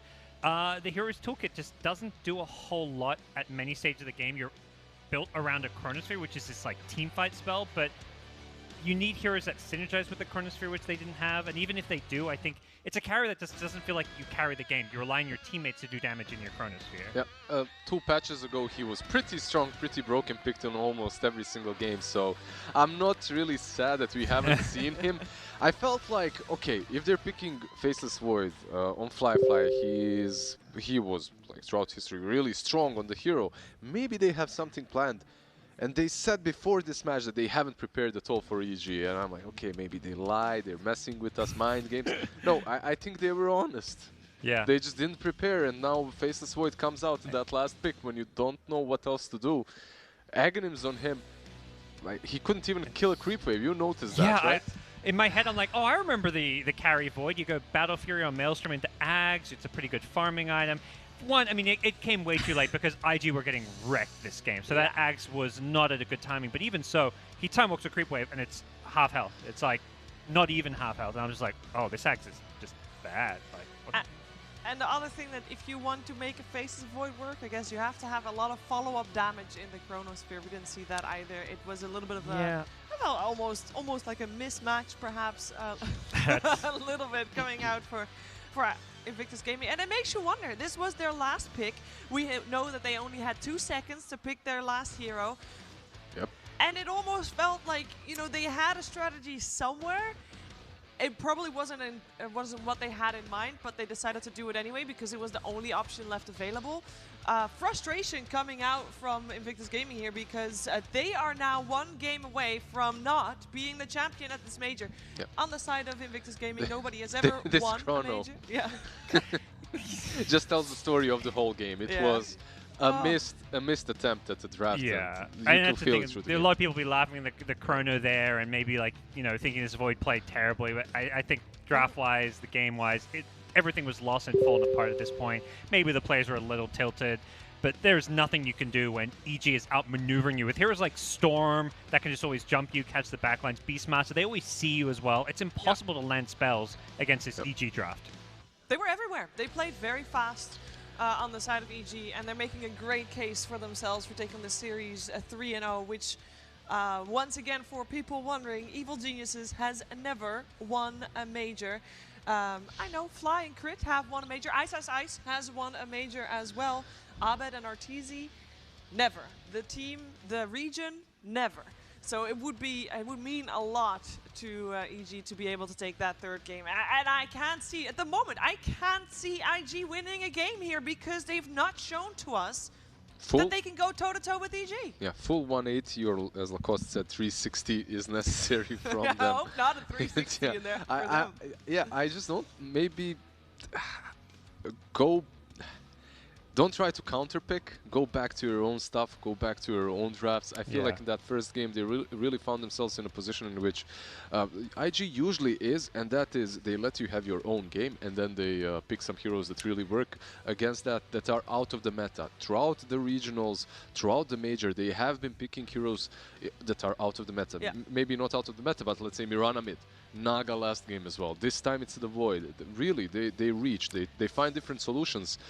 Those solutions so far have not worked versus EG. Maybe not try them in the grand finals. And they're the team who has 2nd pick, which the strengths of 2nd pick is having the last pick in the draft, and it felt like it was more a curse than a blessing. And so that's what we've seen a bit, where you get to this last pick, there's nothing amazing. The other strength is that last pick in the first phase going to the bans. They pick an Alchemist there, and I feel like they didn't end up with a good Alchemist draft at all, so they did not use the strengths of being 2nd pick at all this game. And I agree. It's hard. It's a hard choice, but we have to choose an MVP. I feel like, is it Abed? Storm again? Can I take this one? It's Crit 100% on the Earth Spirit. This guy, not only did he win the top lane, most of these fights that looked so easy for EG were won because of him. He jumps in, he silences every single time. The Abaddon +1. Abaddon plus Lion is probably the best, maybe Abaddon plus Void Spirit too, but he would be the first one that silences Oli, and then Oli cannot save anyone. Yeah. They win the games off of that, plus the top lane went so incredibly well for EG. He just single-handedly makes Earth Spirit look broken. Like, it's unfortunate because they're in the grand finals and he's doing this, but other teams can't do what he does on Earth Spirit, at least not many of those other teams, and he's just dominated that game. Yeah, he has played fantastic. I'm curious. I mean, their Spirit is not on the first ban list for any of these teams. There's so many other heroes that everybody has to ban. So what is going to be let through in Game 3? We're going to have to wait and find out. Before we head to a break, though, I got some homework for you. We have, if you buy any of the Logitech G Pro gaming gear, that's the QR code. Scan that. And with any purchase, you get a Dota 2 pin. Nice effort, Lizard. Appreciate that. But with every purchase, you get a Dota 2 pin. So every purchase of the Logitech G Pro Series gaming gear. So make sure to check that out while we take a break. We'll be right back with Game 3 of this Grand Finals.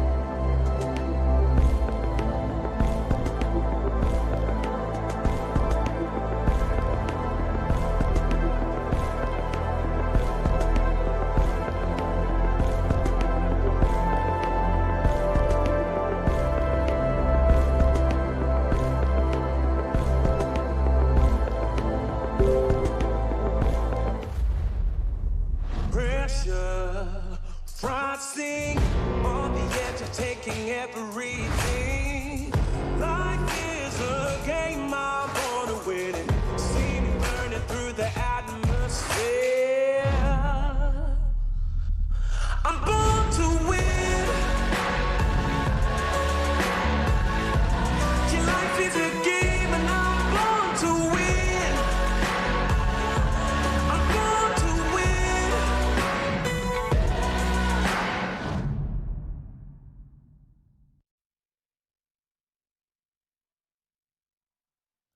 Game 3 of the grand finals here at the One Esports Dota 2 Singapore Major. Coming your way, it's a best of 5, but Evil Geniuses is 2 games up against Invictus Gaming right now. And on the side of Evil Geniuses, there's this one guy, Arteezy. He has played in 26 DPC leagues, or majors, minors, whatever you call them. He's been top 4 13 times. He's been doing really well, but he's never won. And I know that there's a lot of people that really want to see him win. Abed, on the side of Evil Geniuses, never won a major either. The team itself, Evil Geniuses, never won a major. The region, North America, never won a major. That could all change after the game we are about to witness here with Gods and Lizard. And I am loving what Evil Geniuses is doing in this final so far. Who couldn't? Because they are on fire. But I want to focus a little bit on IG.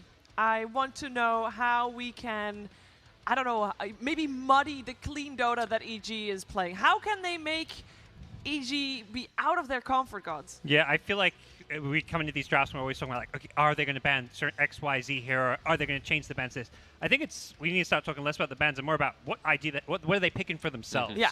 Because at the end of the day, there's too many, EG play too many things at this top level. They have this, you know, defined hero pool that they play amazingly well, and you can't ban everything.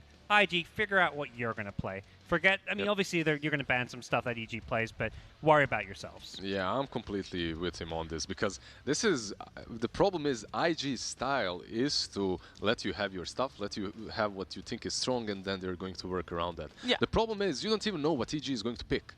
Evil Geniuses, so far, they've hit us with so many different drafts, and only recently have they started repeating with the Storm Spirit and Bloodseeker, right? We've seen a couple of those, in which they switched the winning condition, let's say, from Bloodseeker into the Storm. But IG, if your solution so far has worked, but it doesn't work anymore, I think you need to go find something else. So who do you think they need to focus on? Because we've been saying that Emo is not really playing to his full potential. So that means that we want the win condition to be on Fly, and so we want their draft to be built around that. So far, they've been building it around JT, right? They picked his hero very early on, and this is something that they needed to do in previous series, because they struggle when JT's heroes are banned out, and they have to pick something a little bit wonky on that offlane. However, that's not working in the series. They need to perhaps put a little bit higher priority on protecting Fly's hero pool. And I think that's where, you know, I think you just have to kind of say, like, JT, you're just going to have to maybe have less support. Maybe some of your heroes get banned up, because last game they were so concerned about him having a good game. They put him safe lane. They sent the Void to the off lane where he got completely crushed. Like, you pick a Faceless Void, that is a hero you're picking to carry the game, and you want to do everything you can to secure his farm. You don't care how your offlane goes. You shouldn't even care how your mid goes. Your Void has to have a good game. And IG didn't seem like they cared at all. They were playing the Void like it was a support. Yeah. Do you think that IG has got trouble with dealing with the pressure coming out here? It looks that way. It's so difficult to say it versus for all of these players, because as much as we have superstars on Evil Geniuses, all of these players on IG are also pretty much the same level. And to see Emo fall to the same trick 3-4 times in that first game with Morphling is not something that I expect from him. Obviously, you're playing versus a team that's strong and they're making you look a little bit foolish. Yeah. But that's not it. No, how many times can we make these excuses? Yeah, it feels like these small mistakes are snowballing into bigger ones, and we just haven't seen the dominant IG of, you know, earlier in this tournament, even just past tournaments, show up today here in the grand finals. Yeah, because of course, I mean, IG is here in the finals. They have earned their spot here at the top 2. in the Singapore major, but they are not yet making a case for being the top here. And we talked about best players in the game before. I think it is safe to say that of all the 10 players that we see on the board, Abed takes the cake. He is the strongest player, not just in this series, in the tournament you mentioned earlier as well, Gods. Do you have to try and figure out a way to shut his game down? Because then you're not just dealing with Abed, you're also dealing with Crit. And if you're dealing with Crit, it means that you have to try to pressure maybe Ice more, forcing Crit to be on his lane so he can't help Abed. So far, they've been picking Puck and Storm Spirit for Abed, and that's pretty much where he looked immortal. On those two heroes, he's just dominating the game and just making an unfair playground for the enemy team. Maybe that's a solution. Maybe you need to find a way either to counter one of those two or maybe let the Puck go through. Feels easier to counter it than the Storm Spirit, at least. They didn't manage yet, at least.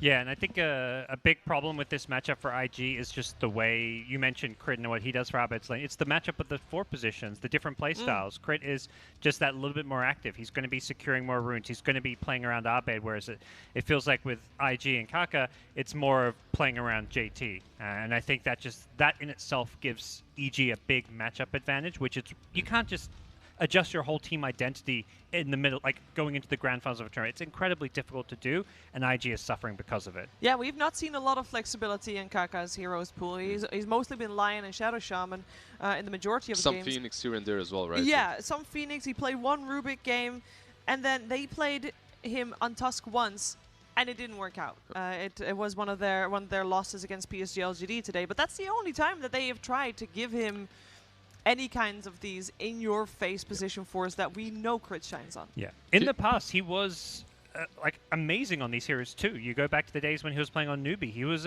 one of the best Earth Spirits. He was the Naga as well. Naga, Earth Spirit, like he played those 4 positions that kind of get in your face and make plays. So he can do that, at least if you go way back. But right now, it's just not as comfortable. In the regional leagues as well, it was the same situation just a month ago when you look at what IG was playing. These are his heroes. You have these ranged controllers, the Shadow Shamans, the Lions, and that's maybe the regional bias that they had. These heroes were extremely popular. Other regions didn't play them as much. And those heroes feed against Puck Storm. Like, yeah, they have the disables to lock down Puck Storm, but Storm gets BKB, you're dead. Puck jumps on you, silences you, just has all the tools to destroy you. It depends how the lane is going on the mid lane. I think that's also something that we have to mention. If the lane is kind of even, I feel like as a Shadow Shaman, as long as you have a normal game, perhaps find the Aether Lance and the Lion the same way, you have a decent time versus these Pucks and Storms. However, if the enemy midder is winning, that means he gets all his item timing sooner, and then you're pressured. You're always one step behind. We could see it in the first game because Disruptor was level 5, meanwhile Abed was already dominating the map. Yep. He couldn't use that Static Storm to kill him. I think that's... I agree, but not like fully, because I think we've seen Abed. He's never like top 2, top 3 net worth. He sacrifices his farm to be active and start roaming around the map. Like, he uses his level advantage to go hunting. I feel like he just plays the Storm and Puck better than what other play. Like, he's not getting caught the same way I think we saw other Storms and Pucks getting caught against those Hex heroes.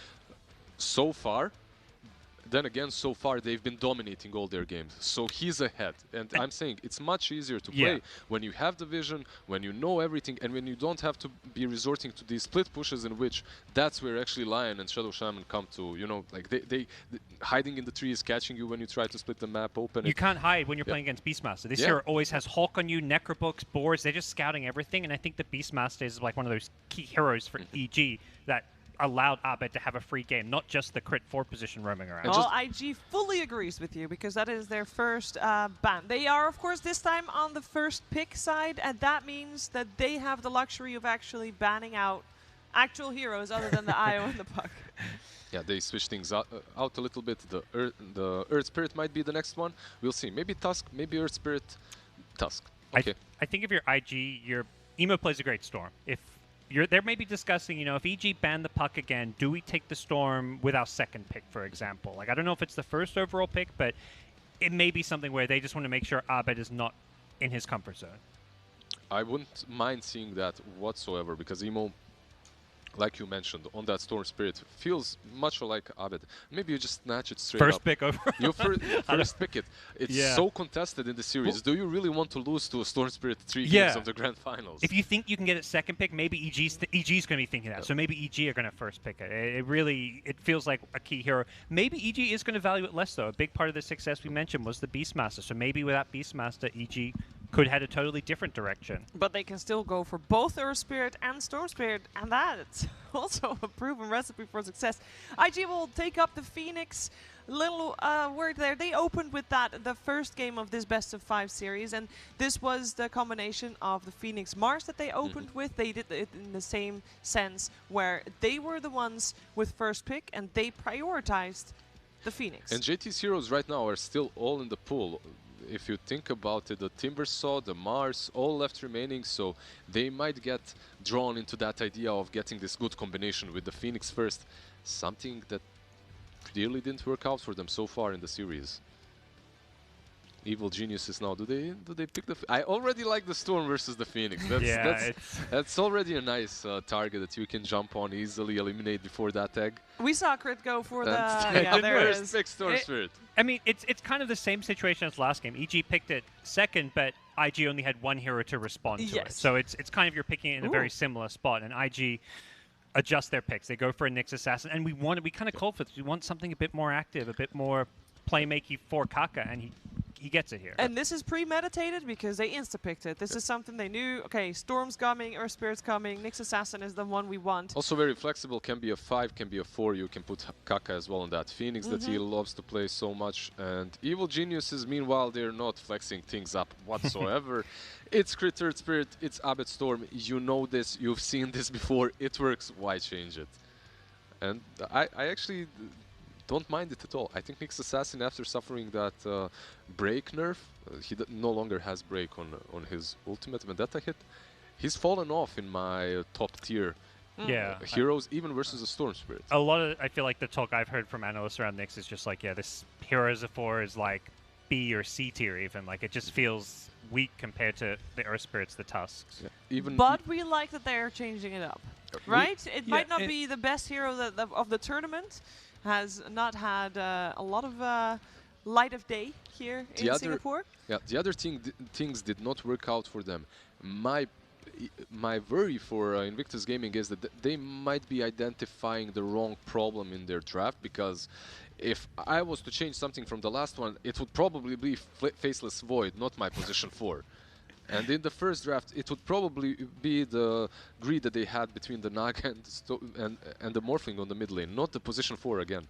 However, okay, Lion, we won't see you again. We're going with the Nyx Assassin. But I think a big problem of like how I'm sure there was something maybe better than the Void is how they got there. They got to that last pick and there was no good hero left for them. So I think they're just changing up the order they pick their heroes, not overly prioritizing getting JT his hero in the first phase. And then leaving this core pool very wide open for both teams, really. Yeah. Troll banned out by Evil Geniuses, meanwhile Invictus Gaming with the Jug. And the Timbersaw, again, protecting that egg a little bit. Jug even versus Nyx Assassin is in the lane. If he lanes against him, is pretty solid. You can always spin through the Carapace, follow him around. And EG, banning out the preferred IG carries. Troll, Monkey. And we're going to again see maybe some of these slightly less mainstream carries just because there are going to be so many bans onto the popular ones. I wouldn't be surprised if EG banned something like the PL perhaps. Yeah. And are we thinking about the Alchemist on Evil Geniuses? It's still in the pool. Yeah. A little bit greedier, I should say, with a Storm Spirit, but still a possibility. And you see Nyx Phoenix. These are not the strongest heroes in the laning stage, so it does feel like Alchemist is not going to get pressured. They like to pick these strong laning heroes like the Enchantress, for example. They could very easily just pick a carry Alchemist that has no obvious counters. Let's see. With the ban, they can pretty much ban whatever from the cores. I wouldn't mind, if they are picking the Alchemist, I wouldn't mind a Morphling ban too. As that's something that Emo and Fly really love to play. We've seen it fail in the first game, but IG has played it so many times very well. Yeah. They could also aim on the offlaner, right? Yeah, I think the tricky thing with the Alch is that EG are the ones picking first here, so they're going to have to pick it, and IG have plenty of time to respond to it. And then if they don't pick it in this phase, it's probably getting banned. Maybe Mars ban, right? It's still in the pool, if I'm correct. Oh, yeah, for here, still, yeah. Yeah, you ban it versus IG. No, PL instead. They're just targeting Fly. They've just basically saying these are the heroes you're most comfortable on. We're in the grand finals. You're down 2-0. They forced him to pick a Faceless Void last night. At this point, they're basically like, let's not give him a hero he's winning games on. When you think about what else they played, I believe there was a Spectre game, there was a Weaver game. Not sure about Spectre if it was them or PSG LGD, but they definitely did play some Weavers. Bloodseeker as well, an option, and put Emo on that win condition. The same thing that EG is doing. I actually think that these teams are very similar in the playstyle. It's just that EG has been constantly outdrafting and outplaying them. One of the heroes still in the pool that, you know, Ice obviously also having a little bit of a struggle in terms of heroes because he shares a lot of the pool with JT, whose heroes are also banned. But we still have Pango, and we still have Viper that he played as well. But Pango specifically, we saw that be very successful earlier on in this major. Haven't seen it yet this grand finals, though. I think it might have fallen off a little bit because of the rise of Bloodseeker. If you know that someone is picking a Bloodseeker anyway, do you really want to put yourself in a position that you're a Pango on offlane? It's difficult, but Crit did play it on 4, right? And Ice on offlane. Yeah, both of it, yeah. They're taking their time again here. Probably just a Fly here would be my guess. I think you reveal the least by picking Fly's hero. You see what supports you're up against, and yeah, they go for CM. Good call. Just a good laner overall, helps out with every single lane with the mana region and instantly into the Lycan. Ooh! That was... we didn't even have a full second to see the Void Spirit. No. Void Spirit hadn't even appeared from the Void before the Lycan came out. Taking the spotlight in the game and in the draft as well. Okay, Void Spirit, it's something that we've seen.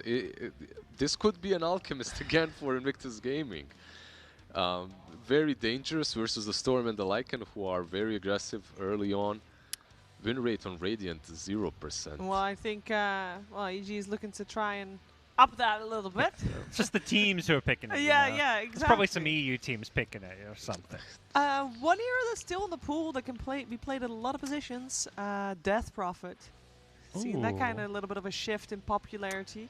Did see it on the banning side this series in both of the games, but always in the later stages of the draft. I think it's a bit hard to fit in here, though. Like for IG, they need an offlaner if they want to do It's good versus offlane. Lycan in the lane if they put it on 3. But instead, this is even better, perhaps, right? Not only because you're strong versus Lycan, you also have the root mechanics versus both of the spirits, which can come in handy.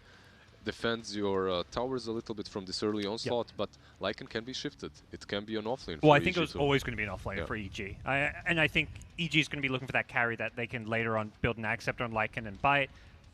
Ice is like a Lycan specialist, so I would imagine we're going to see it there. For IG, it's a good underlord pick because I think they can protect it with these bans. Monkey's already banned, and probably see that Ursa banned out as well. Ursa banned for sure, yeah. Jug was banned way earlier too. Maybe not terribly, not too great versus the heroes that Invictus Gaming have got already, but something that EG definitely have played. They ban out the Bloodseeker. Oh yeah. How does that work? You bite the Bloodseeker, he already has movement speed, and then he's a wolf as well. Does he fly through the map? What are the odds on a Terrorblade still coming out? I'm not quite sure. Underlord, Phoenix, Void Spirit, all of these heroes can mess him up quite a bit, so it can be a difficult game for him.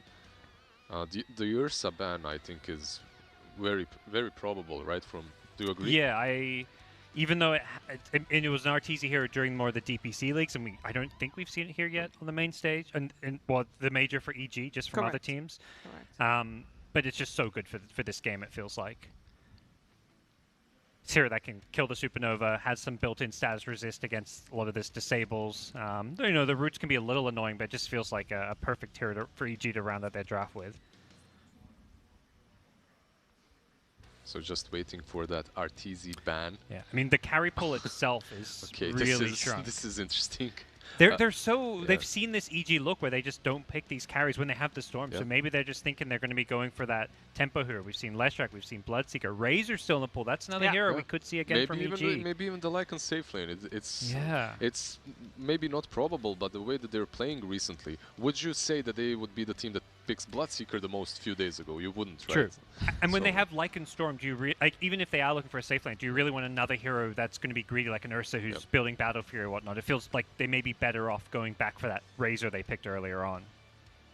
I like the Razor call, actually. It's pretty solid. They already have some ways of dealing with Yag. Lycan can run in, you would have your safe lane carry as well to do that. Maybe even eliminate him before that tag is on. And they ban out the TB themselves. So let's see, what is Fly going to play? We want to see Fly on something that he can take control over the game with. Not a Faceless Void. Not a Faceless Void, ideally. Yeah. He has played Ursa, he has played Weaver. He's played everything under the sun. The question is what they prefer most in this draft and what can keep up the tempo with from EG, because it looks like they're going to set a high pace. Oh, and one hero we haven't mentioned is Alchemist is still in the pool as well. That's another carry. That's actually very true. Weaver, Alk, Ursa, and Razor seem to be like the main carries I see left that have at least been getting played and picked here. Well, they have only 5 seconds left. They won't need it. They'll go for this. Totally different. I actually have seen this, and I've been talking about how they're always off meta when they find a hero to play against different carries. This is literally what they did. Same thing in the regionals, in which Lycan was picked against them. Not sure if it was carry on off or offlane, but they picked Sven into it. And then Lycan just doesn't have a game. It's very easy for you to clean up all of his minions. If I'm correct, this is going to be the third Sven of the tournament. We've only seen Liquid win once and lose once with it. They definitely like to pick these carries that everyone has left in the trash can like a few months ago. So true. But like you say, this Lycan doesn't want to lane against Sven or Underlord, really. Like, there's no great lane and the for Razor. it. Yeah. But there is a great lane for Razor. No matter where Razor goes, whether it's playing into the Sven, into the Underlord, this Razor pick looked, pretty easy to read in some ways, but also just like perfect to round out the EG draft. Yeah, the teamfight composition from IG's draft is pretty solid. They have the Phoenix, the Underlord, you have ways of protecting the egg, a stun, AoE stun that's coming from your safe lane carry, and this safe lane carry later on in the game does feel like the strongest hero on the map, even versus the Razor. The only question is, do they get to that late game in which Sven just goes out of control before he's just, well, leashed by Razor and everyone else? Well, and also before I think Abed takes over. His Storm in the mid game, we've seen what it can do. It feels like a game where Abed's going to try to come online and then win the game for EG, and IG's going to be sitting back like, all right, Sven, are you ready yet? Because if this does go late, the Sven, he's a beast. Even against the static link, I think Sven can carry this game if they don't get overrun by Abed's Storm. Well, I am not going to go against Abed's Storm. I have learned from that already, so my prediction goes for the wave EG, although I would be happy to be proven wrong, because going to a fourth game would be great. I also do really want to see the fourth game. Because of that, I'm going with IG. I also think that they have what it takes actually to win this one. They still have to prove that they're able to take EG though. I overall like IG's draft better, so I'm going to have to go with IG. I think EG is showing they're the better team, they're playing better Dota, but draft-wise, this Sven pick it ticks the right boxes for me, so. All right, well, I'm very happy to hear that, and I'm sure a lot of people at home are also very happy to hear that we're going to have a little bit more of a competitive game on our hands compared to what we saw previously. Isn't that right, Lacoste and OD Pixel? You're just putting the words in our mouths, like, isn't that right and everything? I would say that IG, looks like they have the best draft so far in game number 3, but EG is also setting up Razor for a really, really good game. I'm leaning towards EG still. I think Razor should have a really good time. It's also a possibility. I think most likely they're going to run an aggressive tri-lane, leave Ice alone, and that's what has been working for them so well so far. Yeah. Yeah, I mean, for me, I've got to kind of disagree. I think it is just another outdraft by EG. I don't know how IG is going to be able to lane against this Razor. Both side laners, the Underlord or the Sven, whatever the matchup's going to be, they're going to have a bad time. I think they overlook the potential of the Razor coming in as the last 5th pick, and I just feel it's another draft where EG just looks to be coming out ahead. Well, will we have a fourth game of this best-of-5 grand finals, or will this finally be the time for NA, the time for EG, the time for Arteezy and Abed to win a major? We're going to find out. OD Pixel and Lacoste, take it away. Thank you very much, Steve. Yes, this third game now. 2-0 EG up at the moment against IG. Without a doubt, though, Lacoste, this is, as you said, you actually prefer IGs, but in comparison to last game, it's a million times better from IG. Oh, for sure. They don't have the Faceless Void. We've seen Liquid had some success with Sven. I think it's a good hero here, having that extra armor, extra, something against Lycan, which should be good, extra movement speed so you can run away from the static link. Also doesn't sound too bad. He's going to be the primary primarily target. You know, for that link, Razor's like, yeah, you know, I'm just gonna link you. This is my job throughout the most of the game to just be able to link him. Fly does not have a sentry ward. This is the second time when IG is playing tired that they've set up observer ward behind the tower. Might get dewarded. And Abed, yet again, on his Storm Spirit. We've seen it, you know, in the series sort of get pushed further and further up in the draft order. This game picked first. Do you think IG have reacted to Abed's Storm enough with their picks, or do you see this as another game where the Storm can have a pretty free time? They're playing into root mechanic coming out from the Underlord, into Nyx Assassin. I think Kaka, you know, he wanted to be the one that has the mana burn, has that stun, easy setup with the Carapace on the Stone Remnant, and yeah, they have much more than what they did before. Also, like Remnant coming out from the Void Spirit also could be a potential setup with the Yule Scepter. So in this particular matchup, you know, Storm Spirit against the Void Spirit, you know what your item build is going to be on Emo. Arteezy going in onto JT. One more hit. One more hit. Is he going to be able to find it?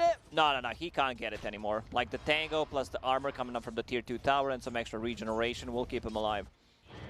Yeah, instant aggressive move there from EG as soon as they hit the level 2s. Try and get in with the dive. Quite successful with it. Arteezy. He's going to be chased down here by the two of them. The Firestorm, is it enough to bring him down? It isn't.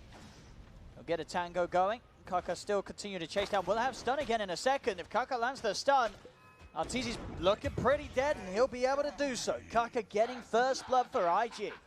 Good start. You know, they decided to go in, try to get that kill. All they needed was like one extra hit. Did not manage to do it. Kaka comes back with the first blood, lands another stun, boots of speed, and now this sets up Underlord for a bit of a better, you know, start, because Razor, he will always want to link you in the lane. One of the reasons why they picked him. The slow Crystal Maiden needs 1 mana for a bite. I'll be able to get it, and this time Arteezy will manage to finish off the kill. Kaka, not quite enough mana for a stun, so couldn't hold back Arteezy from chasing JT down.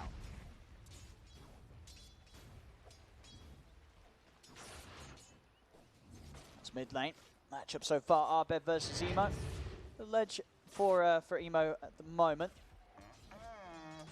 Very, very close. Top lane.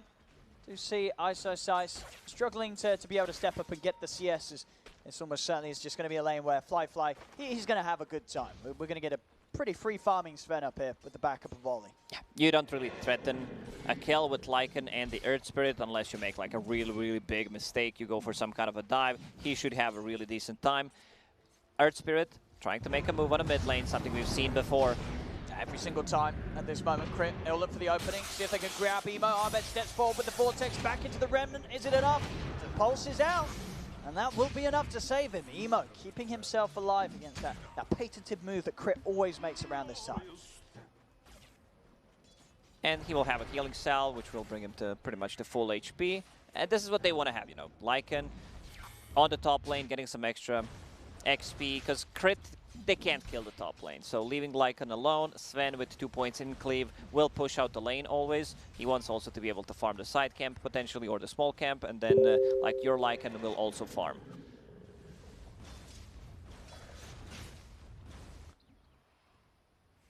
See Kaka heading over to join Emo and Ollie in the mid lane. They're bringing the three of them in. Abed very low on mana and health at the moment. Crit checking for the rune. We'll manage to refill the bottle here for Abed. As IG will show all three of them now in the mid lane, so the safety is going to be there for EG on the side lanes, as they know that the supports are all centered around just backing up Emo. And if we look at the bottom lane, Razor with the Quelling Blade, it's no shame. If you need some kind of help, like even if Arteezy's buying it, for all the new players out there, you know, just buy a Quelling Blade. It will help you out, even if you're a range hero. The mid lane, Abed. Kaka was able to close in on him. Not quite enough burst, though, between him and Emo. So Abed bringing plenty of regen out. Salves, Clarity's Mango's good to go, as he'll be able to keep himself in the lane. 5-minute bounty runes are coming up.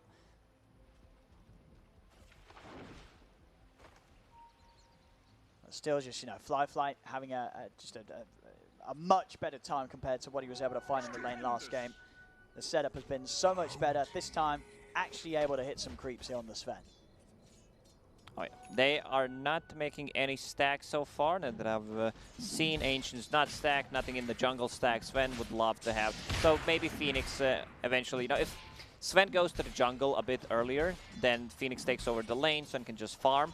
But Sven right now does not need help, especially once he hits that level 6. There's also kill potential, possibly on Lycan, because he's only level 5. See mid. Gonna try and punish Emo before he's hit the 6. Another move from Crit, kicks him back into the reach of Arbed. See if he's coming in. Again, just not quite enough to kill off Emo. It's both mids soon to hit the 6. Arbed will do so a little sooner than Emo. See if they're able to maintain control of the runes.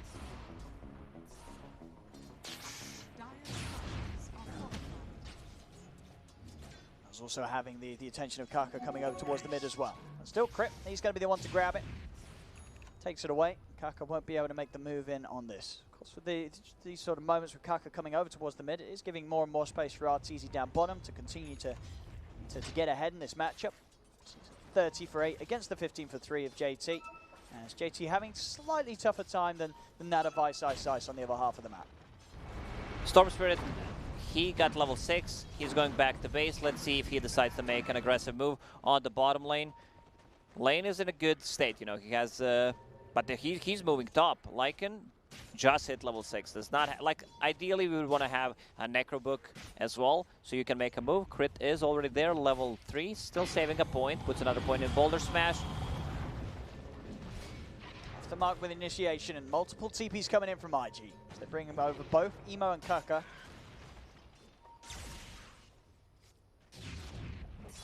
Fly. Still seeing if he can start something. He's actually able to find the stun onto Arbed. Arbed out with the zip just in time. Pretty close there. Emo nearly finding the Remnant follow-up. They kind of split the stack 50-50. This time around, they're TZ going for a Falcon Blade. Last time he played the Razor safe lane, like he was set up for such a good game. Went straight into Boots of Travel, but this hero needs some kind of mana, even though you have Crystal Maiden in your team. Maiden usually does not put more than 1 point in aura anyway, especially early on. You just want to max that Frostbite, especially against like Void Spirit. The root mechanic is super good.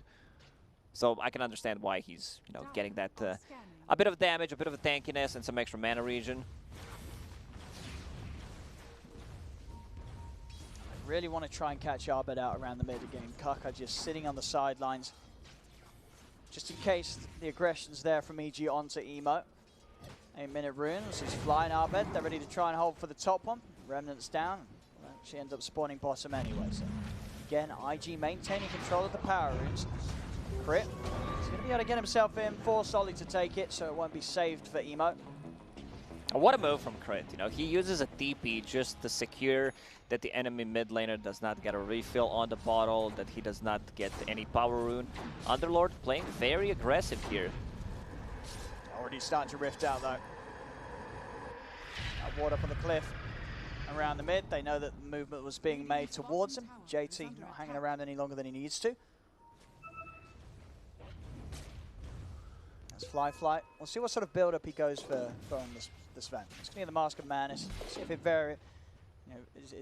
variates from what we did see from Mickey when he was bringing out his Sven performances here at the Major. Yeah, a bit more like status resistance with S and Y. He also went for a Blink that game, upgraded it to Swift Blink, I believe, later on. He didn't go for Aghanim Scepter at all. He didn't. That's mid lane Emo. Quick jump in, find the setup onto Crit, they've got it. Arbed not having any opportunities to get in and help. Emo and Kaka looking pretty strong here in the mid lane. Top tower starting to get pressured a bit by Ice with the Necro Books. He's going to be able to force Ollie all the way back here, creating quite the nuisance here for the Phoenix. Trying to do his best with the body blocks to get some more damage in. It's a lot of space given for Ice to continue farming right up by the tower. So having Arbed and Crit in the neighborhood, if any TPs come in from IG to try and hold off this push. Right now, Sven is just jungling. Having that Mask of Madness, clearing the stacks. They're also going to stack Ancient Creep Camp one more time. While meanwhile on the top lane, Ice, high level.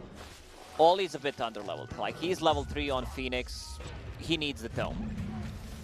It's in the mid, Emo. It's been a couple of times now where he's been able to pick up these supports with the moves. We'll see big zip from Arbe, comes across with the He's ball out of mana. He turns with a stun, fly, But a nice dodge. Arbe's able to dodge it there. With the illusion rune still low on the mana though, and the whole of IG chasing him down. The route there from JT as they bring down the storm. Now they'll turn over towards RTZ, fly. Get the control on this. The setups there from Kaka. RTZ looking to be in a whole world of trouble as the stuns are out. IG bring the fight around the mid lane as they take down the two cores. Very aggressive move there from IG. Also Storm Spirit zipping in.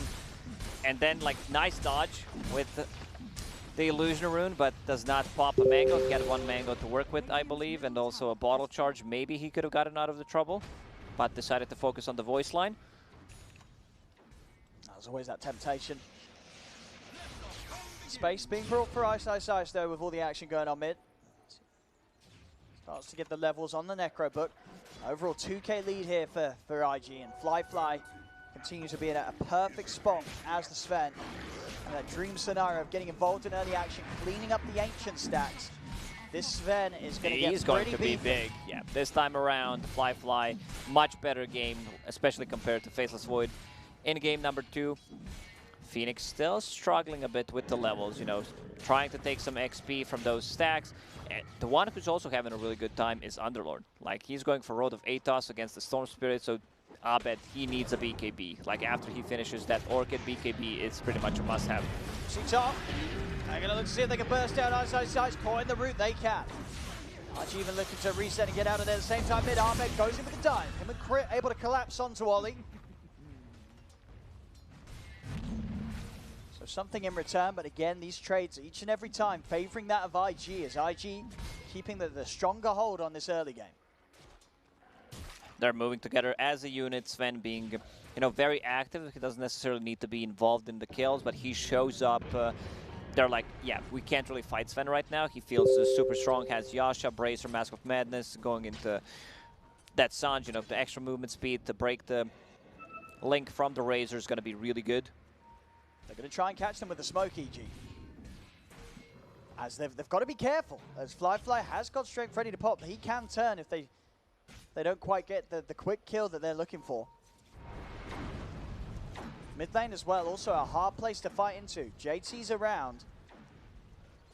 One pit laid out, could set up for Arbet to get collapsed on completely by the following stuns. And now it's Road of Atos done on Underlord. So he can keep them inside 3 points in Pit of Malice. It's just going to be so hard for EG to push the towers. Like this pit, as you mentioned, pretty much covers the whole area of the mid lane. Abed this time around not having as good game as we've seen in the other ones.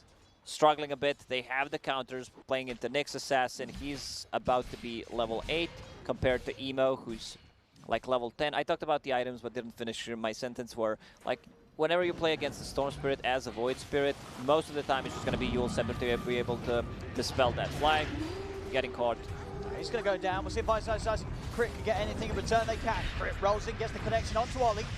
JT turns, holds back Crit. As IG will back off with their Phoenix gone. See around the mid, Kaka on the hunt. Arbed has full HP and full mana though, so Kaka alone won't be able to do much. Maybe if Emo's able to close in on this, the two of them together can take him. As Arbed stepping up. Won't quite be able to get in. Kaka didn't quite get in range there with the Carapace whilst the Remnant exploded. So Arbed will manage to live another day. Oh, Haste Rune just spawned top. See Crit starting some action down bottom. Arbed's going to be in with the follow-up. They've got the control. Fly will turn with the stun, but they have the damage. EG, they see, you know, they saw 3 heroes on a mid lane. They're like, we caught a glimpse of Sven. Let's just go and try to take him down. Because they know there's not going to be any follow-ups. He's not going to get any help. Nyx Assassin shown mid with Vendetta. Like, very nice move from EG there. Now, the pick-off potential still incredibly strong from this Storm Earth Spirit duo that we've seen EG run so many times with great success. Bottom lane, Fly. Trying to soak up some XP behind the tower. IG, they won't let that pass as they dive in, take him out, and will manage to claim this tier 1 for themselves. Continue to get the objectives and still getting as much as they can done, even with Fly off the map. JT will be able to secure the bottom tower. Like this Underlord is in the middle of the pack, but feels very unkillable unless they bring the numbers. Going in here for Ice Ice Ice. Crit can't do anything to save it. Ice Ice Ice goes down. Did have the summons out, but Fly is going to be able to head over and start dealing with the Necro books. They'll be able to control and take down both of them. 9-4, 3K lead. IG holding onto this advantage. And no signs at the moment of EG being able to really close the gap on Fly's farm. This Sven is going to be able to stay nearly sort of an item ahead at this pace if EG can't find enough action going in their favor. Necro 3 is done on Lycan, so they should be, you know, ready to fight, especially once Abed finishes the Orchid. There it is. They can't stop him. But the Pit of Malice, like, this is your biggest problem in this game, but, you know, besides Sven, because Underlord with a good Pit of Malice into another Road of Atos, it's just too good. Like, he's also completely nullifying the damage that comes from Lycan these fights, especially in these smaller areas where, like, you can't just pass. Arcane Rune top. Nemo. He's going to commit aggressively here with the 2 steps to try and close it instead of onto Crit. Put themselves on top of the Earth Spirit, but now Arteezy is ready to counterplay. Counter's going to go down. They're trying to take them out. The Rift, they're falling low. Is he going to be able to take them out? They'll get him. He's gone. Emo's dead as well. EG had just enough damage to bring them down before the escape was in play. Now they're chasing for more. Over to the egg. EG take out the Supernova. Triple kill for Arteezy. The grab there with the Vortex, and they drag back Fly. Take him down as well. A team wipe out of nowhere there for EG. This was a fight, you know.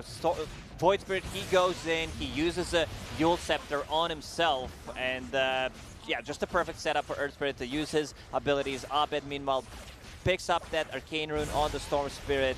Kind of a bad egg there to try to make stuff happen, but they already lost multiple heroes. Man, I mean, EG, like, we're going to see that one again. As you said it, you know, such an aggressive move from Emo, using pretty much all his mobility and escape to fully initiate. JT tries to bail them out. It must have been so close to completing the Rift, but the damage just very well prioritized there by EG as they bring down JT's Underlord. And from that point onwards, IG, they didn't have a backup plan.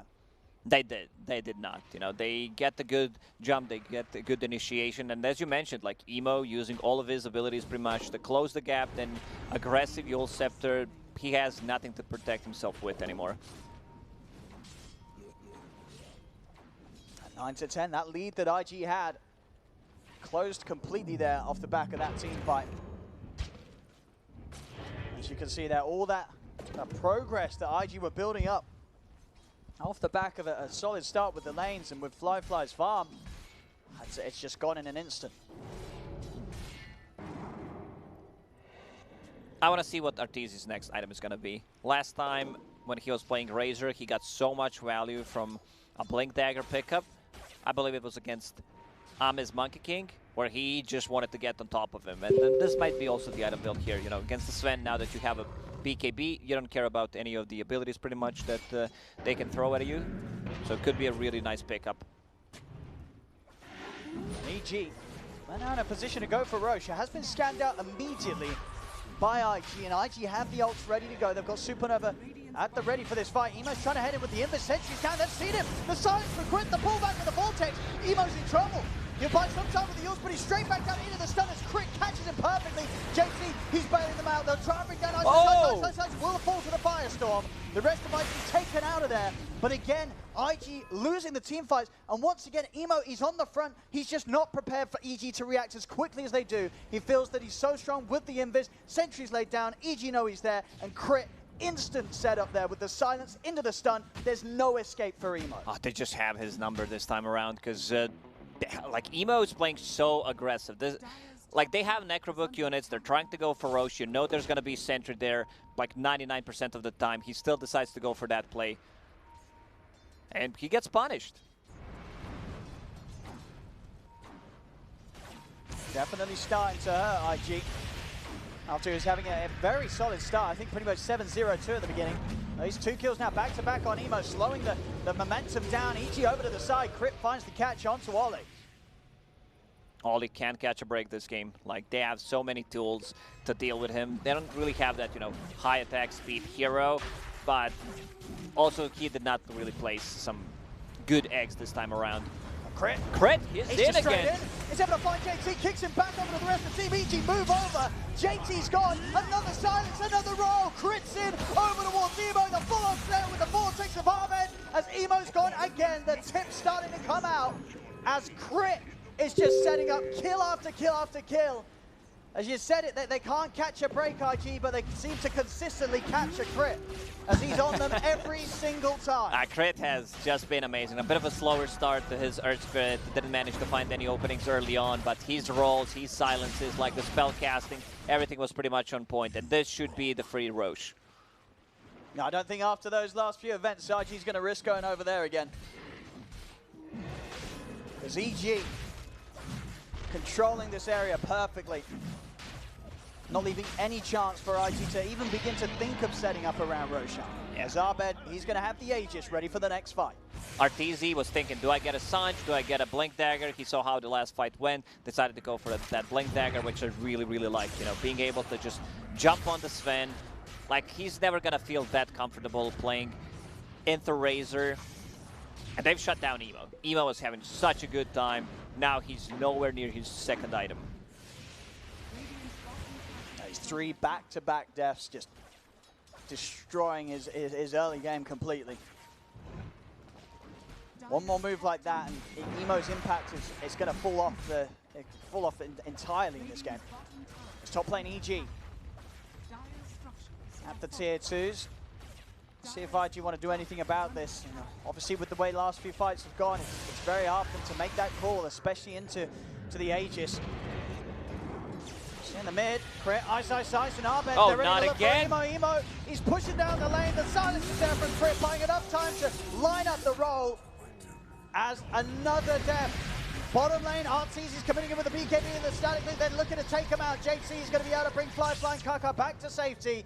Ollie will manage to TP out, but they can't let the Void Spirit die like this. This is this is fourth time, exactly. Like Crit, he used the roll a bit prematurely, you know, considering if you use the Stone Remnant. So he didn't even use the Stone Remnant, still connects on the target, and you can feel that JT is afraid. While he's using Dark Rift, he needs to be able to control Void Spirit, otherwise someone might get kicked out of the range, and then you're just going to be left there alone. It seems very risky here. IG, they've smoked up whilst they don't have Emo, and it's into an Aegis. Maybe, I mean, it's going to be that sort of a surprising move that it will catch EG by they're not going to catch anything. But no, Fly's out. Even if they caught Fly, it's still not worth it. I can understand the aggression that they wanted to do, be a bit more, you know, active, because there's no shapeshift, there was no BKB on Razor. But even, as you said, they still have Aegis on the Storm up and running for 2 minutes and 40 seconds. It's easy back on with the push. Will manage to finish off the tier 2. Oh, they need to talk about the items, because Lycan and Razor are going for the same item build. So he just like swapped. He bought a casual plate mail, which is also fine. He wanted to get the AC, but realized that Lycan is also going for one. Yeah, looks to pick up the axe instead. Casual plate mail is also fine. You know, yeah, against playing into Sven, yeah, feels like a good item. I mean, as you said, you just need to be able to BKB, get on top of the Sven, get the link going, and just survive through the initial physical burst that Sven will still have at the start of the link with the God Strength. You live through that, Sven's not been able to take you down. As a Razor, you're just going to be able to force the Sven to have to back off each time, and with the control that EG has, that's going to be rather difficult for Fly to do. Does have the BKB now, but those BKB usages have to be flawless from the Sven. For sure. JP's Road of Atos, like, oh, another jump. It's just going to be on the Next Assassin. And Next Assassin does not ever feel comfortable playing in any of the Necro 3 heroes, like a Beastmaster, Lycan, Atos. Let's see the damage. I mean, they're trying to start something onto RTZ. JT, he already feels the way that this fight is going. He's starting to rip them out. Contract has been committed, though, by Fly. A bit of an awkward move there. As you can see very early on that JT had no inclination of sticking around for the fight. If they get a stun on Razor, I think they commit instead of getting back, because they could potentially just bring down Razor low enough to kill him with Sven's God Strength. Sven, no blink. And he still wants to go, still wants to make something happen with this God Strength. He's stepping up, but he's been silenced. Ahmed's getting towards the backline. The BKB comes up, but RTZ, he's in with the static link. Sven's got to step away. Fly's losing all of his damage. Freezing Field for the high ground from Fly. Emo's got to run. JT's going to get chased out by RTZ. Crits in again with the roll. Closes the gap on JT as JT's gone. Oh, that was not a good Pit of Malice. If we're going to see that again, Razor, he managed to walk around the Pit of Malice. Like, good moves from Arteezy there. Gets the static link off, and also he did not block that passage. Like, check the Pit of Malice. Like, it was a bit more aggressive, good jump from the Storm Spirit, and the Razor just goes around, manages to get out and follow them. Yeah, it stays on Fly for more than long enough to force Fly to have to run. No chance of taking the fight anymore when Fly has lost, I think, at least 120 damage there to the Link. 4K in lead now for EG. Fly's farm still in a good place, but for these last few fights, Arteezy's just caught up completely on his Razor. He's going into Aghanim Scepter, which is also okay. Was thinking about Sanj, a bit of a status resistance, maybe transition that into Heaven's Halberd against the Sven, which would also be fine. But getting Aghanim Scepter gives them a bit more like push potential, and then you can deal with the 2 targets. I don't know why, like in the description it says when striking buildings, it will only target towers, barracks, and the Ancient. Like, those buildings, they're actually called just buildings inside the base, are not affected. Like, it would be too powerful if you could actually go for that. You're not wrong. That's, you know, you've got to balance in all things. I like how that's still called a building. Couldn't think of anything different. I mean, Dota's a very creative game. You know, there's going to be limits to the creativeness. Building, indeed. Maybe we'll see it get a name change in the new update.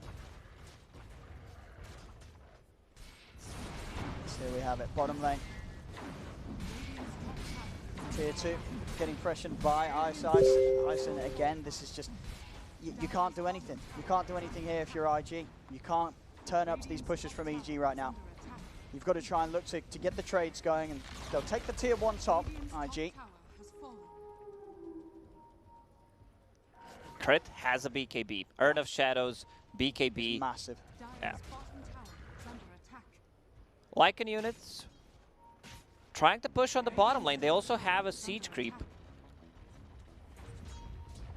But they know something is up. Like EG, they have a good read. IG smoked on a completely different side of the map. It's going to take them quite a while to get over it.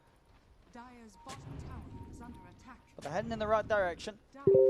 See if they can get a jump. But you say EG's going to feel that something's coming over. EG, they're going to be prepared. They're holding close to one another on the high ground. Do IG really want to try and fight into this?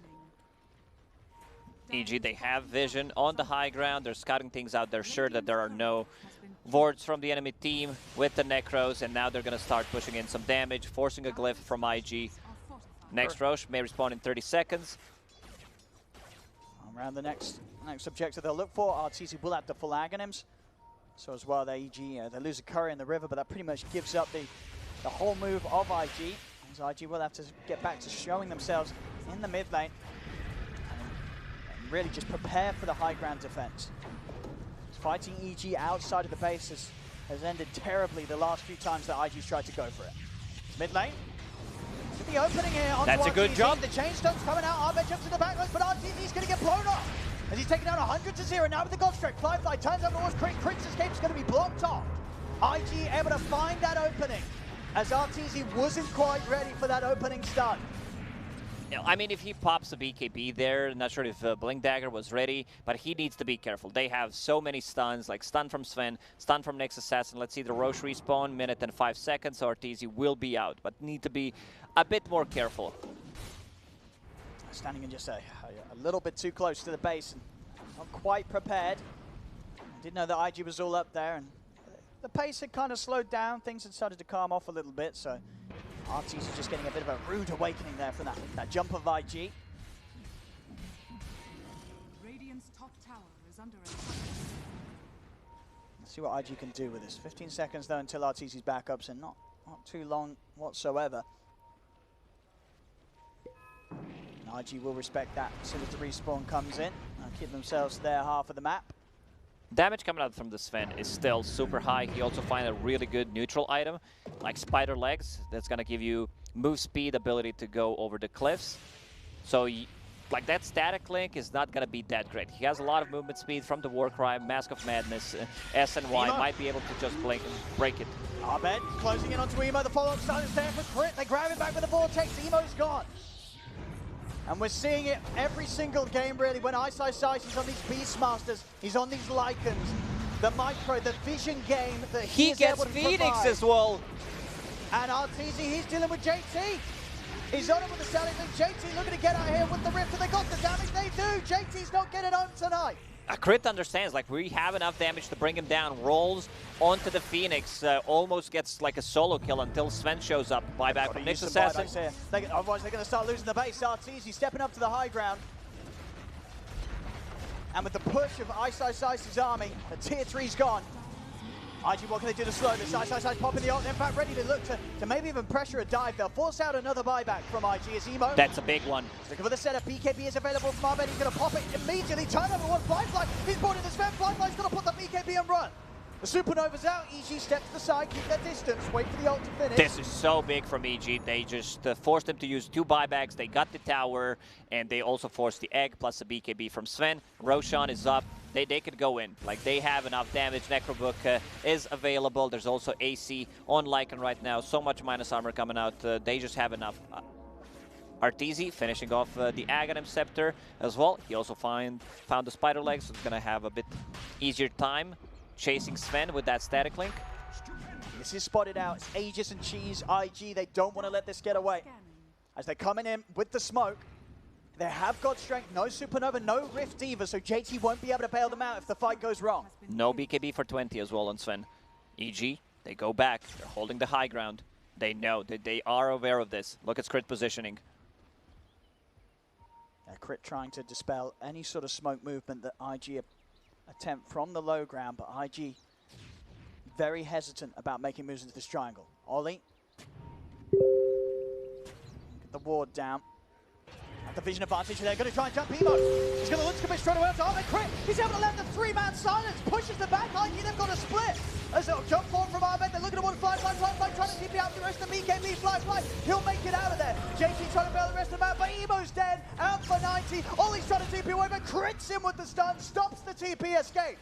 Man, Crit, what a performance by him. You know, holding there, they've split the Necrobook units if they want to enter from this or the other side. And then he lands a 3-man silence. A good link from Arteezy. The reason why he bought a Blink Dagger. Yeah, we're going to see that one again. I mean, the jump there, but Crit, he keeps his cool. He heads over, boom. Suddenly 3-man silence. They have to split. Kaka and JT can't offer anything at the start of it as Crit's pressure just splits IG apart and allows EG to clean them up one by one. JT very lucky to get away with his life because Emo and Ollie left behind. EG's got the space to move in. Aegis on Arteezy and Cheese on Abed, ready for the next fight.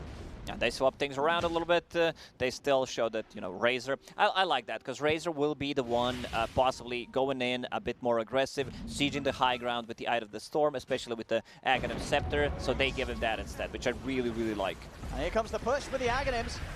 Arteezy using the lightning to break down the barracks. 20 seconds until Emo's up. As the react's falling incredibly fast as well with the AC help. Coming in, I've got the fortification. Slowing down a little bit. Arteezy's getting back in there now, but he's looking for the jump. He's in straight away on Kaka with the silence. Lotus will protect Kaka. Arteezy nearly killing himself. The plasma field zip back in. They're on top of Kaka. Kaka's out for 70. No buyback on the Nyx. They did not want to lose this Aegis yet because they just picked it up. Yeah, they're instantly out of there. Ice popping the ult to break away from IG. As IG won't be able to punish EG at all there for that push. They're still going to have Cheese. They're still going to have Aegis for the next fight. Well, maybe they use the Cheese. Who's holding the Cheese? They don't have the Cheese. They had it on Abed before. Okay, he popped it. Okay.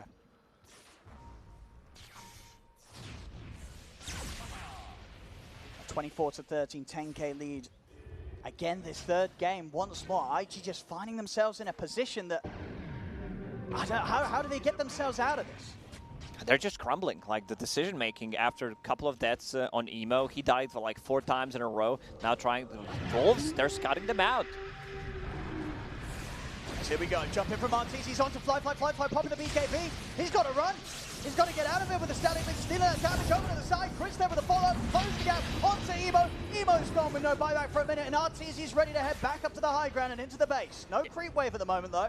This is also the perfect item for Arteezy. You know, you get stuck on a cliff, just use the spider legs, can easily get off of it, and this allows him to just chase the Sven. It also allows him to not have boots of speed in his inventory, just keeping that plate mail. Like, if he gets the first jump on Sven, if they don't stun lock him, Arteezy's good to go, and Fly will need to bail.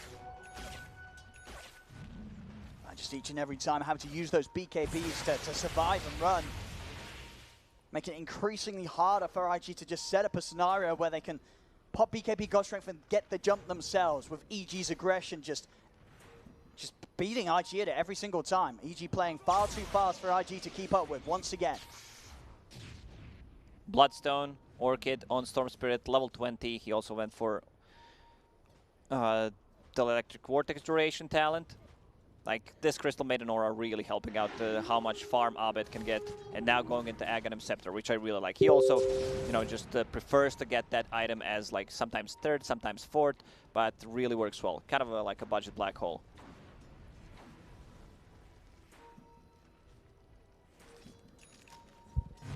IG just having to sit back and wait now.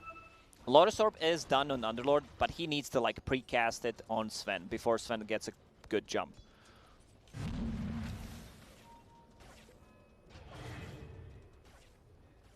Emo, he's got to be very careful how he jumps out of the base like this.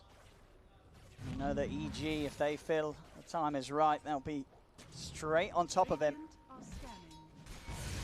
See how they can start things. Arteezy, it's another fly to get the drag back. They do turn with the stone onto the two of them, and they bring down Abed. Abed will go down. Arteezy as well, getting tired. Arteezy's gone the once. He's got the Aegis, he's going to be back for a second round, but the Supernova is going to be successful. EG trying to get back in to help him out, but the Supernova goes off. They've all been stunned. IG down to down, focus down Arteezy. Arteezy getting brought down. Arteezy's dead. IG finding number for the Magnetize. Crit trying to do his best to rectify the fight, keeping the Magnetize going, but the Spike Carapace trips up Crit. IG turn, they take him down as well.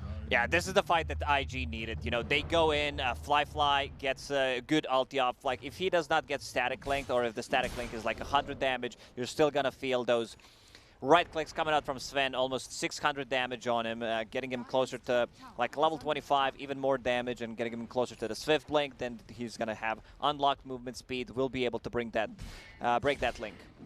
Almost just the initiation this time around, just a little too aggressive from EG. They both commit in onto Fly, but JT, perfect Lotus, lays it down onto Fly, causing Abed to pull himself in with the Vortex. And with Abed gone, things start to fall apart very quickly. Perfect use of the Supernova to guarantee that stun on Arteezy's revival from the Aegis. Yeah, that was such a clutch move as well on top of that. And Lotus Orb, like, this is the best item pretty much that they can get against the Sven. Sorry, against the Razor. Also, he decided to get a Lotus Orb for himself on Razor. Interesting. There aren't too many, like, things to dispel. There is a silence from the Void Spirit. Sven does not have, you know, that Aghanim Scepter, so he's not following you, which is a really good item to counter it.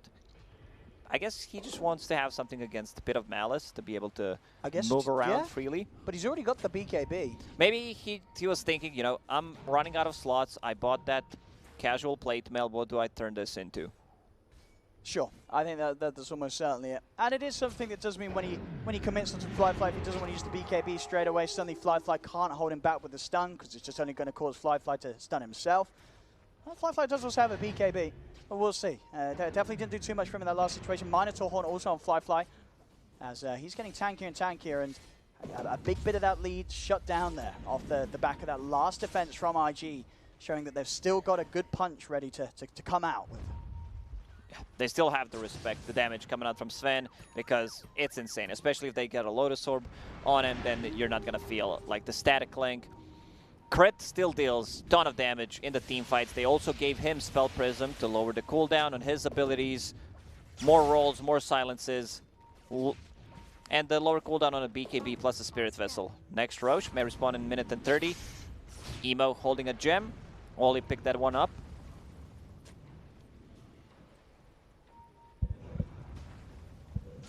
get the jump. Arteezy just showing at the moment in the mid. Kaka tries to get him with the spike carapace setup. Will open up with the stun. IG.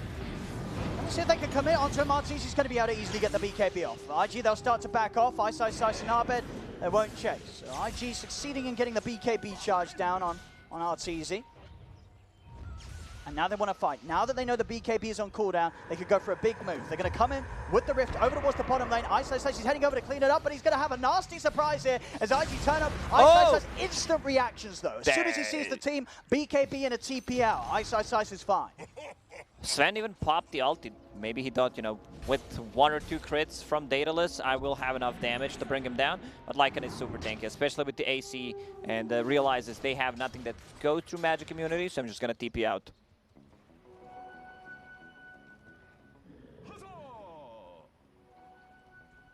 Still about 2k away from the Aghanims on Arbed. It's going to make a big difference in these fights.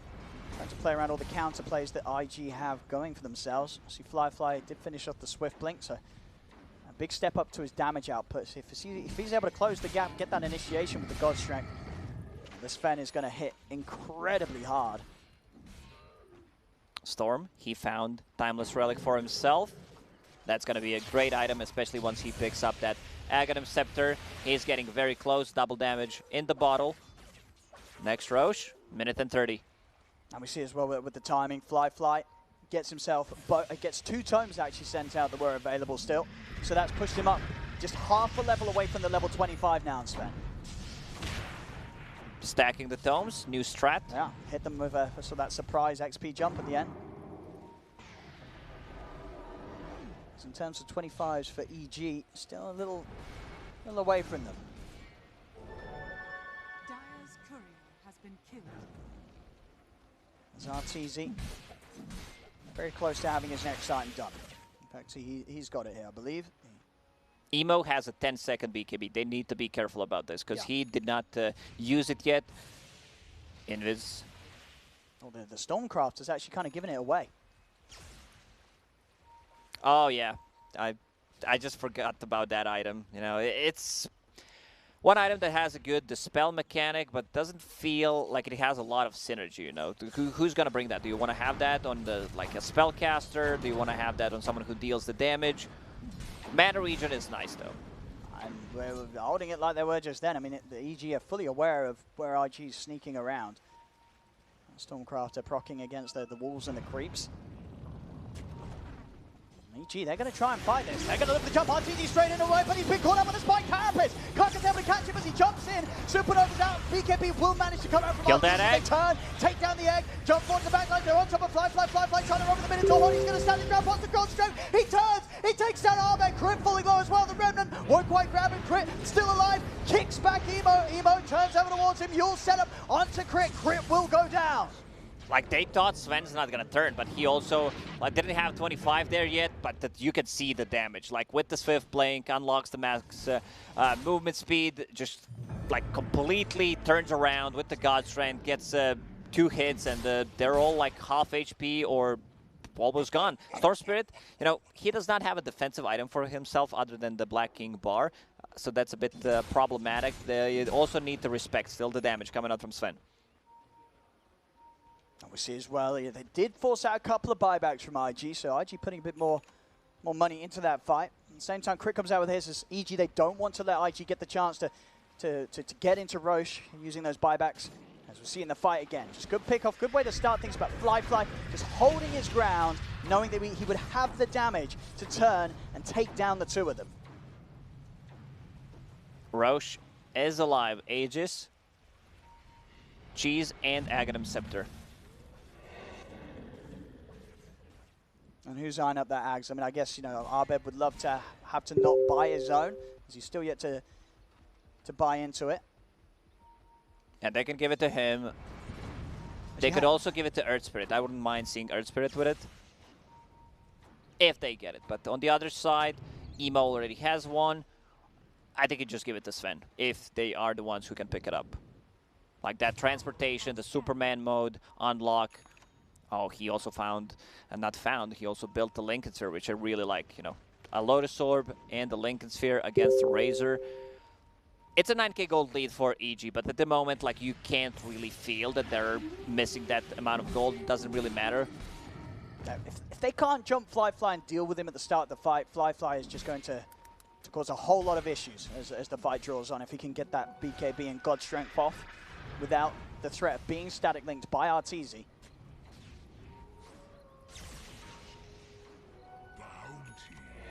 Around this area, lost fight here. I mean, a lost Aegis, Cheese and Aghanims. Abed actually spending up the money. Will invest in the Aghanims for himself. So we'll have that good to go for the next fight.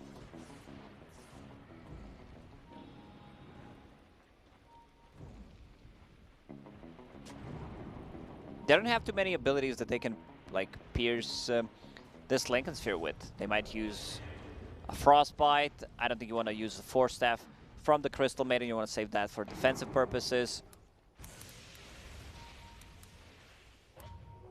They lost a gem. This is also the big part. You know, now IG, they're holding 2 gems. They still have Necro units to devord any possible wards. A big item on Razor, he got that Butterfly. Sven does not have a True Strike. Well, let's be cautious about Emo. It's level 25, Hex stun. That's a lot of lockdown between the Hex and the Dissimulate stun. If EG don't get their BKBs off in time, there will be more than enough chain stun to hold Arteezy in place to allow Fly to get the kill. And the Even BKBs are down to 5 seconds. He jumps in. But instant reaction there with the Hex as they come in. Commits with the BKB, gets the signs down to the 2, the Supernova's down, but Ahmed, he's down. The damage is done by Fly. Over towards Crit they goes. The BKB comes to an end. Spike carries from Kaka, catches Crit. Crit goes down as well. That jump, you know, they go in, but they get caught. There's so much control coming up from the Void Spirit. You have the Hex, you have that AoE silence. The Simulate also stuns, level 25 talent. Now they can go inside the pit. Crit already bought back in the previous fight, so he's not going to have it. Storm Spirit invested all of his gold into that new shiny Aghanim Scepter. I don't think they have enough to deal with that super farmed Sven right now, and also Emo. Like, he managed to make a comeback after getting caught multiple times in a row. Like, he's super strong right now. Yeah, he really did. The impact he can have at this point with that much lockdown around these low duration BKBs is just pretty much unmatched from EG. Anytime IG get the jump and have the better time. Oh, it's Nyx Assassin who picks up the Ags. So he wants to burrow himself. Just something else in these team fights that is going to make it pretty much impossible for EG to keep the fight going when the BKBs end. As he'll have such an easy time just throwing out his abilities from a distance. So IG ready to push up to the high ground their time, as they're now holding the 5k lead. EG letting that strong mid game that they had really slip away now, as IG, they're back in charge with how large Fly is. Lycan Wolves and Necro units, like, you need to keep that away from Sven. He pretty much one-shots it. Also, you need to keep it away from Pit of Malice. It will this lineup will start to fall off. You know, you have a Razor, he deals the damage, but they have the tools to deal with him right now. There is a Lincoln Sphere, there is a Lotus Orb. And Arteezy, what's he doing? He's on the front. Arteezy's dead, he's got no buyback. Arteezy dead for 100, 350 gold short from buyback. And the Crit's gone as well. His buyback on cooldown. I mean, they're just sitting on the high ground, having a look out, and suddenly IG, they're on top of him. He's gone. IG's going to have all the space in the world to take so much here from the base of EG. Yeah, that's a minute and 20 seconds without... Oh my god, they can't pick up any bounty runes. If IG realizes they that there's no buyback. probably think, you know, he has it, but we'll poke. We'll see what happens. I mean, and they're poking pretty hard here with Fly. They're being cautious, though. They're looking towards the racks instead, already with the jump straight up towards the fountain. Emo's looking to get more kills here. Fly will live. As he gets away, actually, Emo losing his shard there because of that dive. We have Ice trying for the split mid. He does have creeps pushing in with him, Ice. So Ice might just be enough to stop EG from losing anything more than the mid and the top racks. He's being very cautious about what's happening. He has the Wolves, Necro, available, but they might go for the Megas. Yeah, they're sticking 30 around. seconds without Arteezy. They know now that Arteezy has not got the gold to get back in. Still 100 gold short on the Razor.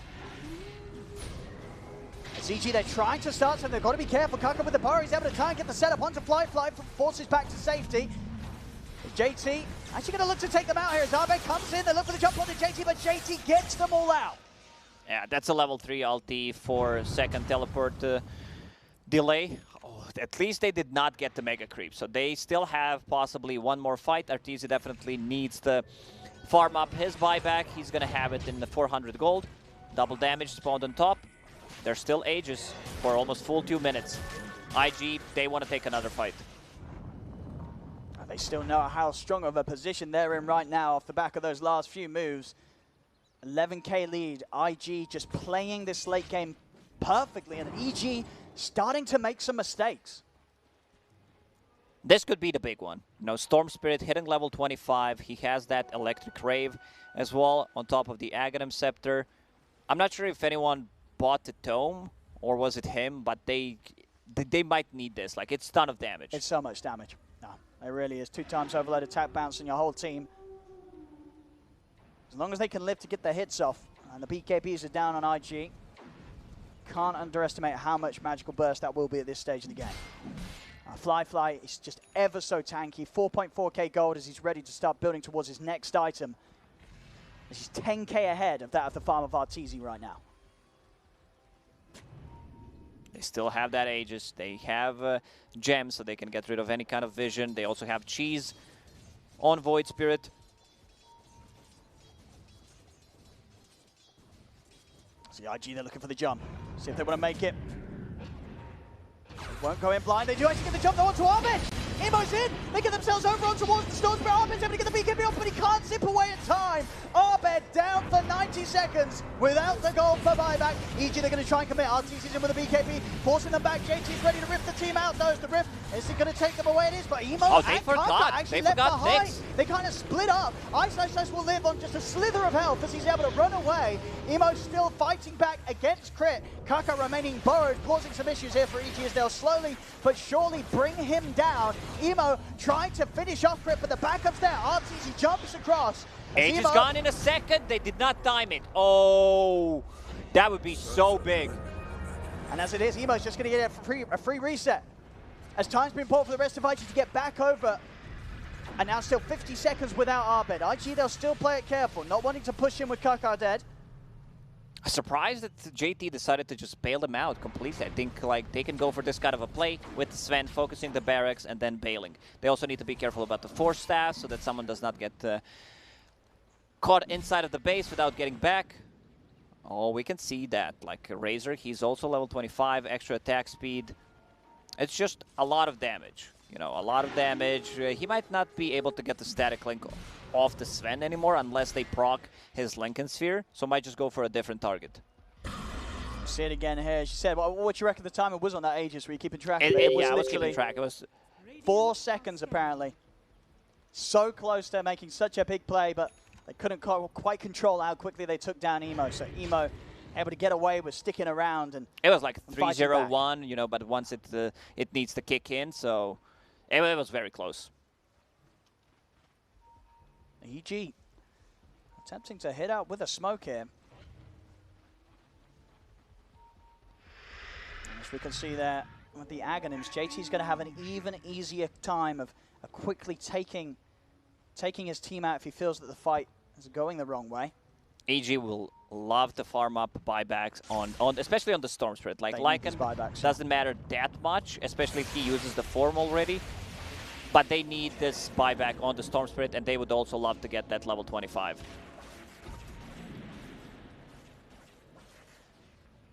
29-24. IG still with the 12k lead as Fly getting close to the money to be able to slot something out and get his Abyssal Blade in. And still have buyback gold available pretty much. It's incredibly rich.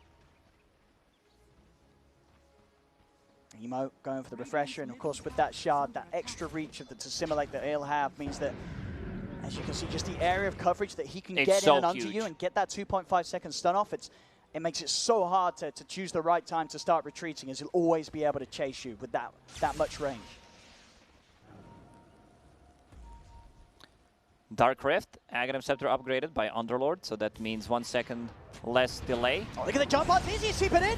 But they're in, they've got the Hex, they've got the Dissimulate stun. Arteezy in trouble, he's getting taken out, gets the BKB off. Oh, Arteezy will be able to keep himself Spider alive. legs. Ice Ice moves over the back, nice takes down Ollie, but the rod's there. They control Ice Ice, they bring him down, the Lycan falls. Somehow though, EG able to keep Arteezy alive. Nearly ending in another disaster there, as Arteezy still does not have the buyback gold. Big zip in from Arbe, gets the ball to counter two of them. Arteezy moving in, they've got the link down on the fly. Keep themselves alive with the line still. Can they take him out in time? They can! The Rift gets fly out of there. It's Arteezy. He's low. Emo's back in. He's gonna drop. Emo's able to just walk back up to him, and now with the Hex, Emo's able to set him on to crit. The Hex into the stun. A question mark in the old chat. All right, I love that. GG's called. He was just standing there. All right. There we go, ladies and gentlemen. Spicing it up a little bit. As, oh my goodness. That was so close. They managed to get out. Void Spirit still stays in. They get the kill on Abid. Unfortunately for EG, they did not have buybacks on any of the 3 cores. What a game 3. Whew. What a game 3. It ain't over yet. It's not over yet at all. Game 3, IG able to take it. I mean, it gets to the late stages of the game, and IG, they're just able to step up the execution. And EG just sort of caught off guard too many times going into the late game, the cost. Yeah, they needed to close out this game a bit earlier because Sven, he scaled. That's a Sven with the new upgrade on the Blink Dagger. He's not really a popular hero, but he could, you could get so many items. You could get 12 slotted on Sven pretty much. So it's not an old Sven where he does not scale. And the emo, with the question mark in the end, what's going on? Let's go for game number 4.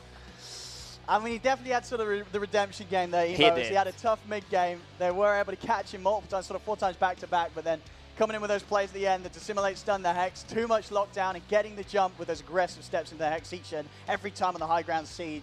But yeah, with question marks like that, I'm glad this series is still going. We're going to see what happens in Game 4 as it really is heating up here in the Grand Finals. As IG with that 3rd game, they'll bring it to 2-1. You love to see it. Oh, we're going to a 4th game, and that 3rd game, that's what we came here to see. Not necessarily the result of it, but the play of the game itself here with Gods and Lizard. I could not be more happy to be wrong with my prediction, because more Dota with these 2 squads. If it's going to be like that, I'm all for it, Gods. It was spectacular. The game, the storyline, Emo finally kind of getting his revenge. You could see, it was so much I think, built-up frustration because EG had been tipping him game after game. He's the player who's been disappointing this series, playing his worst Dota of the tournament, and EG knew it. That's why they keep tipping this young, inexperienced player, and he finally turned around, got his revenge, and took a game off of EG. Oh yeah, that question mark, I'm not question mad. It was personal. It was, yeah, but he dedeserved that question mark put down there, because yes, you are absolutely right. After all the definitely tips. made him feel a little awkward in this game also at times. Yeah, after all the tips, you can't really take it, against him. That question mark. He deserves it. It's when he can't tip all 5 players, so he's like, I guess I'm going to all check because I can't tip 5 people at once. Yeah. This game was far from perfect when it comes to IG and how they performed. Still, they had, some of us predicted, a much more solid of a draft than before, and they had a late game potential that can carry the game. This idea that you can link up a Sven and that he won't be able to deal damage only goes so far into the game, after which it falls off. He just gets plus 500. Yeah, you can link him, but he's going to kill you while you link him in a couple of seconds. You want to link him and stay as far away as possible as a Razor. Anytime Sven was on top of an enemy hero, they were getting deleted. And we saw time and time again, Abed Storm had a rough one. He had a great started well. Yeah, started well, but the turnaround came from him just kind of overstepping, being a bit too confident. The first one, the mid lane, where he goes in, Lotus Orb, pulls himself, gets blown up. That was pretty much what turned the game. It wasn't only him that got caught there. He caught himself and Arteezy too. The poor Razor was just there. And that can happen once. I think EG's okay, but then there was like multiple more fights. You'll see it again here where he goes in with the BKB, but Sven has an Abyssal Blade. He itemized, ready for the Storm Spirit, so it was just really good play coming out from the Sven. There was a move on the top lane as well where Fly outplayed him a little bit, held that Minotaur Horn for the last second. Yeah. Abed jumps on top of him, he pops the Minotaur Horn and turns because he couldn't pull him, he couldn't actually do anything. This is the one where Sven turns around, gets the bashes or Abyssal. Is this the 1-star Uber? No, this is the good Uber. Ah, this is the good Uber. This is the 5-star. This is the 5-star. Yeah, there was. Fly. Yeah, there was one star Uber coming from now JT. I gotta walk back. Yeah. You mentioned that it wasn't the cleanest game from IG, but it wasn't the cleanest game from EG either, Oh, because 100%. they did look like they were gonna take this 3-0. And if you were to ask me 20-25 minutes into the game who's gonna win this, I think everybody watching that game would have said EG is taking this. And then they do make those misplays, and IG being on top of things, able to for sure. capitalize on that mistake. For sure, but you also have to keep in mind that they had this early aggressive draft that we've seen in the game 1. It worked there. However, here you can't allow yourself to make too many mistakes. If you do, the enemy team just comes back, especially when they have a Sven. Sven is not the Void. This hero does hurt if he gets a couple of items, and they secured his farming patterns well enough. They secured the Ancients and made a couple of mistakes. Emo as well, throughout the mid-game you could see him jump in, catch crit, then Yule himself, and crit for me still was the outstanding player of this game and the series so far. If I was going to give someone an MVP, it would be crit. But we should try to give an MVP to the winners. IG, they had, I mean, Fly on the Sven obviously played really well. I think Emo stepped it up. Yes, he had some misplays as well, and he definitely did struggle a little bit, but he came out on top. For the question mark. For the question mark. He added a lot more spiciness to this series. Yes. So yeah, not a perfect game from him, but the kind of game that is going to give you a lot of confidence going in game 4. So I think you've got to really feel like Emo could step it up even more going into the next game, just based on what we saw at the end. The Emo redemption arc. Yeah, did they awaken the beast? They might have. They might have. Like this game, it felt personal. We saw the question mark. Could there be a reverse sweep? Because I feel like this is the sort of game that can put in motion some momentum on Invictus Gaming, because they look like a different team compared to the first 2 games. 100%. And my question is, how many times can Crit perform on such a high level like he did in the He'll do a 5 first games 3 games? Needed. 5 games? I feel like I can't remember the last time I saw a bad game from Crit. And I think as far as reverse sweep goes, I think, you know, we've seen EG lose games. It doesn't throw them off. I don't think EG is going to suddenly be playing bad Dota, but it's more IG is going to have a lot more confidence. They're stepping up. They've made the tweaks needed in the draft. I think banning Beastmaster was absolutely crucial. To me, it should have been maybe done after game 1, but I don't think we're going to see EG get to play Beastmaster again. Well, there's a very high chance that this time around it will be IG on the side that has to ban IO and Puck, meaning Beastmaster might be in the pool. It's difficult. I mean, do you want to give Abed Puck? Is that a thing? I don't think you do. Like, what would you rather have, Abed Storm or Abed Puck? He's going to go out of control on both, I feel. We're going to have to wait and see what happens in the 4th game of this best of 5 grand finals, because that is right around the corner. Maybe a little bit of a longer break this time around to give players also some time to eat a bite. Sometimes that happens after the 3rd game, so we'll have to wait and see. And while we're waiting, we can get ourselves be comfortable, because we have our lovely Secret Lab chair partner getting us comfortable throughout this entire major, getting the players comfortable as well. And if you want to experience some professional grade sitting experience, you can get yourself one on secretlab.co. Make sure to check that out in the break. It will give you loads of browsing pleasure and perhaps some sitting pleasure at the end of that as well. We'll see you right after the break for Game 4.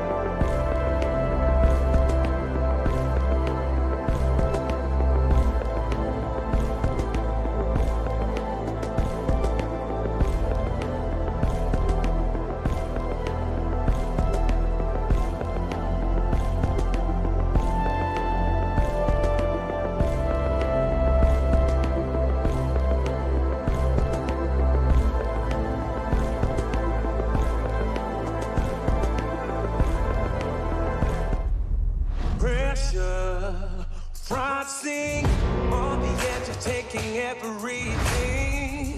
Life is a game, I'm born to win it. See me burning through the atmosphere. I'm born to win. Your life is a game and I'm born to win. I'm born to win.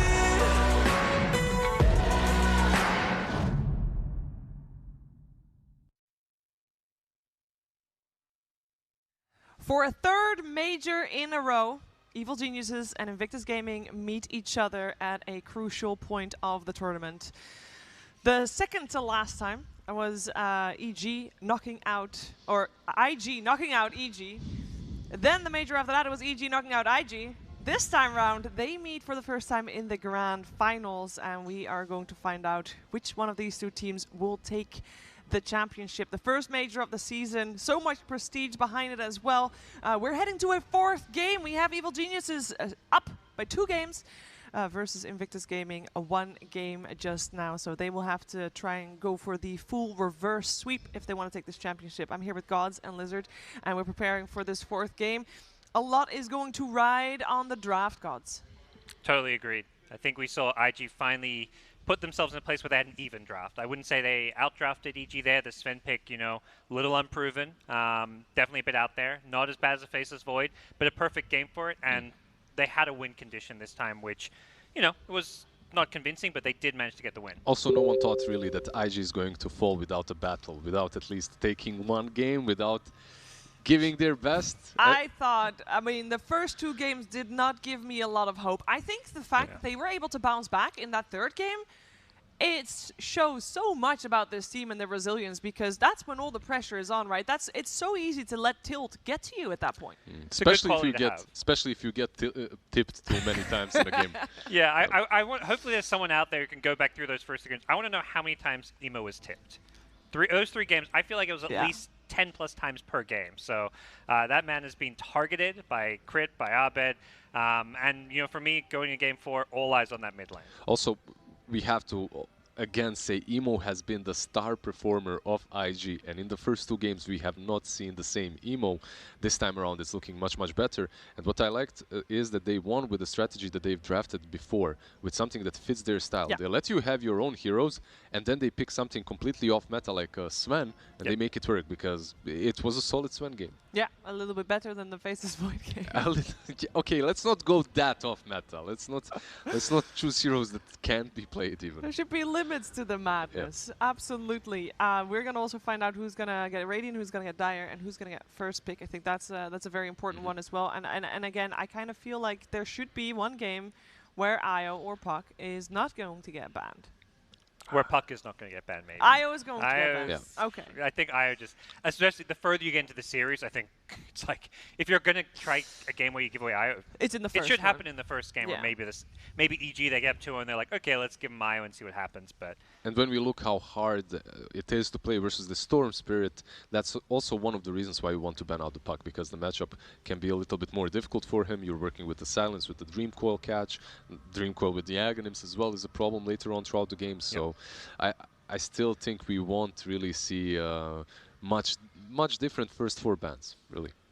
Maybe much different first couple of picks. We saw Storm Spirit and Earth Spirit 2 times, 2 games in a row on the side of EG, and it's just, it feels too good to give away. You told me about the Crit, playing Earth Spirit 5 games in a row, and if necessary, he's going to play them on the same standard. What do you think about Abed and the Storm Spirit? He'll play 5 games if needed. I think where EG is going to look at their... I mean, I don't think they necessarily think they got drafted. Clearly, the way the game was going, they had a big lead. They were going high ground. They're going to feel like they could have won that game.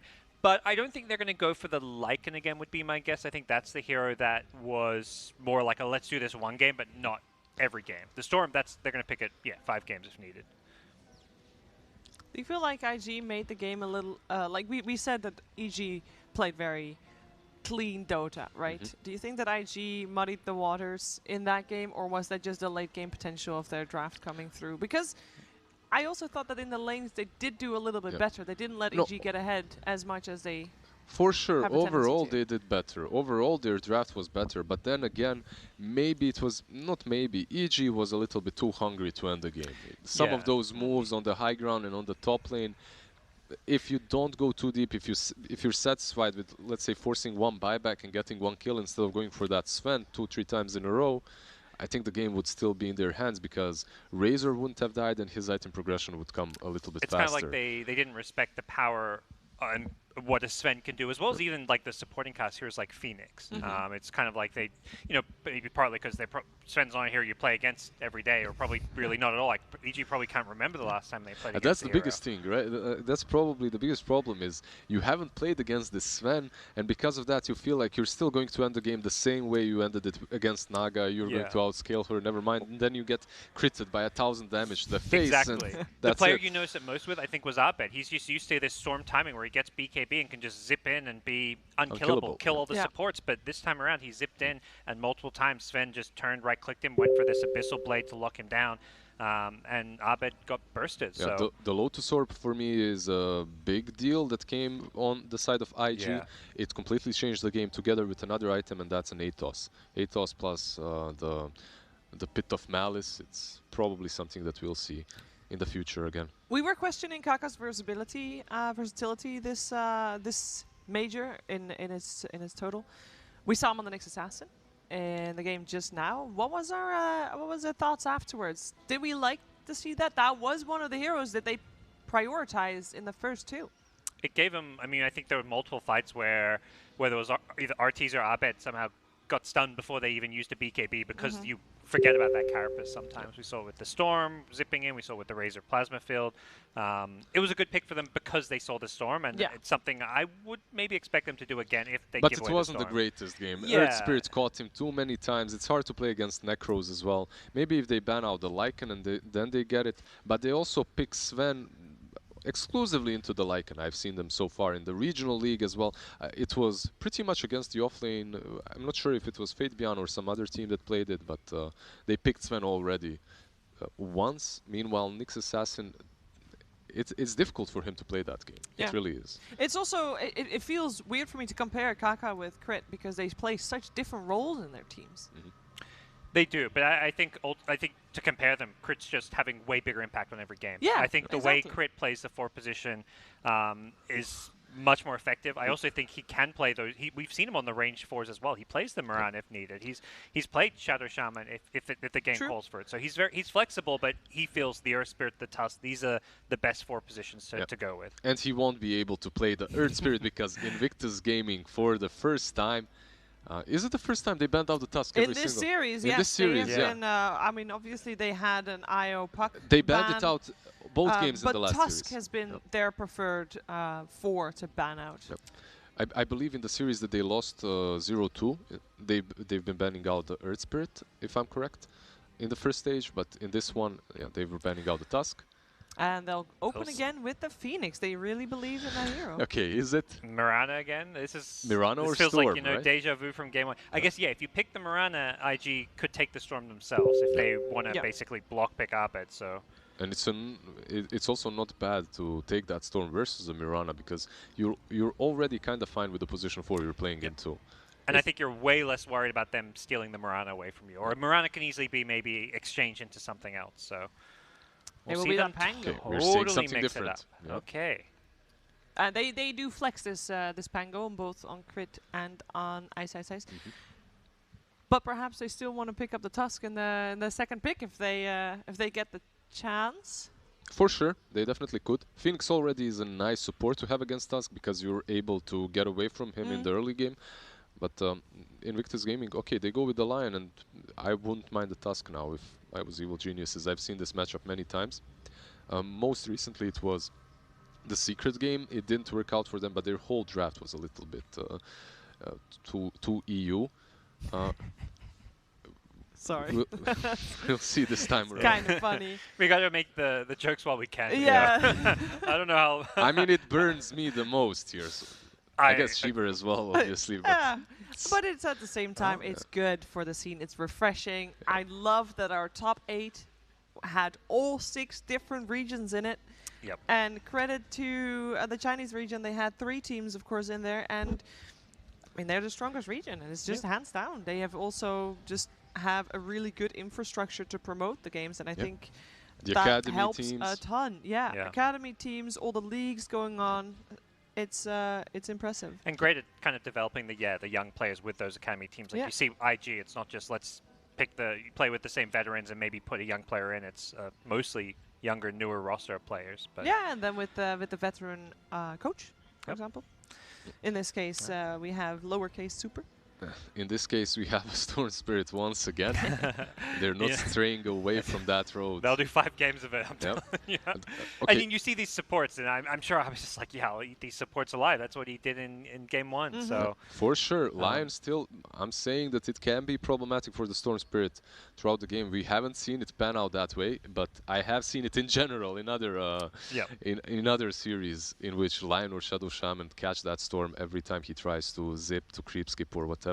Now, what my thoughts are, obviously the Juggernaut versus the Egg. What about Bloodseeker? Will Evil Geniuses let that go through to Fly or not? Because they do have the Pango already, and there is no chance for IG to counter it from a support position like Grimstroke, let's say. Would you consider Fly someone who would be willing to pull out the Bloodseeker? Oh, for sure, 100%. He's one of those carry players that can also be put in the side position. Meanwhile, Emo takes over and becomes the true win condition from a Morphling or something similar. They played Bloodseeker in the series that they played against EG earlier on in the tournament. Actually, that one didn't go the way they wanted it to, but it does prove that they're comfortable with it, for sure. One Void Spirit banned out by Evil Geniuses, securing, well, not necessarily securing the Storm, just banning out. Maybe the Squab ban is a bigger issue for the Storm Spirit than the Void Spirit team. They ban that every single game. I think they pick Storm. Yep, and that's every game. So what lanes well against Storm Spirit? If we're going to focus on the Emo versus Abed lane, what do we want to see against that Storm? I mean, we've seen Death Prophet, I think, being one of the better mids against it, but it doesn't seem like a perhaps emo hero. It's not as flashy kind of carry the game. But I mean, honestly, I've seen Death Prophets kind of carry the game in their own way. But for sure, but it's all about moving from one objective to another and playing around your team, not necessarily being the star performer that's able to question mark afterwards after some good plays. Alchemist banned out by Invictus Gaming, and for me Storm just feels like in a really good place in which you don't have to protect him with way too many bans. I at least haven't seen heroes just dominate that lane too hard. Especially not with position 4s coming by every time. It feels like normally that period is the first where Storm would struggle. But if your position 4 can help you through it, you're good. Well, and particularly against these teams who are doing the line shaman supports, they don't rotate mid. Yeah, and I think that's where, you know, EG's run through this bracket. The team they played, LGD, IG, the mostly Chinese DPC teams, they do run those ranged 4 positions that they're not the non-roamers. So they don't play against a crit who's on Earth Spirit camping mid. And then they don't give IG the chance to pick up the Death Prophet. They pick a DP themselves, but also this DP and Pangolier may still keep you thinking which lane they're going, how are they going to lane. Pango can be 4, Death Prophet can be 3, Death Prophet can be 5. Yeah, I think they've run it mostly on 5, but I want to say there's been one Ice game maybe on it. Not in the not DPC, here, okay. or rather not in the major. Yeah. Yep. So we're expecting it on Fly. Yeah, usually that third pick is where they pick Flies here as well, because they feel like, okay, let's just pick out 5, not reveal too much. So perhaps leaving the Pango more flexible. But yeah, when you think about position 4s that are still able for EG, that task is still in the pool if they wanted to snatch that away. As if they wanted to pick the Pango off lane. I like the Mirana a lot too. Like you're playing into the Phoenix, it lanes well with the Pango. For sure. A little bit greedier, but it seemed to suit EG going back to that game 1 draft. And Invictus Gaming, they've already shown 2 supports, so it's going to be an Ember Spirit. Okay. Just a spirit, right? Yeah. Any spirit against a Storm Spirit will be okay. Yeah, your lane maybe not going to be the best, but you've got to have a way to not let Abed just have this free reign over team fights because there's no control for him. I feel like it's a skill-based matchup in which still Storm Spirit is the big brother that takes over eventually. If he goes for aggressive builds, like an Orchid early on, he can still hunt you across the map, and it becomes a little bit harder, but still, it's a it's a spirit on spirit, like Parker said. It's really down to the player. And I think another good adjustment we're seeing from IG is they're not over prioritizing picking JT's hero too early. They realize they're going to get something for JT. He's going to have a game, but you've got to make sure you get those key supports and the heroes for Emo. Yeah, we still have Mars and Timbersaw in the pool. Could also go the way of EG, by the way. There's still that potential as well. Because EG hasn't banned any, right? Like they banned what 0 offlane heroes so far? Yeah, the only one is of course the Beastmaster that IG banned at the start. If you pick, let's say, a Timbersaw on IG, it's fine, but that Prophet has a lot of damage against you. If it's a core Storm Spirit as well, is a bit problematic, so might not be the best option, but JT is a phenomenal Timber player, so it could work. The Mars perhaps a better option that you mentioned earlier. Do you want to see the Underlord from him again? Still in the pool, of course. I think that's matchup dependent, so maybe depending what EG pick here, if they pick a carry where the Underlord matches up well, or an offlane. I mean, last game against Lycan, if they pick Lycan again, 100% pick Underlord. Yeah, they picked it versus the Lycan, but also it did do quite well versus the Spirit, versus Storm in particular. The Atos, the Roots, the Pit of Malice. We talk about this hero a lot, right. and we see it banned against EG, but this will be the first time that they actually get to play it. Yeah, first time on the major that I'm seeing it, so looking forward to watching the position 5 enchanters. This should mean that Prophet is offlane and Pangolier is 4, right? Because I don't think Crit will play that Prophet. I haven't even seen position 4 that Prophet this tournament, so yeah. What are the positives? You have a very strong lane. You're strong versus the Ember Spirit with the enchant. Besides that, I don't feel the enchanters in the meta. It's only Secret and EG that are rolling it. Liquid, but yeah. Ooh, the Troll for the first time, I think, not banned in the second phase, makes it through. And will be on the side of Invictus Gaming. Are we okay with this? I know that there was a little bit of a too greedy draft in the first game of this best of 5, and it's edging that way, depending on their last pick. From who do you think? From IG? From IG. The draft looks very solid. Yeah. I think they have what it takes, and they just need a solid offlaner with some stuns that can protect the egg and bring that teamfight potential. They have Skirmish from the Ember Spirit. Troll is a good carry to rely on. In the current meta, there goes the Mars, so we won't see that. And they banned out the Razor to protect the Troll Warlord as well. Yeah, I feel like we'll have to see where EG go if they try and go back to that more farming style. I think typically when they pick the Enchantress, it's because they are going for that greedier carry pick. They could try pull out something like the Arteezy Terrorblade. Oh yeah. A hero I thought we'd see more of, because there was so much Terrorblade during the group stage and it was doing so well. I'm like, well, that's signature Arteezy hero, but EG. We could see it. I don't mind the Ember too much into the Terrorblade. Like you get that, you can itemize properly against him. It's still decent versus the Troll. Troll used to be pretty good against TB. I think it's a little bit easier to play it this time around, and Monkey King banned out by IG. Surprise, my Monkey. Yeah, oh yeah, by the way, this hero still in the pool. Usually first pick, first ban in many games. How do you feel about a Monkey on EG? Is that something Arteezy plays? I haven't seen it too many times. I think Arteezy plays every character. I'm sure he can. It's one of those things where I imagine he's played in pubs and stuff, but it's never been a go-to hero of his. Or, usually I think EG in the past have even run at mid, if anything. But so go-to heroes would be Wraith King, Terrorblade, right? These types. For Arteezy, yeah. Ursa even. Please tell me this is not an Alchemist game. It's banned, unfortunately, for EG. It would have been. They love Enchantress Alchemist. Sorry, I missed that for a second. It might have been a Bloodseeker game for EG, so it gets taken away by IG.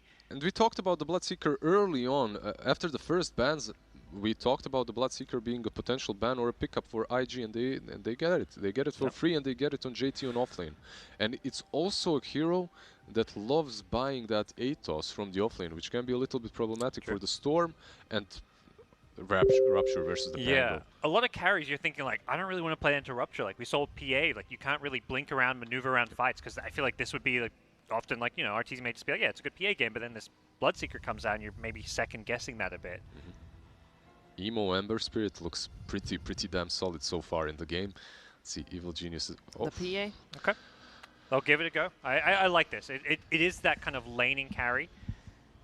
I've seen this story before. I've seen Bloodseeker into the PA. It didn't work out. That for was PA. EG against... Yeah. Was it against IG maybe? Or I think it was against LGD, Ame's PA. I got some pensive thoughts or faces next to me here.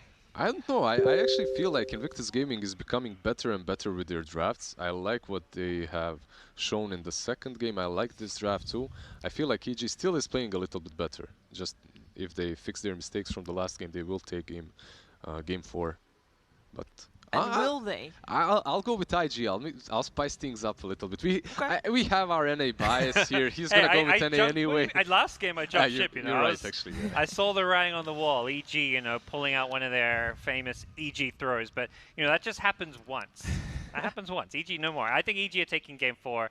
I like their drafts, the adjustments they made. What's the website again?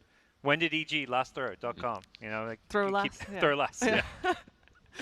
Will they be able to throw this game? This looks like a little bit more of a game that is, it's less likely for them to make mistakes, or if they do, it's easier for them to recover from mistakes. But don't take my word for it. I'm also curious to hear what Lacoste and ODPixel think about this one. What do we think? What do we think? What do you think? I don't want to put words in your mouth, Lacoste. All right, not this time. No. I'm thinking, you know, Pangolier has a counter. I think EG also spent probably like 20% of their time between the games to think about the draft, 80% of the time how to counter that question mark, because it's a mental warfare out there. Oh, it really is. I just saw everybody tipping Abed on the side of IG. Sorry, guys, you're missing all of that. Owen, what are your thoughts for this game? I'm just very excited to see it. I'm very happy that we're getting to see an RTZ PA. I think this is going to be one of those carry heroes that either just is explosive, pops off, and carries the whole game on his back, or he's going to look very underwhelming. So a lot of focus on whether RTZ is going to have an amazing game, or if maybe that question mark is going to tilt him off his sort of game. All right, I can't wait to find out how this one's going to play out. ODPixel and Lacoste, take it away. Thank you very much, Shiva. Yes, getting ourselves ready for this 4th game now. 2-1 at the moment. EG still with the advantage here in this best of 5. And Lacoste, you know, I've got to ask, if you're getting question marked, are you playing better the next game, or does it get to you? There needs to be some kind of response. You know, you need to have a strat prepared for this, because you cannot let this not be punished. Like, you need to punish the question mark in the old chat. You need to start tipping. Like, if Emo gets killed, I expect all 5 tips, you know, just straight going onto him. Now, let's see what sort of game Emo can have. We saw last time Emo had a really good start, had a tough mid-game where a few over-aggressive moves did hurt him. And then obviously was able to pick it back up in the late game with that level 25 Void Spirit. So eyes on him. And overall, what sort of jumps out to you as being necessarily strong, weak from both these drafts? IG, they have like a good laning stage. You know, Troll, pretty much he always finds a farm, goes back to jungle, farms that Battle Fury. Emo on Ember Spirit has been really impressive. Like, whenever you have Ember Spirit, you need to have something that deals the tower damage. JT on the bottom lane, on a Bloodseeker. We've seen what Bloodseeker can do, either to position 4 Pangolier or to position 1 Phantom Assassin. Like, it just kind of cripples your TZ played the exact same matchup. I believe it was the first game. And, like, you can't blink. Like, you blink, you take the damage, it's going to be hard. Also, JT should have a relatively good time on the bottom lane. Playing into Phantom Assassin, there isn't just not enough damage to threaten a kill, I would say, on a Bloodseeker. He has 6 armor, starting with the magic stick. One thing they need to do is block the big camp. Just Kaka needs to body block the big camp, and so Fly can't get the big creep. Top lane, Ollie nearly gets taken out there, just has to put the fire, and the salve here is crit. And ISO starts to get aggressive onto him. Spot him, yeah, these blood rights. Fly's got to be careful. Kaka, especially when they hit level 2, they're going to have good setup to hold either Fly or Arteezy in the blood right. Yeah, that's what you want to have. Whenever the Bloodseeker is picked, you want to have some kind of slow, some kind of stun to pair it up with the blood right, keep them inside. We'll see how things are going in the mid lane. Pretty even so far in the early levels. Now, Arbed seems very comfortable now into the Storm with the amount of games that we've seen them go for it in the draft. He's just heating up. No, these were just practices, and this is the game that matters. Oh, Bloodseeker. Gonna put the stick charges. Arteezy turns his attention over towards Kaka. The Bloodbright's down. Arteezy's got to back up, but the Hex is going to catch Arteezy inside of the Bloodbright. JT and Kaka, they're going to dive to finish off the kill. They'll get it. First blood for IG as they take down Arteezy. Stuns back up from Kaka, who look to Fly. Nearly getting both of them. There's Fly. Down to the last couple of tangos. Does have a salve coming out. But smart moves there from IG as they bait Arteezy in. Bloodseeker is so tanky, like you could see him holding on to the Fairy Fire, comes back in, Magic Stick, gets some heal from the Thirst. It's a lot of damage, you know, because there was a fight going on, they could not block the camp, so Fly will take over the big creep. Now they need to be careful. Having Hellbear Smasher with that clap, it's a lot of damage. It's a 150 damage. See Mid crit coming in for that extra bit of damage onto Emo. Emo's got the Fairy Fire, but can he get one more hit in? He can't. Emo's going to be fine, still has 2 tangos to keep himself in the lane. Okay, here we come. What did you learn? Tips, a bit of a voice lines used. This is a standard crit move from position 4 whenever he has any kind of slow, any kind of stun. He hides and then TPs to the mid lane, leaves some solo XP to Ice Ice Ice. I mean, yeah, sure, gives it the opportunity for solo XP. Is he actually going to live here, Ice Ice Ice? Not quite. Fly, just enough damage there to take him out. Yeah, that Orb of Venom actually making a difference, you know, just holding him a bit closer to them so they can deal the damage. No. As we see in mid, Arbe getting bullied back a little bit, does have a salve, and again, multiple mangoes and clarities coming out to keep him in the lane. That 4-minute power rune is going to be incredibly important here between these two spirits.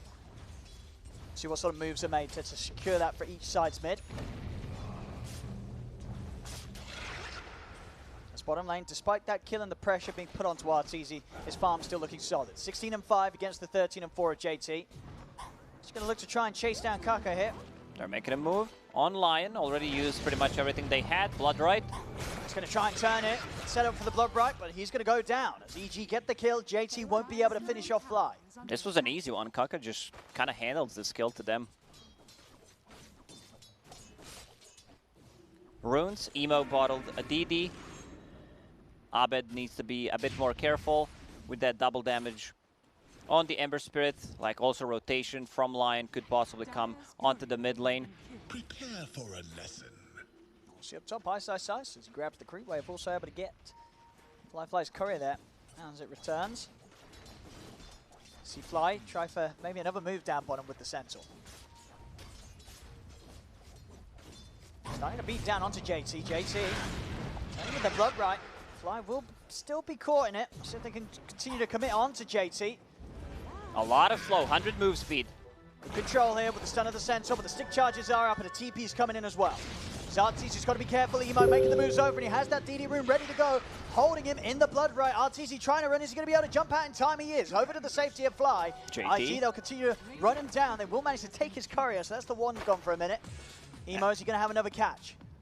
He's still closing in on Arteezy. Chasing him away from the lane. Arteezy needs help, and he wants to blink out once again. 2 blinks. He lost a lot of CS, but so did JT. But JT realizes, you know, I'm not going to chase. I do not have boots of speed. Instead, I'll come back to the lane and get some extra levels. Also, I want to see another point in a Bloodbright. He went for 2 points in Thirst. It got nerfed, you know. This spell was so OP mid lane. They're going in onto Arbed. CP coming in. Arbed, he may just be able to turn and take down Oli. Pops the Fairy Fire, but Emo's chasing him down. Burning him. It's not enough though. As Arbed will live, and now Emo underneath the tower. Fly's going to be able to turn and pressure Emo. So Emo's got the bottle charges, salving up as well. He's out of mana, does not have enough for a spear. Oh, that was so close. Like if that connects, he's just straight up dead. The slow from Orb of Venom damage must just be enough. Top rune, haste. Emo, his bottle will get refilled. Won't be able to grab that haste though. As Arbed, he's going to have that. Play is definitely possible to me be made. As for now, okay, looks like he's going to use that boost of movement speed to get around some jungle camps. Maybe look to just head back to base, get that reset, and look for some sort of TP gang, because it's level 6 has been hit. Arbed can look to make an impact on the side lanes if he sees an opportunity.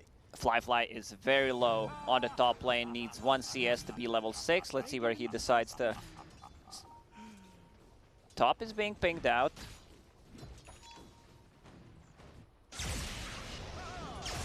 Move on a mid. He just uses Remnant, gets back to safety. Arteezy not getting too much out of the bottom lane. That's spent quite a bit of time moving away after Emo came in and chased him away from this. So Arteezy having a bit of a slower start because of this pressure from IG, and now IG getting some damage done to the tower. Arteezy still left on his own on this bottom, as we see Fly has to TP over towards the mid, get the bottle refill for Abed. Top lane Crit continue to play into the faces of Ollie and Fly. And now they smoke. They need to help Arteezy. Yeah. He's level 5, 7 minutes in, doesn't have too much CS. Like, Dead Prophet has more CS than Arteezy right now, which is kind of worrying, so they need to gank his lane. Let's see if Abed can get the jump in. It's Kaka. He's going to start things with the stun onto Arteezy, but IG, they are relatively aware of this. They'll try and lead in, but the Hex and the Bloodbright laid down will stop them from being able to close the gap onto JT. In fact, this might stop them from getting Kaka now. Abed's going to look to dive. He's able to dodge the stun, gets in on top of him. They'll be able to free up the space for Arteezy on this bottom lane a little bit more now. Even though there was a good Hex into silence, they still get the kill on position 5. They wanted to kill Bloodseeker there because he is, you know, he's more farmed than Arteezy at this point. Like, he has 14 denies, 32 CS. Mid Emo. Going to see the jump from Abed and Fly. Quick remnant back to the mid, but Crit's around, and he's picked up the Arcane Rune. Emo up to the high ground, and a TP coming in from Kaka to stop EG from diving with the 3 of them. Seems like the story of this major for the mid laners is refill the bottle. Like, whoever can die, whoever can go to base, just please refill my bottle so I can keep playing aggressively. Wow. And in Secret's case, it's oops, I shouldn't have picked up that bottle. A lot of bottle shenanigans around the mid lane have occurred this tournament. Yeah, no one lost their bottle in this game. That's what's important. That Prophet is level 6, so they can start putting some pressure on the top tower, because Troll does not want to be in the lane anymore. No. Someone else needs to be there. I'm not sure if they can defend. Like, one thing they can do is possibly rotate another hero to the bottom and just outnumber them in pressure. And that's exactly what the Fly does. Like, he wants to get a trade from it. Our top lane space is there for Ice to commit with the Ghost. This tier 1 will be taken down by EG. No defense from IG as they look to just try and find space to get the farm going for Fly. So it will be a trade. Bottom tower dropping very low. They know no one is there. Defending, JT going for a road of Atos, which I really like, against the Phantom Assassin, against the Storm Spirit, and of course, good setup for Bloodbright. Getting a little bit baited here as Karka's able to step up and turn things with the Hex and the stun. They lock down Abed. As Abed, a very aggressive move there as he starts to punch into Emo, but Emo's got backup. Emo also needs to be careful about using those tips straight away. You need to save some for the mid and late game. Yeah, tip management, a very, very important level of resource management in Dota 2. Especially in games like this where quite a bit's on the line, major grand finals. You've got to make sure you're ready to hit your enemy when it hurts. I'm looking at the chat right now. A lot of question marks. Seems like they're not. Chat does not know what we're talking about. Like, we need to explain things. It's a very confusing game, Dota 2, so I think it's the natural response from the viewers. They're like, what is this? What's happening? Like, everything needs to be explained. No one knows anything. 2021, what a year to be in. It's big Crit. He's going to roll. He's going to TP, but the blood, ooh, he has to stop it. He has to stop it to stop the bleeding. You just die. Like, if you try to TP out at these early levels when you're not tanky enough, you just straight up die. Zima making some good space to push in on the mid here with JT.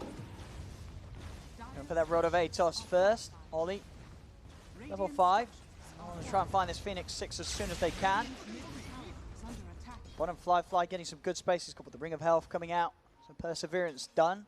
On the way to the Battle Fury and still sitting at that top spot on the net worth. Arteezy also making steps towards his. Picked up the Broadsword. Yeah, you want to get, as a Phantom Assassin, if you did not pick up Ring of Health in the laning stage, you really don't need it for the jungle pretty much.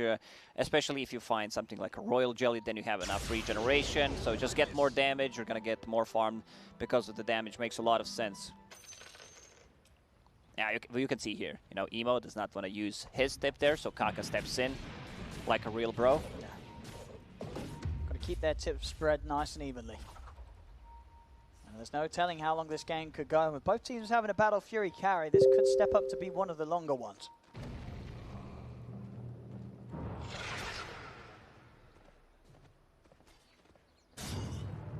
Zemo coming in very aggressively here. Arbed's going to be able to set things up. The silence from iSide's not quite there in time, as Emo's able to just escape. If they connect with that silence, roll, and another roll bounce, I think they have enough damage to bring him down. They also have enchant, so they can dispel his flame guard, which is a pretty big deal.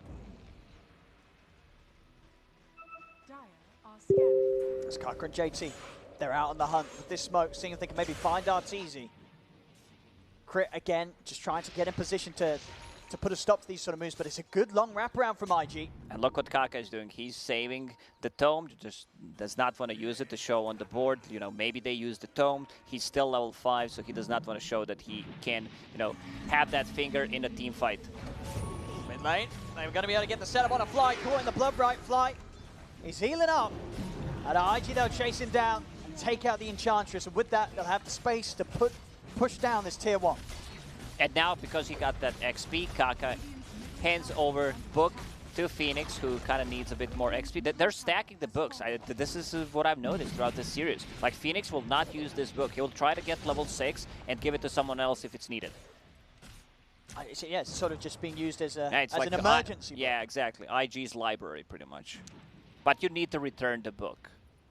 Otherwise, the police gonna get you. Yeah, the fine's gonna be heavy.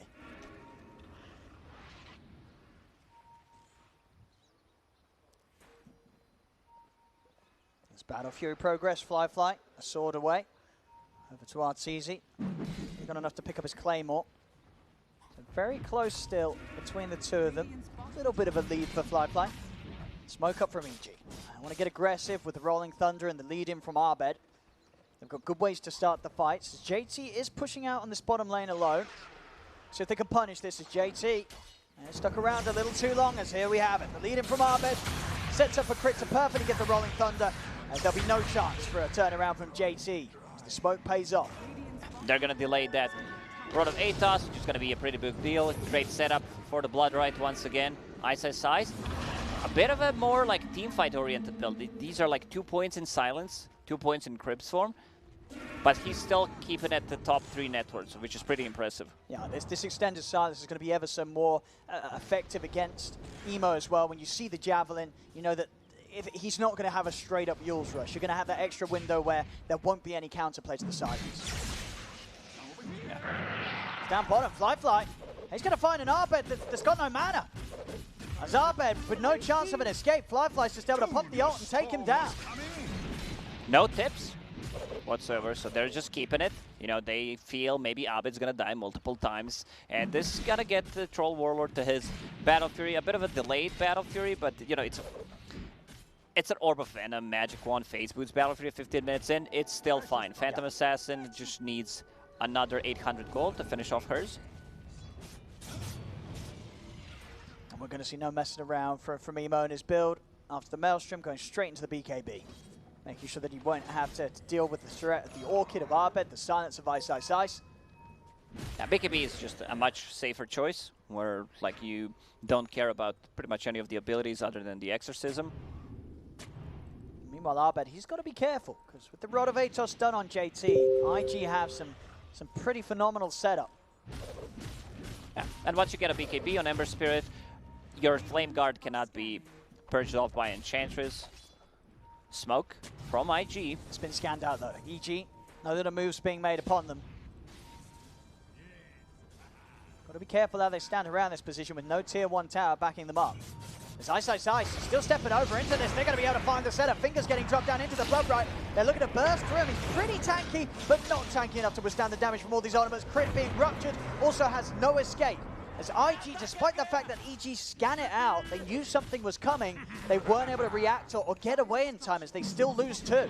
Like, they tried to pull themselves a bit more towards the north. They thought that Prophet can potentially, you know, tank all that damage. She's super tanky. Like, look at all these small items on Ice. Power Treads and Strength, Wand, casual urn, casual medallion. Like, he does not have enough items for everything. Like, just wants to use the raindrop, put the cloak in, going in for a BKB. Emo, what the base damage here? Arbed, he's got to run. He's going to chase him with a remnant, see if Emo's got enough mana. He hasn't got another remnant to play with, so Arbed will manage to get out, but a lot of damage being done there. I think Emo pretty much got 2 back-to-back Maelstrom procs off on him. A bit of a different game for Abed. Like, they managed to shut him down in game 3. Also in game 4, he's not having that good of a time. It's gonna be like 17, 18-minute Orchid. It definitely seems as the games go on in this series, with the amount of times they've had to play against Arbed Storm, each and every time IG getting a little better at dealing with it. And it's a huge difference when you're a carry who's like, when you compare 2 Battle Fury carries, like ones get Battle Fury, let's say 2 minutes before, like his items just skyrocket. Yeah, Fly 1.5k ahead of Arteezy right now. And arguably it's a little easier for Fly to fight as this time as a troll compared to what Arteezy's going to need on the PA before he can really turn up and be confident that IG aren't going to just handle him completely. Another smoke from IG, no scan this time around for EG. Orchid is done. Dire, now they connect with the scan. Ice has got to be careful here. So EG should know something is up. You see this kind of a scan, no one showing on the lane, you pretty much know they're smoked. IG, they could look to Roche with Troll. Especially if they catch a kill off. This is Kaka. He's got the opening onto Arteezy. Arteezy needs help, and he needs it now. They're going to have the magical damage holding him in the blood right. Arbed zips over to the side. Arteezy getting low. He's backing away. Arteezy will remain alive for now, but over to the side. Flies on top of Ice. With the supernova going off, Ice will fall. Ice giving away his life for Arteezy. Uses a nice silence. Silences the Bloodseeker, so he can't use Rupture on him. And as you said, like, they're going inside a bit. They have enough damage coming up from the Troll, but they need to be a bit more careful. Dead Prophet will be out, no Exorcism whatsoever. Let's see if Abed Storm wants to jump in. Silence online. Artillery has a blink. Abed, he's coming very close. They're going to turn. They've got the chains. The Root setting up onto Abed. Abed hexed up. The finger comes out. Abed's gone. The dagger from Arteezy will bring down Kaka. So it's a 1-for-1. But IG still with the strength to push back EG away from the pit. Rolling Thunder is available. Can they go for any sort of steal? Crit. He's going to try and start something off. Good Rolling Thunder. He's going to get a perfect angle here over the 3 of them. Arteezy's jumping in as well. They'll bring the Troll down. They'll take down Fly for the Rolling Thunder. Bounces over to Emo. Emo pops the side. Fish jumps out. But Arteezy gets it. Arteezy's able to pick up the Aegis. JT's got to run, but he can't, as Fly will take him down. EG with a perfect fight around the pit as Crit gets the exact time to jump. Man, he just got that Rolling Thunder off cooldown, goes in. Like, it does not get better than this. He goes in, gets the multiple, bounces off the walls. Arteezy goes in, gets the last hit. Who got the Roche kill? It was EG as well. Yeah, it was EG. EG got it all. They get the kill, they get the Aegis, and the timing there from Crit couldn't be more perfect, as IG were trying to finish it off, trying to commit, but the Rolling Thunder just creating a huge problem for them in this area, as they have nothing item-wise to deal with that. They have there are no BKBs yet, so I believe Bloodseeker needs to use that Rupture on him in the team fights. We've seen what he can do, and Chancellor's getting caught. Should be an easy one. Actually having to use Rupture to guarantee it there. As now with the Aegis on Arteezy, he's going to be at the point where 500 gold, Desolator's going to be done on top of the Battle Fury, and usually in this sort of a game with that amount of disable, you're probably going to look to try and farm out the BKB, but now because he's got the Aegis, EG could look to get aggressive already with just the Deso and the Battle Fury. Yeah, you can skip. You can afford to skip the BKB here. If he does not have Aegis bottom lane, Storm just going to zip out. JT not fast enough to use the Road of Atos. Next fight could be very scary for IG. Aegis Deso coming out on Arteezy. Regeneration Rune actually will already be popped. We won't see that being saved for the fight. May have just been timing out. Anyway, the EG, they're looking to go. They're smoking up, they're heading over. As the outpost, of course, still in their control, so Arteezy can TP over to get involved if he's needed. And he might not be. as they'll get a very quick and easy kill onto Ollie. Over into the trees, they're looking for JT, they've found him. As Arbed enough mana to close the gap, crits in with a follow-up. EG, they'll catch and kill the two of them. Yeah, they're gonna give this kill to Storm Spirit. Rupture used. Once he respawns, he will have another Rupture, so it's all good. Just tries to make something happen, gives them a charge on a magic wand. That's the bad side of it. So Deso done on Phantom Assassin, and now they can start playing aggressively. They still have 2.5 minutes on that Aegis. Phantom Assassin just, oh, and the double damage, because why not? Oh boy. Level 15 on top of that as well, so Blink, cast range, Phantom Strike. Here come the crits. They better, you gotta watch out. A stray dagger here from Arteezy could just take your head off. IG better hype, but IG's coming up. Fly and Emo stepping forward. Arteezy remaining hidden in the shadows. We're having a TP over towards the mid lane. JT. He's spoken. Like, if he gets the crit, he's probably going to try to jump, fly, gets the last hit on the tower. Just too much damage coming up from Arteezy. Definitely did not expect that. And with that play around the pit, Arteezy very much closing the gap between himself and Fly's Troll.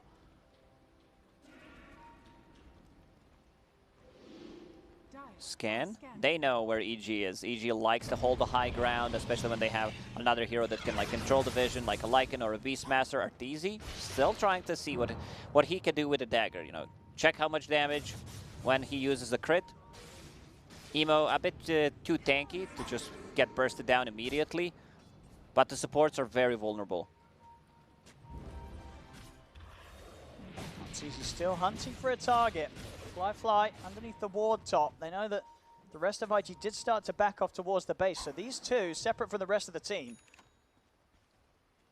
Good reaction time from Kaka. Jumps away from a Blink dagger, from a, dagger from Phantom Assassin. Oh, look at the armor on Bloodseeker. He has 34 armor when he's sitting next to tier 2 tower, has a Dragon Scale, has armor talent, phase boots, and this hero just has a lot of starting armor to work with. They're waiting for 2 BKBs. One on Emo, which is done. One on Troll, which will be done in the next 30 seconds. Aegis will run out in 20. Crit. He's going to look to roll in there, but get the jump straight around to the Phoenix to make sure there's no supernova. Ollie goes down. Crit over towards the Bloodseeker. Arteezy closing the gap. They're trying to get the Bloodseeker out of this as Emo commits with the BKB, but the crit's coming out from Arteezy. Emo's got to be careful. Crit's still alive. Crit, but Crit's going to live. A big dip from Arbed comes flying across the map over towards JT. He's going to look towards Emo's while the BKB wears off. He managed to jump back. Finger. Start the finger. They burst down Arbed. Arbed to pull. The chains controlling Arteezy. Kaka jumping in as well. The ghost around from Ice. Aegis is gone. Trapping him underneath the tower. Ice trying to keep himself alive with the Cyphers, but the damage is too much as Ice will fall. Flies out with the TP. Crit and Arteezy, they'll also be able to get away. As IG, they do buy back their JT. Buying back to get back in the fight will allow them to push back the rest of EG. Fly, keeping Crit alive with the Glimmer Cape and the 4 points in Nature's Attendance. They don't get the kill. He stops the Rolling Thunder immediately. They also needed to use the buyback there on a Bloodseeker. Abed needs to be a bit more careful, you know, how he's zipping in, controlling his mana, because the rest of the team was just not there. They were focusing the other stuff. So Arteezy, he was thinking about, you know, maybe I can get away with a Basher. BKB is a much safer choice. You know, BKB is a BKB. He's got to build defensive. Ice, he's already managed to do so. BKB is going to be done on Ice for the next fight.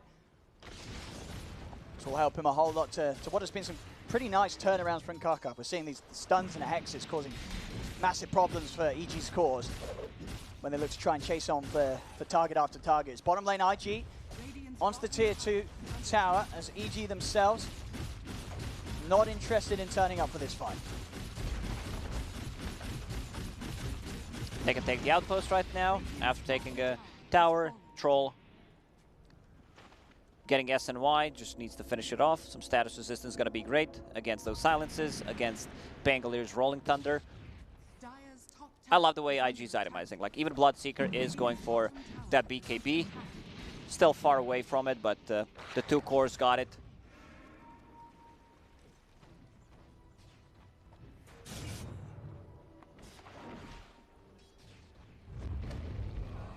Smoke up from IG. This could be a good time to jump. Arteezy's just still 100 gold away from the BKB, finding the PA now. would be pretty huge for them as a lineup. IG sweeping back through their jungle. Fly's already got his hands on Fly. It's just Fly going down. EG will be happy with the Enchantress tanking that movement. Emo's pretty big this game. Like, he's staying 3k gold ahead of the Storm Spirit. BKB done. DD in a bottle. Like, they want to take this kill. Also has a grow bow, so that's going to reduce their magic resistance with the Sleight of Fist. See Ice there immediately spooked. As soon as the Atos connects, he BKBs, gets out of there. So I mean, IG has the space to keep pushing on. Another tier 2 tower being taken away from EG. EG not feeling confident enough to try and charge headfirst into a fight quite yet.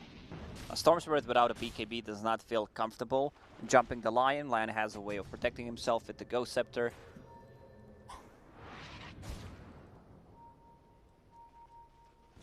A lot of pings on the mid lane. I can't stop this. Tower's gone. EG not able to make a jump. Still very scared of IG's cause. Fly. A good level advantage and just a bit too tanky really for Arteezy to commit on. This is a big power spike for Phantom Assassin. Hitting that level 18, the crit is 450, so that's quite a lot of damage. Has a 10-second BKB. Crit. He's going to get in there. Over towards the river, trying to set things up onto JT. Roll he up. has been ruptured, and he is continuing to bleed out. Will get the disarm off onto Fly, but Crit's down. Double damage on Emo as well as IG. They're ready to try and chase for more. Ice did pop the Ghost. As Ice, he's trying to get back in there. BKB up, Fly, trying to stay on target, but they're able to climb out over the side. They find the hex on Arteezy. They've locked him down. They've managed to get the jump. Arteezy's able to put the BKB off, but the Supernova's going to be successful. Arteezy's got to run. He can't get out of range in time. It's the Supernova from Ollie catches them all. JT at GG in the old chat.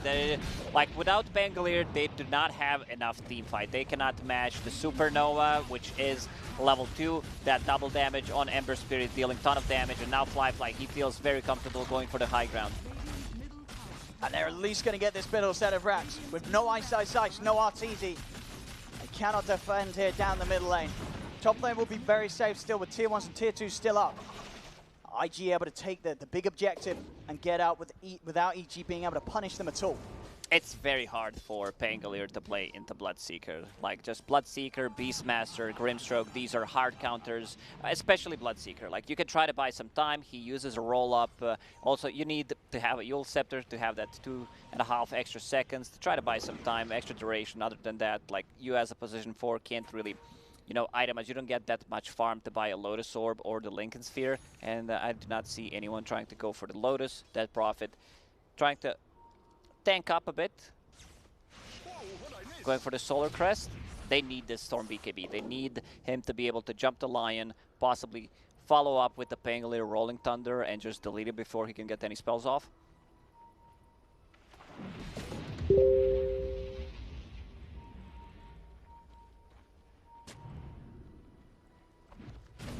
IG.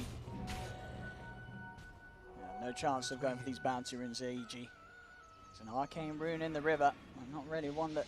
Okay, Arbed's going to be able to come and grab this before they make the move over IG. So I'm picking up for Arteezy. He's going to have the Paladins. Good bit of life steal. Keep them sustained if he can land the crits in the next fight. Yeah, this item is just so good. You have damage, you have the lifesteal, exactly what Phantom Assassin needs. Fly on the other side. He's found Elven Tunic, more attack speed, evasion, move speed. Like, Phantom Assassin can't deal with the Troll right now, especially because he has like a Basher, so Storm also needs to be very careful. Eventually, Troll will need to buy MKB because you're playing into Phantom Assassin. It's just something that you do not like want to buy straight away, but playing into that high evasion is kind of a must-have to go for it. He's still thinking, you know, he's changing his mind. Do I need to get the Bissell Blade? I lock down the Storm Spirit. I can lock down Pango or a Dead Prophet, or do I need to deal with the Phantom Assassin? Kaka is going to start things straight away with the jump onto Ice. They've got the follow-up. Crit's going to come up with the counterplay. Rolling Thunder over the side. Can't get the BKB off. They'll bring down the line, but they can't kill the Supernova. They've got to run. Arteezy, he's trying to turn, but the Supernova Sun's going to go up, hold him in position. Arteezy can't fight this as he'll fall. 3 dead on EG. Over towards the side, they'll look to chase down Arbed, but he's got enough mana to get all the way back to the high ground. Arbed will live. But another fight where Ollie's just able to get these Supernovas off, and EG, they can't deal with them. They don't have anybody to get on top and take the egg down. No, they don't have that hero that just goes on and kills the egg. They do not have enough attack speed. IG, they go inside the pit. They feel very confident in this game right now. Because they have the counters. They have the counters for Pangolier. They have the counters for the Phantom Assassin. The way they itemize, you have a Troll with the Skull Basher against the Storm Spirit going into Abyssal Blade. He just needs to get the recipe. This should be 2 towers. EG does not defend this. Radiant's top tower has fallen. Let's get to that point where it's going to be up to EG's high ground defense. Arbed still scrambling for that BKB. But he's had so much trouble just finishing off before each and every fight that EG have ended up in against IG. This is a huge lead. Even though it says 9, 10, it feels like a lot more considering the situation they're in right now. And I love this. I've seen this in the Chinese DPC Season 1. Ember Spirits going for the Refresher Orb, refreshing their Fire Remnants, refreshing the BKB. They also bought a gem. Ollie, he loves to buy an earlier gem. Like, they want to get rid of the vision, choke them, just reduce the amount of farm that EG can get. And it's absolutely one of those games. Arteezy, next time, it's got to be the Rapier. Nothing else will cut it at this point. He has to dream big. Or will he get the time to get it? Almost feels like they have to at least trade evenly with IG in one more team fight, because one more lost fight could lead to IG being able to close this game up. Arteezy knows what's up. Like, the way we come back into this game, if I land some big crits, Q's up, Divine Rapier, they need a good fight. Like, they still have more than 3 minutes left on that Aegis. Full Abyssal Blade done. Fly can't get a really good jump. Fly getting held in the Blood Riot hit. It's been glimmered. IG Emo still trying to find the catch on him. Arbed zipping in. So nothing more than the illusion, which Fly will be able to take over. And IG will back off for now.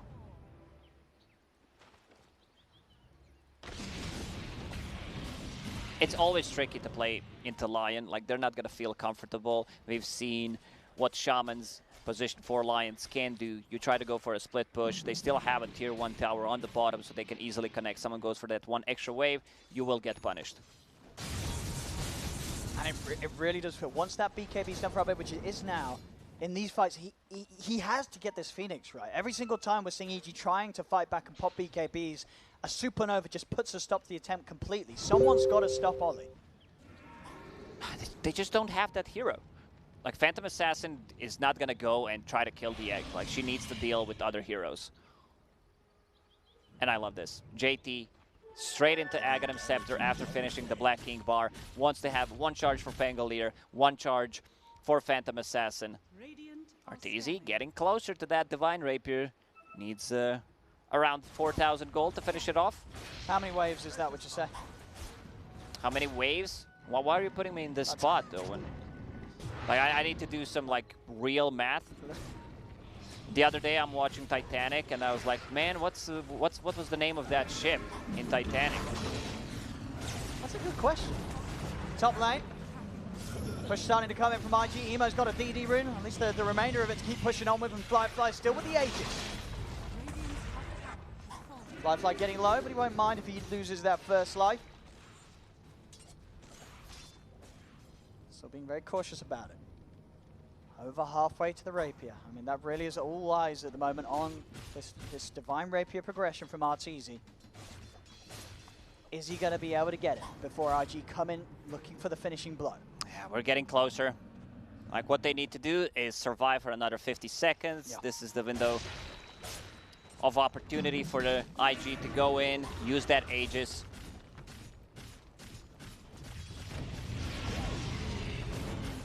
Fly. Getting a jump on Emo. He's going to commit the BKB for this one. As Fly is heated up thanks to Nature's Attendance, and in fact, that's a BKB committed for nothing. As Emo won't get the kill. Rax falling low though, and Fly is going to be able to get back in and get the job done. It's another set of melee Rax is taken away from EG.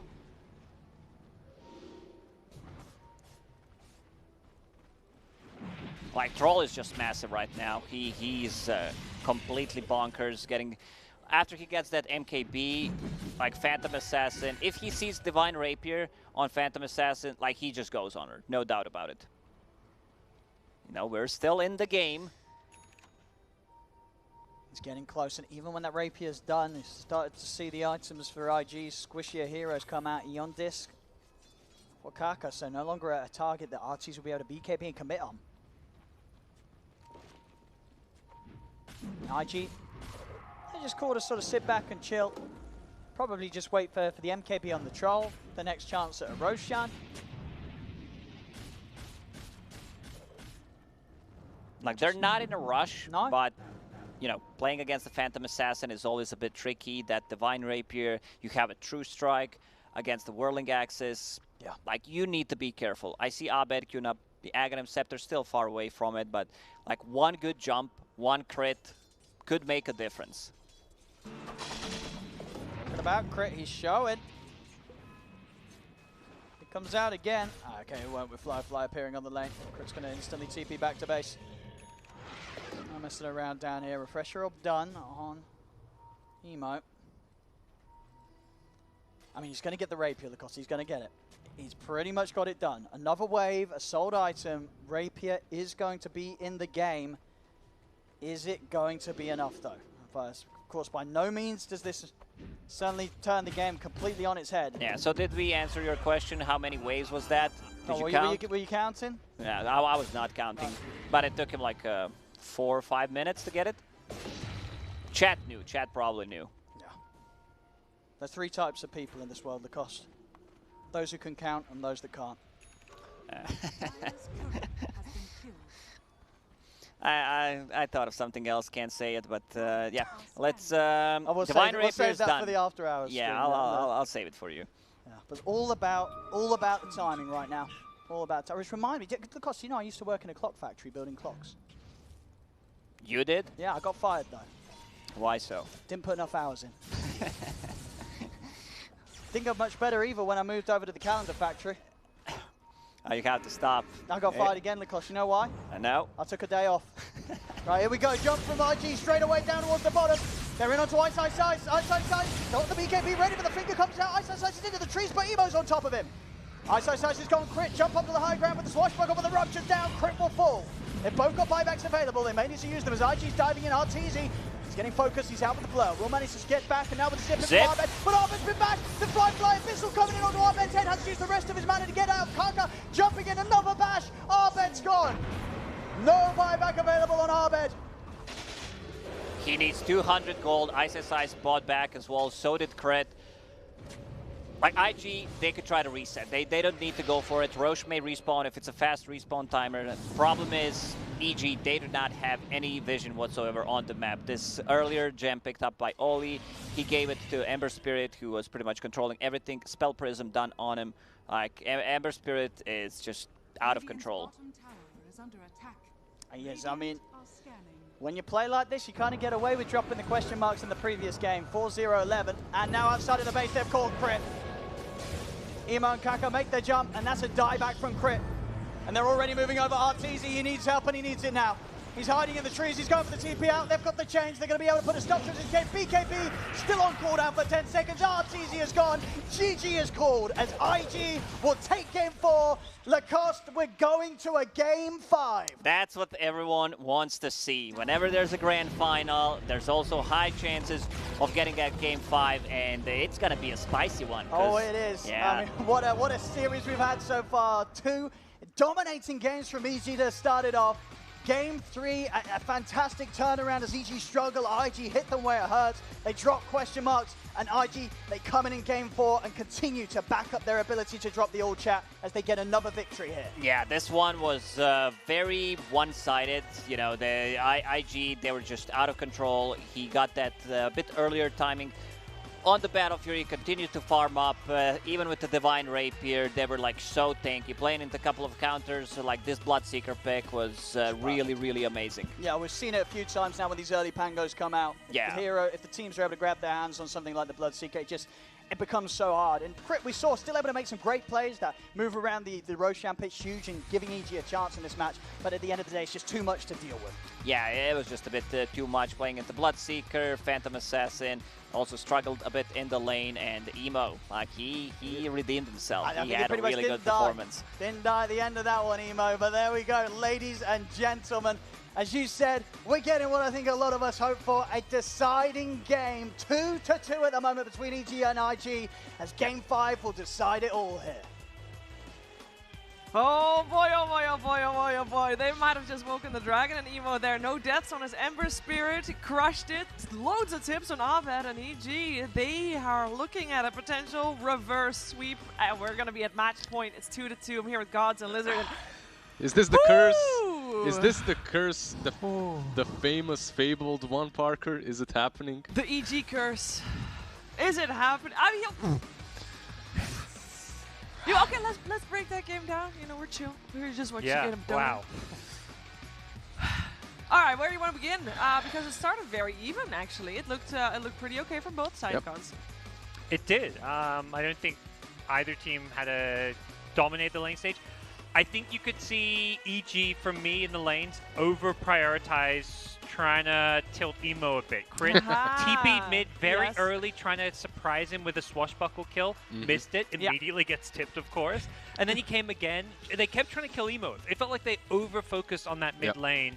Particularly the TP, like when he TP'd, it was like 2 or 3 minutes in the game. I was just like, whoa, that's like out of nowhere. Oh, and this dive, he goes too far. He goes too deep, and he pays for it with his life because this whole team is like, the whole team of IG is backing him up. I heard someone in the green room saying, why are they throwing this? Why are they going too deep? And the replay that was before this one, the highlight is pretty much where they still had the game in control when Arteezy takes Roche, it takes ages, exactly. But afterwards, it felt like it's one throw after another, one bad fight after another. They couldn't deal with the egg, they couldn't deal with the rupture. Pango crit, he gets ruptured, he still tries to make stuff happen in that fight, but you can't. You're just I think it's a little I think that was an overextension, but I think all the other fights, like, I don't think EG were throwing. I think IG just had a far superior team fight, superior hero counters. Like the Bloodseeker ruined Crit's game, and if anything, I would say IG kind of messed up going for that Roche against Pango, whose Rolling Thunder came up at the perfect time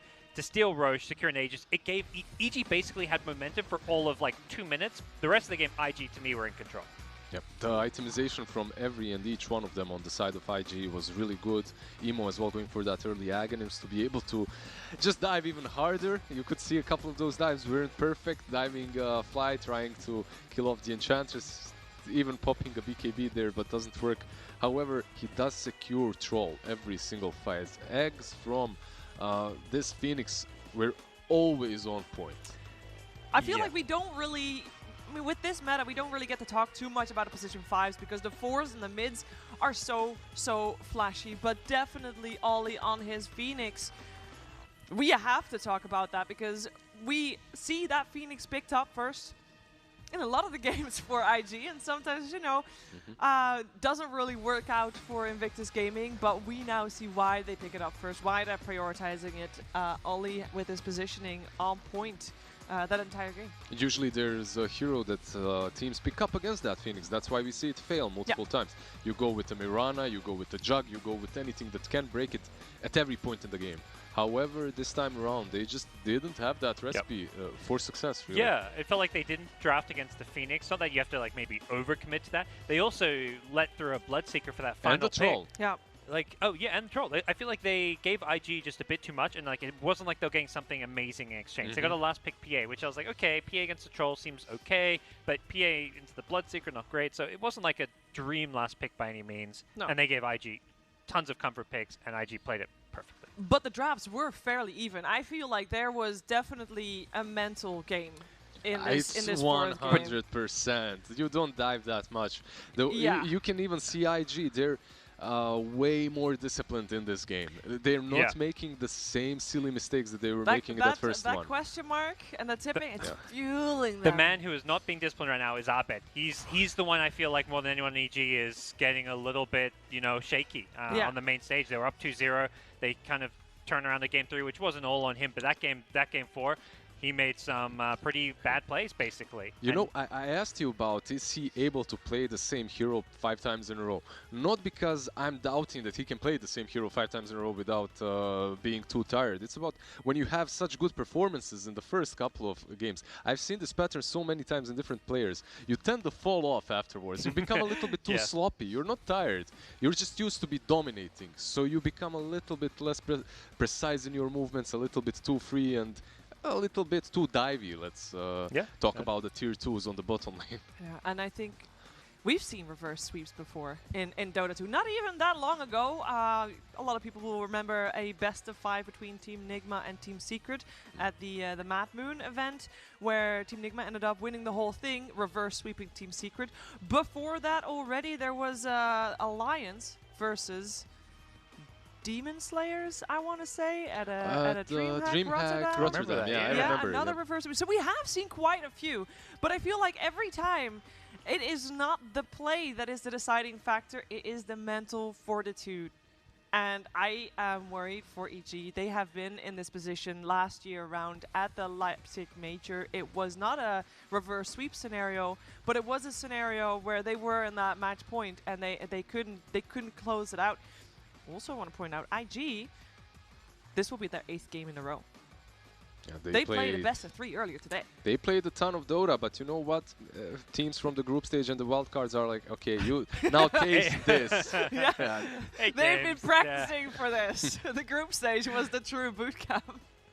Oh, we're going to go to a 5th game of the series now that the players will get a little bit of a longer break before this last game to actually this time get some proper food in them. So keep that in mind while getting your own snacks ready. And I also want to point out that we're able to be here and do this because of our wonderful sponsors. And one of them is DBS. And with the Live Fresh card from DBS, you can get 5% cash back. Keep that in mind when you're gaming and you're spending all that money online and all your cosmetics and stuff.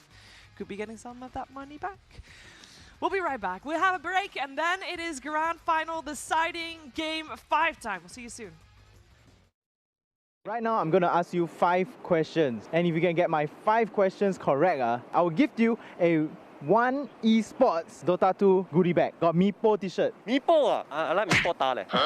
Out of all these names, who do you think is the real in-game name of a Dota 2 player? A. Chicken Wing. B. Tuna Melt. And C. Ice, Ice, Ice. I think it's the second one. Tuna Melt. Tuna Melt. Ice, Ice, Ice. Because Ice, Ice, Ice, Singapore represent. Ice, Ice, Ice. That's like hands down. Oh, Ice, Ice, Ice. Even if you don't play Dota, people will have heard of the name Ice, Ice, Ice. C. Ice, Ice, Ice. Oh, you heard about Ice, Ice, Ice? Yeah, Singaporean. It's like the 90s, the Ice, Ice, baby. So what is the first ever competitive version of Dota 2 called? A. Dota 5.76, B. Dota 5.82, or C. Dota 5.84? Don't think I was old enough to have started playing the first. Okay. Dude, was I even born yet? I don't even know. 5.84. Hey, how do you know? It just sounds familiar. 5.76. Wrong. B lah. 5.84C. How you know? Because that's the All-Stars one after he went for competition. So next, okay, I'm going to show you some images of Dota heroes. I want you to tell me who are these heroes. First one. Prophet. What prophet? Tree prophet. NP, Nature's prophet. Nature's prophet. Oh, this guy is disgusting. Nature's prophet? Yeah, Nature's prophet. Nature prophet. Correct. Okay, second one. I know I used to call him Chainsaw. Timbersaw? Timbersaw? Timbersaw. Timbersaw. Timbersaw. The next one. Meepo. Not Meepo, Meepo. Meepo. Meepo. Meepo. Meepo ta. Meepo. Number 4. This is Tinker. Tinker. Tinker. Tinker. A lot of army on the crystal can come out on the Tinker. Correct. Wow, you actually know, huh? Yeah, hero name only. Okay, this is the last one. Yeah. Shadow. Hey, I thought hero name only, come on. Hey, this one I know but the name something I forget.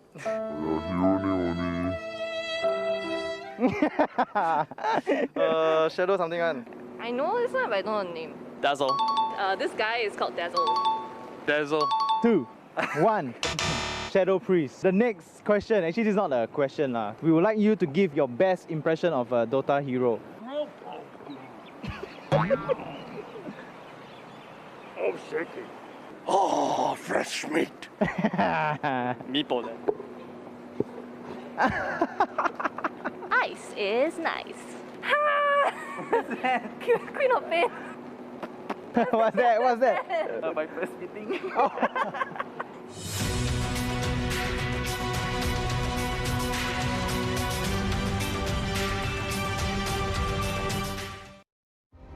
The same qualities it takes to be a world champion is the same qualities it requires to be a champion in esports. The belt for us signifies and pays homage to where we come from. One Esports is part of the One family, and we got our start in martial arts, and so we think having the teams go after a belt and raising that belt when they win, we think is massively appropriate. When I start designing this belt, I start to think about what it represents, possibility that it provides to experience something out of this world. 这种感觉就是特别的另类，好不好？做出来那种非常惹人眼前一亮，感觉就像那种搏击比赛那种冠军腰带，非常的鼓舞人心吧。拿到冠军后。When champions lifted the belt that I designed, I always feel that I'm part of the celebration and in some degree part of their success.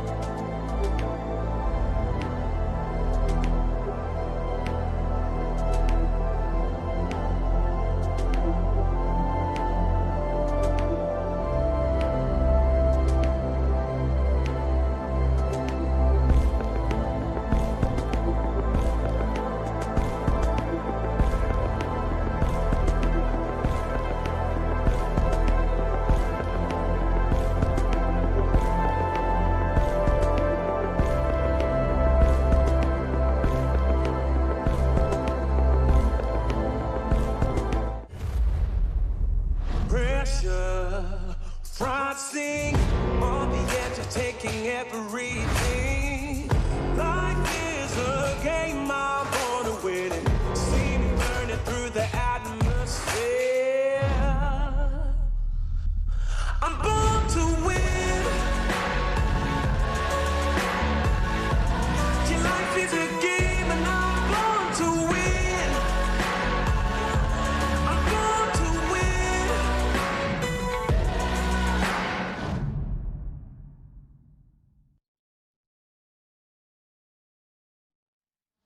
The deciding Game 5 of this grand finals here for the One Esports Dota 2 Singapore Major is so close to happening. We have Evil Geniuses and Invictus Gaming both at 2 points, 1 game away from the championship, and there is so much on the line for this one. Points, money aside, I want to talk about what this means for these teams if they can take this game home. I'm here with Gods and Lizard, and Gods, this... I want you to make the case for North America, for EG to take this home. For Evil Geniuses for North America, it's about proving to their fans, and I think more than anyone themselves, they can win a championship. For EG, it's been so long. The last tournaments they've won were kind of small minor tournaments. They won an actual DPC, or Valve Minor. Yeah. They won a Dota Summit, but they haven't won a tournament that's meant as much as a major since really TI, it feels like. Absolutely. And on the other side, a team that with this roster was doing so well last year, Lizard, coming very high, only barely missed TI9 because of the qualifiers there. This major here, they have said they want to take it home for the region. Definitely. Finished first in the regional league, came here in the group stage, same like, not in the group stage, in the upper bracket, same like EG. Got a little bit punished there, 2-0 by EG, and then got tipped a lot. And you know what? After those tips, it became exactly. No more region, no more NA, CN, whatever. Emo, I think he's taking things into his own hands, and he's proving a point. That question mark, that's pure rage right there. I love it, because last year when we were talking about IG, and we talked a lot about IG because they were doing really well. They were doing really well in both of the majors they played in. But last year we would talk about Emo all the time because he was the star player, on fire every single time. This major, that part of IG has been a little lacking until that third game, Gods. I don't know what changed. There was a switch. There was just a complete switch in momentum for the entire series. It felt like, EG was just going to steamroll over, give us an unfortunately one-sided 3-0 finals. But yeah, it was just one overextension. The Storm Spirit game in Game 3, where Abed goes in, pulls himself on a Lotus Orb, and suddenly IG's like, oh, we're still in this game. We're going to hold on. Yeah. We're going to turn it around. And Emo just started playing better. IG as a team started playing better and showing tons of signs of life. And as far as the Dota development goes, do you feel we've seen a little bit of the, normally when two teams face each other, you get like the meta between the teams, especially in a best-of-5, Lizard. Yeah, 100%. In this game, you can see that the third and the fourth game had a little bit of a different bands, a little bit of a different pick.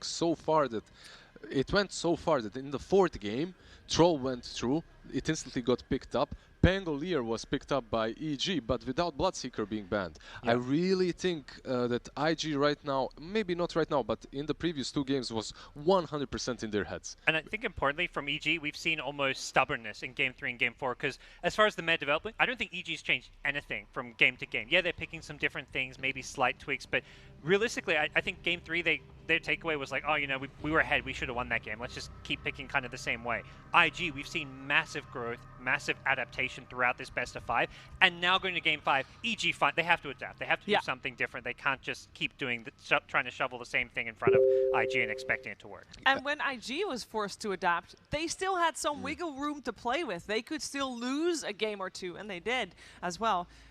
Now that that EG needs to adapt, they have no room for mistakes. We've seen Abed Storm 4 games in a row, and I love Abed Storm, don't get me wrong. But maybe IG has figured it out, his play style, how to bait him out, how to work around it. Maybe it's time for something different. And we have seen Abed play different things, but do we really think he's going to get his hands on the puck? We see IO puck banned by the team that is not first pick every single game so far. I believe we shall see the same situation once again. I think that Storm Spirit usually is picked up by Evil Geniuses also because you aren't giving it away to IG. Puck needs to be banned. If it's banned, you take the Storm. If you do not, the other team will. That Prophet obviously not nearly as highly rated as we've seen her in the last series here. It's one pick. Besides that, not even touched, not banned. Yeah, it was banned at least in one of the earlier games.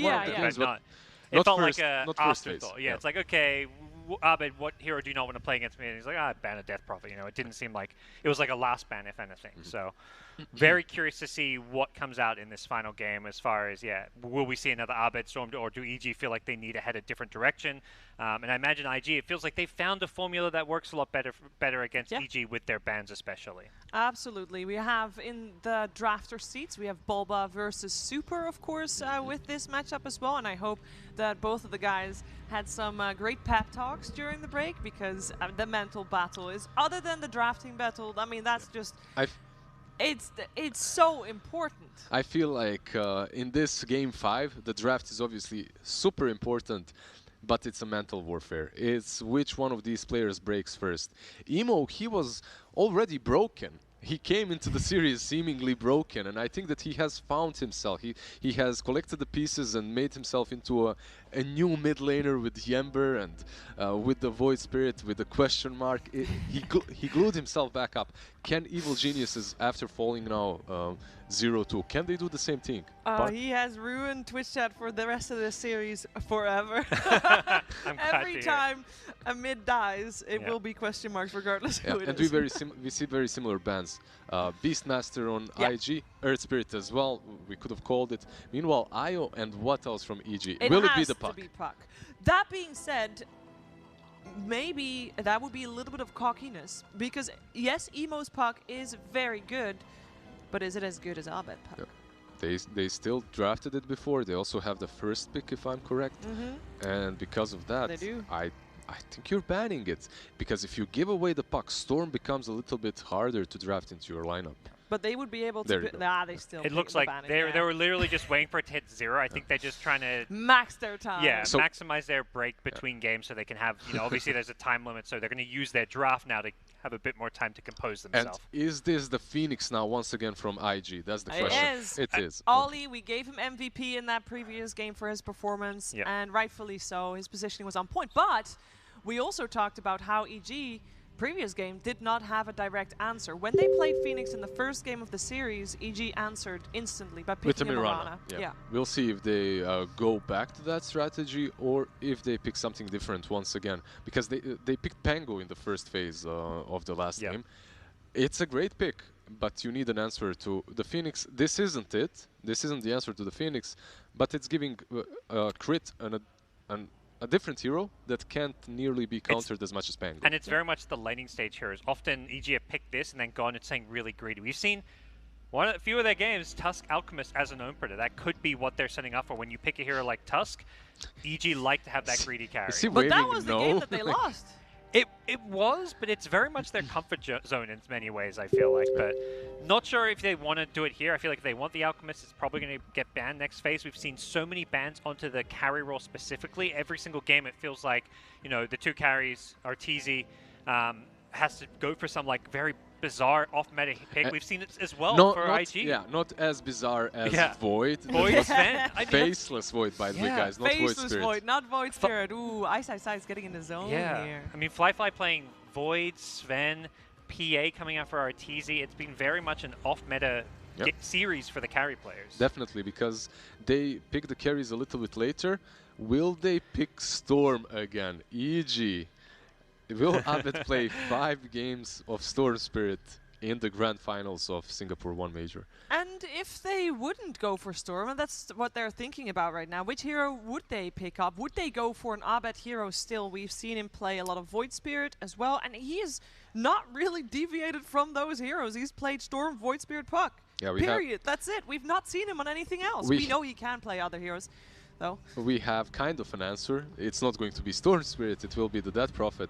But what lane, what position, we do not know. Yeah, if the Storm is still in the pool later on and it's looking like a good Storm game, it's open for Abed. But if they decide they just need to run the Death Prophet meta hero who does not have bad matchups in the mid lane, they sure can. And you talked about Arteezy, how he's always targeted.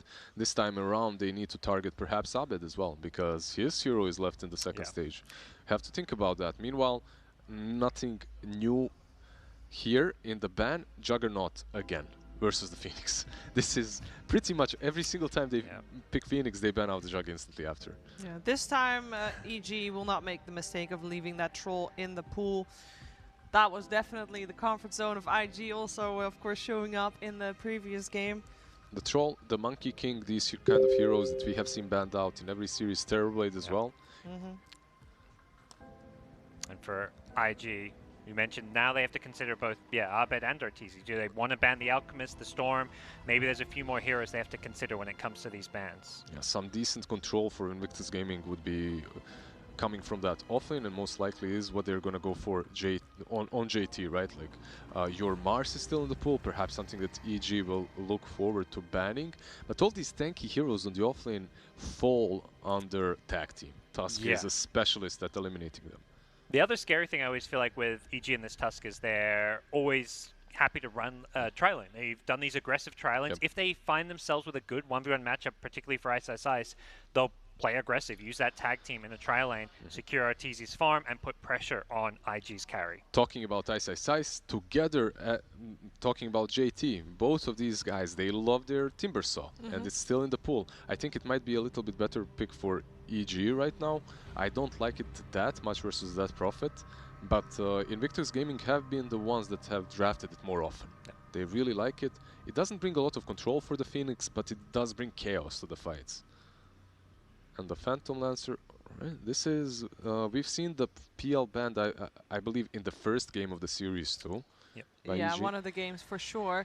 And our carry pool is getting a little smaller every time. It's going to be very curious to see what Fly and Arteezy are playing. It looks like Invictus Gaming is keeping their bans the same. They banned the exact 3 heroes in the previous game. With the Tidehunter ban, Lycan is a possibility for either one of these two teams. Evil Geniuses could draft some crazy SEA-esque style of Lycan Death Prophet +1 hero that just goes ham all in very early aggression. End the game by 20 minutes. They could try. They did manage 2 times now. Once it didn't really work out. EG definitely using quite a bit of their bonus times on these bans. Previously, it was very easy for them to think about what they were going to ban because they always just tried to secure Abed a good lane by banning out a lot of the Storm counters. This time around, they have other things to have to think about. Storm is still in the pool, Void Spirit as well. Mars, however, they won against, but do you think they'll let it go through?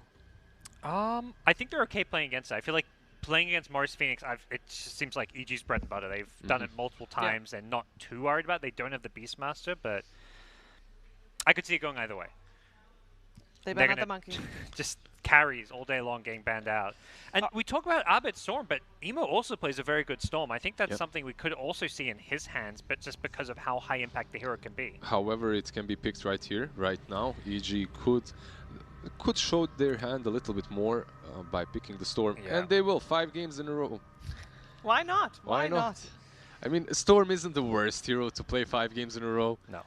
Was it the hero that lost the previous 2 games? Game 3, definitely not. Game 4, I mean, it wasn't the hero, but Game 4 was not like Abed was struggling a bit that game. He was like 5th or 6th on net worth, trying to rotate around the map, make plays. Yeah, so it wasn't a hero. You know, you can always improve on the play.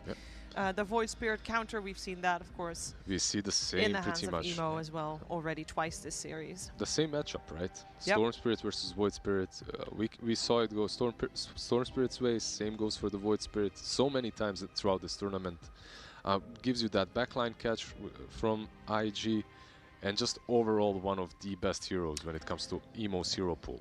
I think it's important to note, though, that when this matchup worked out very well for EG, it was because of the rotations of Grit. So we have to keep our eyes on when that rotation from the Tusk will happen. It's mostly because of his hero pool. We talked about this as well, right, Parker? On one side you have Lion, on the other side you have these heroes that like to go in, and we have a new hero. Ooh.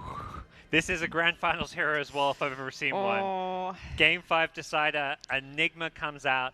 Could be Fly as a 5 position, but it could also be Ice Ice Ice in the offlane. I'm trying to see if there's anything from the offlane that breaks through BKB, that cancels Black Hole.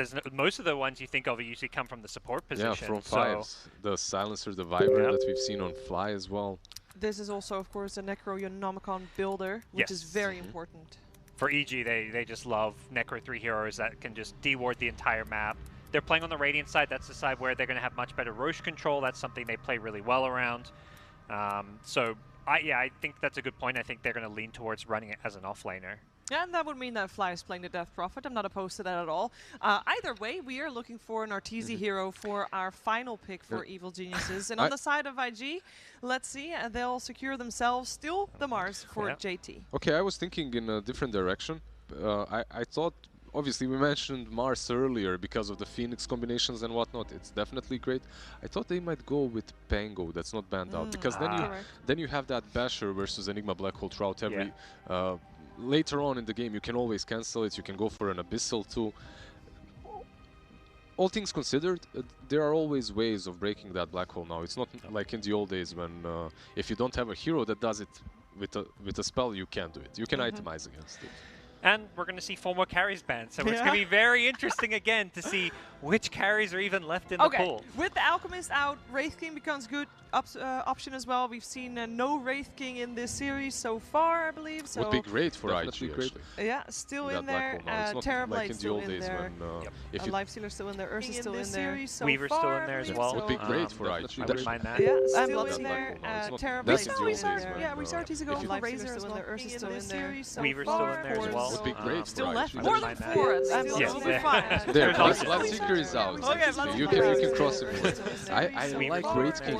Usually that prophet is sort of Bloodseeker is out. You can cross him most likely. And because of that, I think that Wraith King usually solid. EG could still flex it with an exotic that prophet, but you can cross Gyro most likely. Because you mentioned we're talking Wraith King usually solid. EG could still flex it with an exotic only Neon, I believe. You've done well with Gyro without the Wraith King. And Gyro with the Wisp as well. Wraith King usually solid. EG could still Bloodseeker, terrible most likely now. You've done well with Gyro without you do have Phoenix against Lion, Phoenix. Mars is also pretty good against mostly terrible most likely now. You've done well with Gyro. You do have Phoenix against Lion, Phoenix. Mars is also pretty good against I mean, at this point, surely you're banning out the Terrorblade. One of the two is going to ban out the Terrorblade. Or unless they're more afraid of maybe like the Arteezy Razor, just because you know Game 5 decider is often where you see teams going for those comfort picks. Here's your one with option. Yeah. Well, I guess they lost the one game with. Yeah, they lost the one game with Razor. It was a safe pick, but they didn't really play it safely. Oh, okay. They ban out the Naga. Well, that's another comfort hero for Arteezy, so removing that. And Invictus Gaming has first pick after this ban phase, so they get first choice on their carry. And the Wraith King. I really think this Wraith King would have been phenomenal pick for IG and a really, really good ban from EG. Because your big ulti is your big black hole. He doesn't care. He just respawns and the team fight from around him would be great. Is there anything similar though? Just don't pick Faceless Void. That's all I'm asking for. Please, no Faceless Void.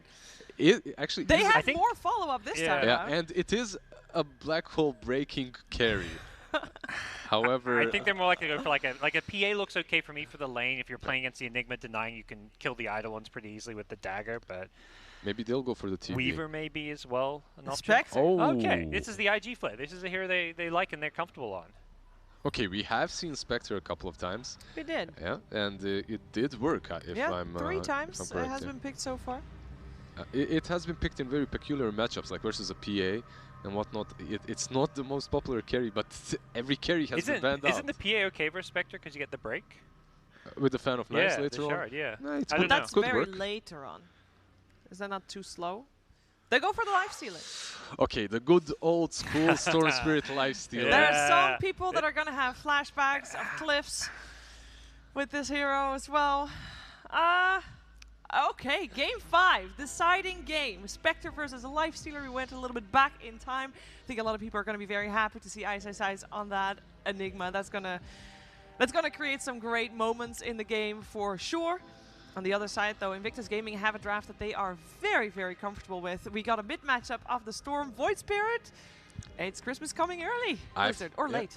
I feel like this Spectre is a good answer to the Enigma as well. If you guys forgot how the hero was played, you pop that ulti, you reveal everyone, you cancel all those blinks, then you go in. Their team fight seems superior too versus the Black Hole. I love having Phoenix versus the Enigma too.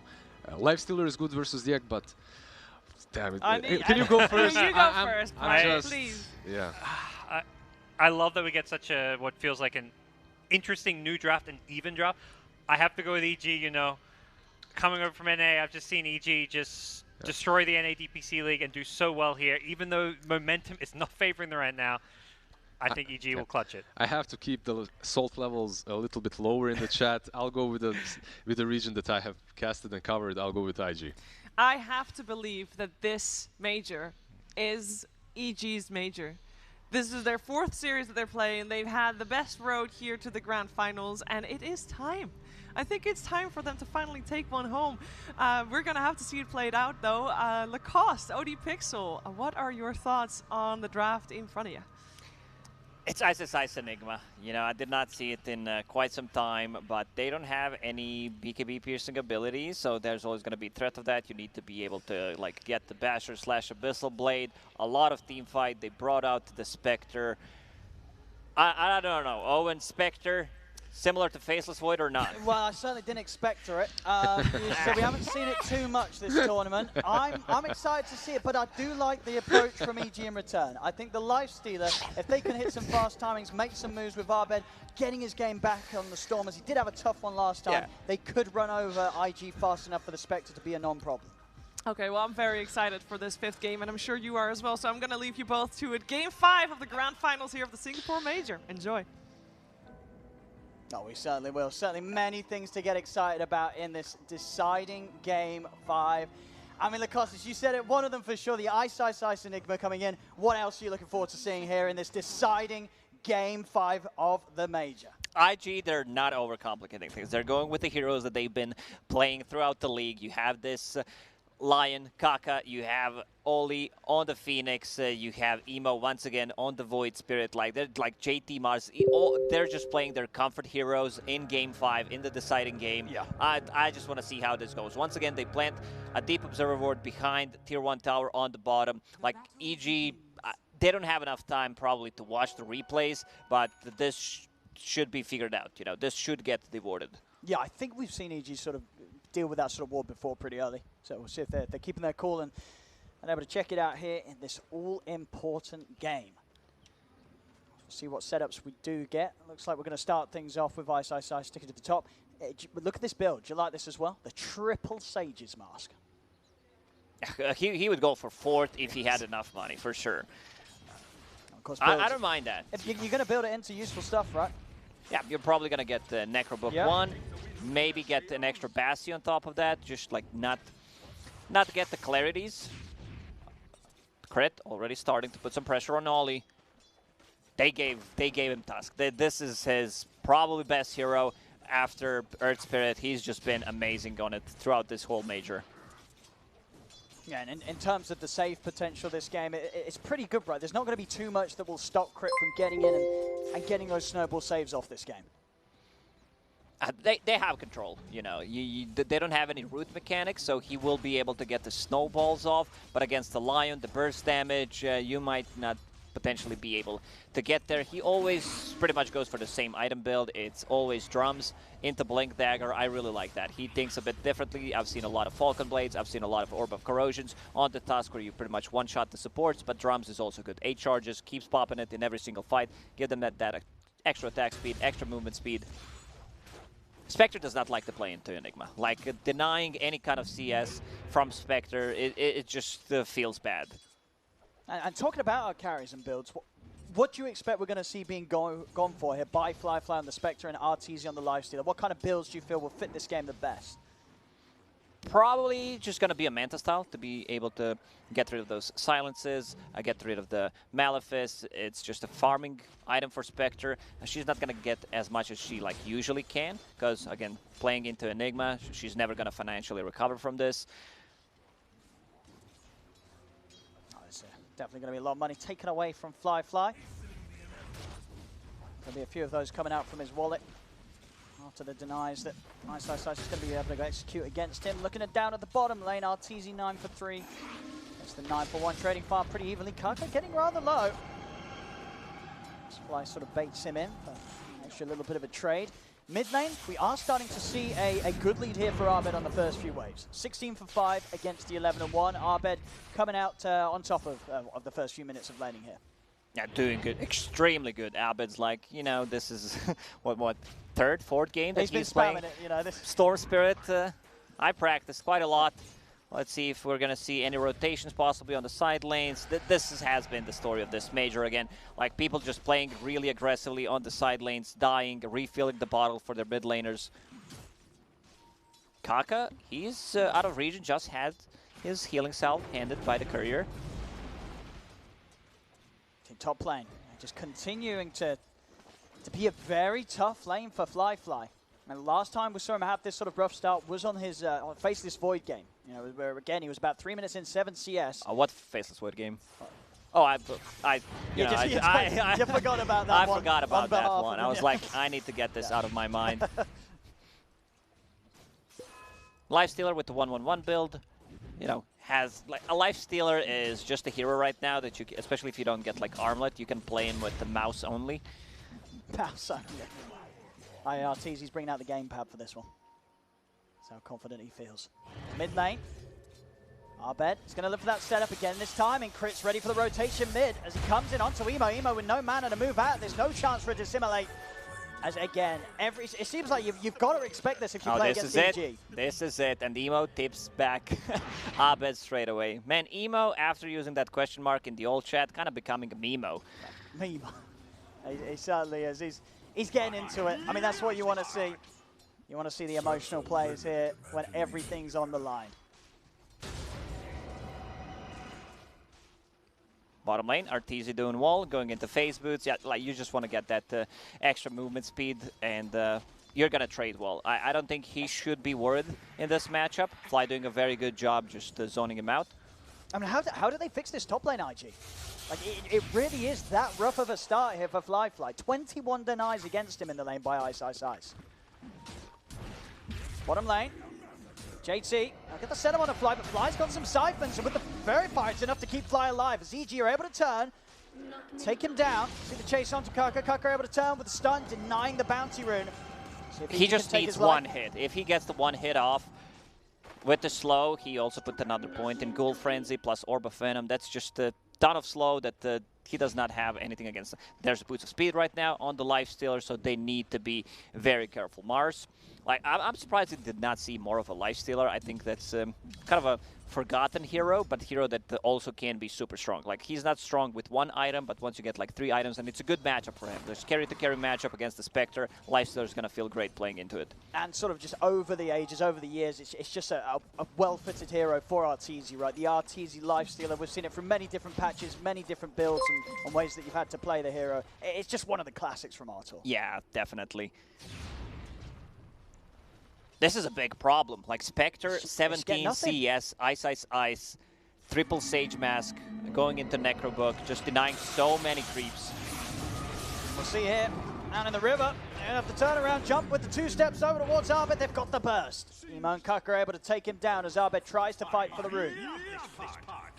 Emo gets the last hit. That's what matters. Need a bit of a boost in confidence after not that hot of a start for him. So Spectre right now, Fly just trying to get something out of this. He's level 4.5, 6 minutes in, while Enigma is having the time of his life. He has 31 CS, 29 denies. Necrobook done, 6 minutes in. I mean, it's insane. Ice is... I don't think he's pretty much missed any deny that he's gone for. Oh, he's more focused on the denies. Like, just completely crushing this top lane. Leaving no chance for Fly to farm. As it's going to be a slow start in the Spectre, and just a hero that's not too easy to sort of play a recovery type of game on, especially if the opponents begin to make fast coordinated moves and just don't give you time to catch back up. Oh, they're just putting so much pressure. You can see Crit already behind enemy lines, has one observer ward to work with. They even bring that profit here. Silence. And they got the shards. Crit leads in. Snowball ready to come in before there's any chance for a dive. Perfect lockdown from EG.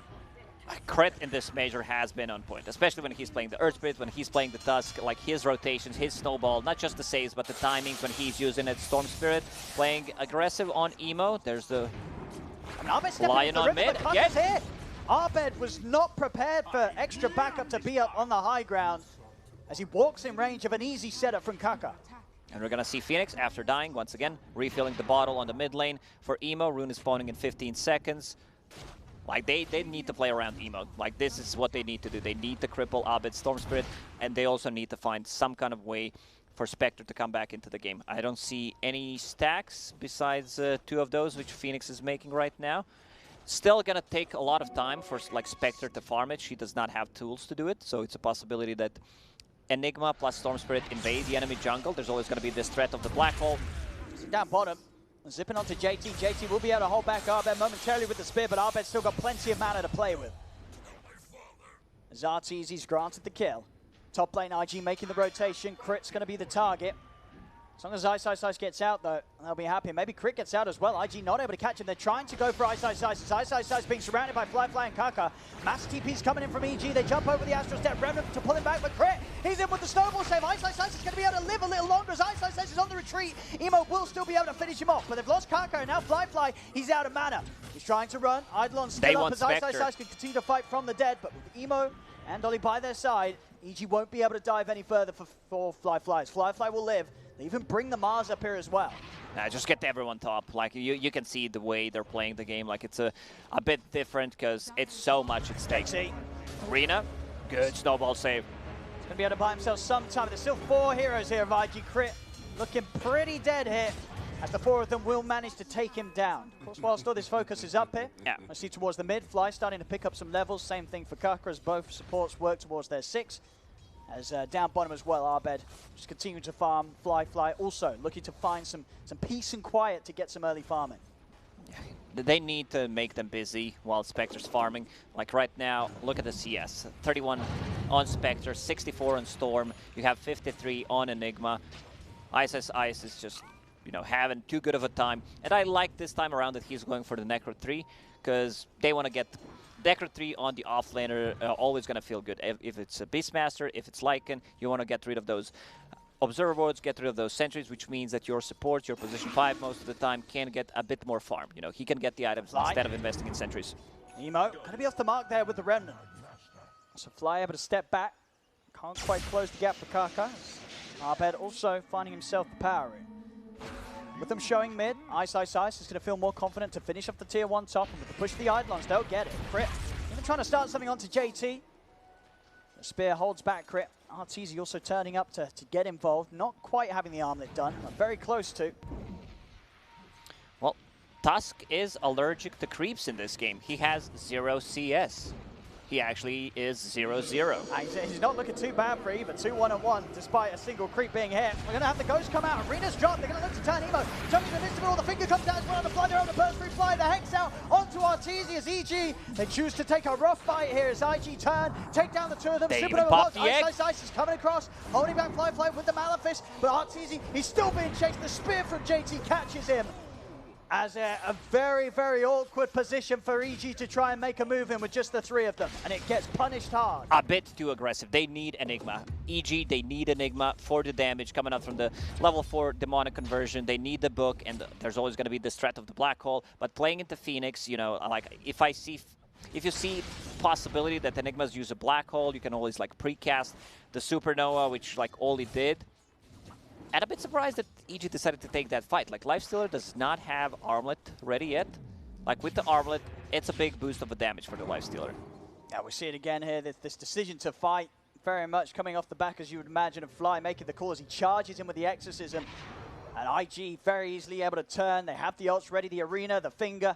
And IG, I think they're almost surprised, really, that EG did decide to attack them like that, as they were more than ready to turn things by their tier 2. Smoke from IG. Abed's low on mana. Emo, he's in with the jump. Abed's not going to have enough to get anywhere safe, as they'll get the catch on it. Ice coming in. Nothing he can do now with Abed gone. There was some kind of a bug with the Lion's Tranquil Boots. It was not working. He tried to drop it 2 times. Like, the green color was a bit dark greenish. They did not purchase the DLC for $9.99. Like, he was like, what the hell is going on? No one hit me. I'm not getting any regen. He's got them working now, at least. Otherwise, he would be rather disappointed. Now we're seeing on the item pickups, JT, 1,200, 1,100 towards the Blink. Arteezy's progress. Armlet, 350 gold away. Fly will be going for the Blade Mail build-up. Obviously, the itemization when we did used to see Spectre sort of be in favor. Obviously, after that Blade Mail got nerfed, it did sort of fall out of popularity. Still very much going to... Yeah, there's still, you know, a lot of... Mid. To get Arteezy involved. Abed sets up with Arteezy inside him. I think Blade Mail is a correct choice. Playing into this uncontrollable damage, Midnight Pulse, if you're inside of that, also against the Exorcism, gonna be good. Carry is dealing right-click damage pretty much, so you need some extra armor. Extra 4 armor coming up from the Blade Mail is gonna feel good, but still, he needs to recover a bit more. That goes out from Fly as EG. They want this tier 1. IG looking for the trade down bottom. Zolly and Emo push on. EG, they'll get this. Decent timing on the mid tower. And trying to take over this jungle, trying to shut down the areas that Fly feels safe to farm. We still have not seen the Black Hole. Abed has enough money in 1 CS to finish off his Orchid, level 10. But Emo's massive. He has a Yule Scepter, great setup, and he also, like, whenever he plays against the Storm Spirit, he gets the Yule Scepter pretty much as a first item. You can dispel the silence, you can set things up with the Remnant. Remnant is maxed out against Storm, which I really like. JT going into the Blink Dagger, needs 900 gold to finish it off. I've seen different builds from position 5 Dead Prophets, where like you put more points in Spirit Siphon, but you also want to put extra points in the Silence. Like I think this Silence is such a strong spell. Jump. There we go straight away. In onto Fly. Crit's going to head over. Can he do anything to save Fly? He can't. Over to the side. Ice. He's going to drop the Black Hole, but the Supernova's already out. At the Supernova, it's going to pop. Fly's going to be able to turn over towards Ice. Arena's down, trapping the 3 of them. Ice's getting burned down by the Sunray. Can't come with the 2-man gun into the finger onto Abed. As IG, they'll take down 4. Like, even if that Black Hole connects, I still feel IG wins that fight. But it was a good reaction time from Ollie, pops that Supernova, something that Ice will always be afraid of. Once again, they get a finger kill, finger that stack. Good thing is they managed to kill the Void Spirit, just slow him down a bit. And we'll see that again. Just a quick dive onto Fly, and EG desperately trying to take the fight around their own tier 1. And Ice not able to get the catch that he hoped for. And with the Supernova going off, as we saw early in the series, Ollie's Phoenix just causing so many issues for EG when they don't have a lineup that can deal with it straight away. Abed is going to struggle. Until he gets a BKB, playing into Lion is always going to be tricky, but he finds him. He sees him, he goes for a solo kill. If he's isolated with the Orchid, like that's going to be his target. He needs to take out the Lion. EG wants a hit back. They might have a Black Hole, but they're going to try and strike with the smoke. JT's prepared though, already backing right off. It's up to Abed to get the initiation. JT showing they know that he's over the trees. So's Emo. And with the blink, JT can be quick to dodge. Even though Fly did not have the greatest laning stage, he managed to recover now with the Blade Mail. Has Blades of Alacrity, level 11. Got Emo. Time for Ice it. We'll have Abed jumping in with the counterplay. Goes over towards Mars, comes to the side, the forcing to be able to bring down JT. Over towards Emo they turn. The Malefice holding him inside of the Midnight Pulse. Emo trying to jump in to finish up the kill. On to Ice burns down to Wally. As Emo's on the retreat, Arteezy chasing down with the Rage. Abed closes the gap and they've got enough control. He's trying to buy time to simulate. But he can't get it off. Abed in with the silence as EG take 3.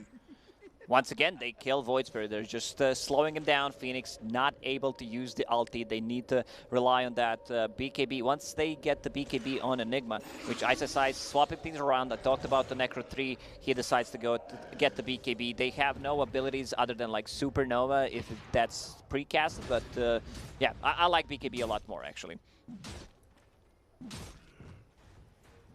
That's going to need a bit of time. Fly. Going for the Mantra course after the Blade Mail. EG, Abed, BKB after the Orchid, as we've seen be pretty much essential in each of the games that he's played the Storm today. Arteezy, it's got his Sange done after the Armlet. So of course that's classic carry build-up that we're seeing in this meta, that the Sange being a vital part of most heroes' build. And with the Armlet and the Sange, Arteezy will be very tanky at this point of the game. He is. Like, they need so many things to burst him down. They need probably a Finger and Arena. Kaka has a Blank Dagger. Kaka is relatively farmed as a position 4, 2 points in Hex, 4 points in Spike. They have enough control. But that Sanj, that's just too good of an item. We see a casual Sanj multiple times. Strength, status resistance, HP read, just a super good item on the Lifestealer.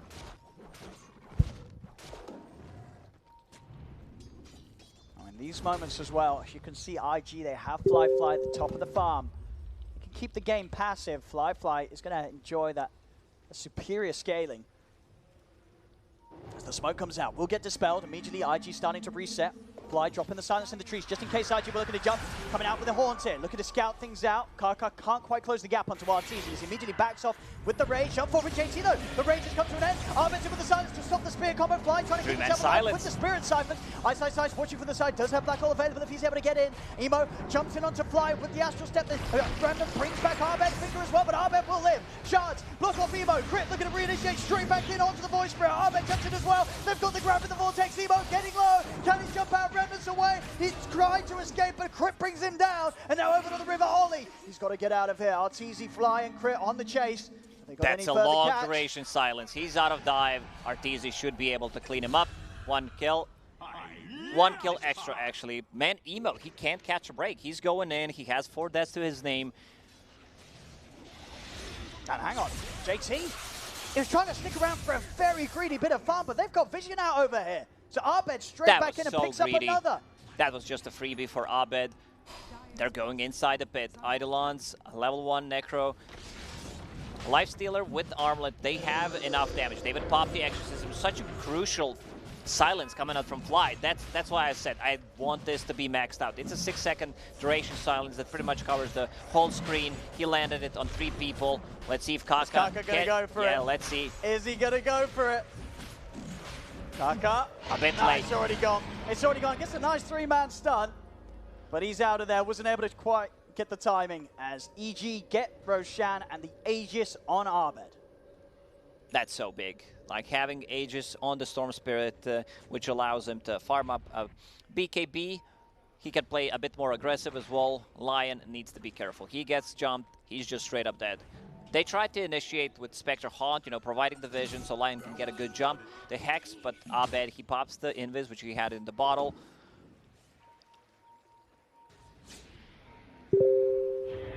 Spectre now at top of net worth. Just needs another 500 gold for Manta style.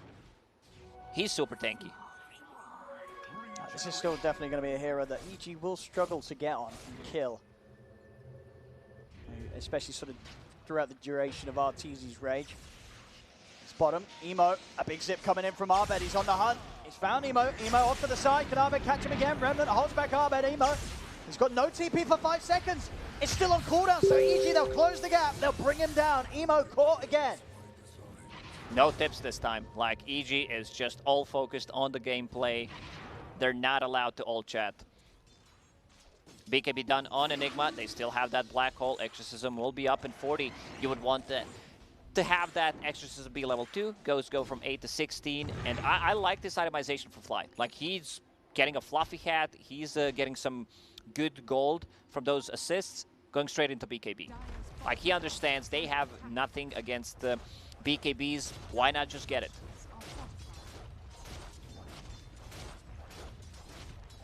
Still not ready to turn up for these outer tower defenses, IG.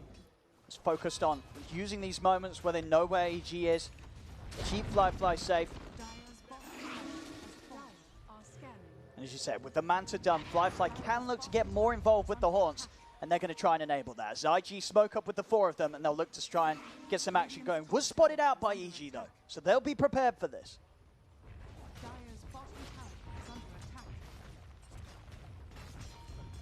EG will respect it. They will go back. They're like, maybe we need a bit more damage. Lifestealer getting very close to his Desolator. That's going to be a big power spike for Lifestealer. Essence Ring drop. Fly found one. That's a big item for the Storm Spirit.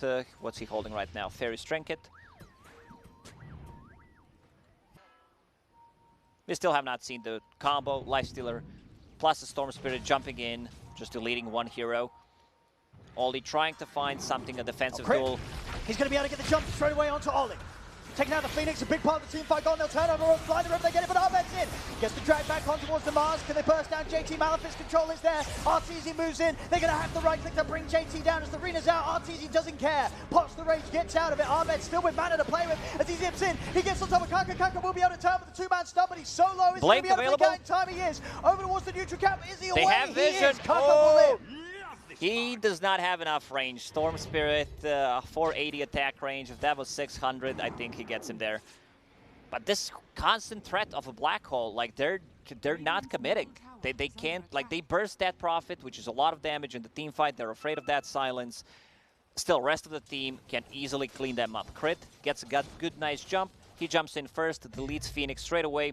I talked about how he needs something. He needs a defensive tool. He needs that Yule Scepter to remove the silence. Just buy some more time when they get the first jump.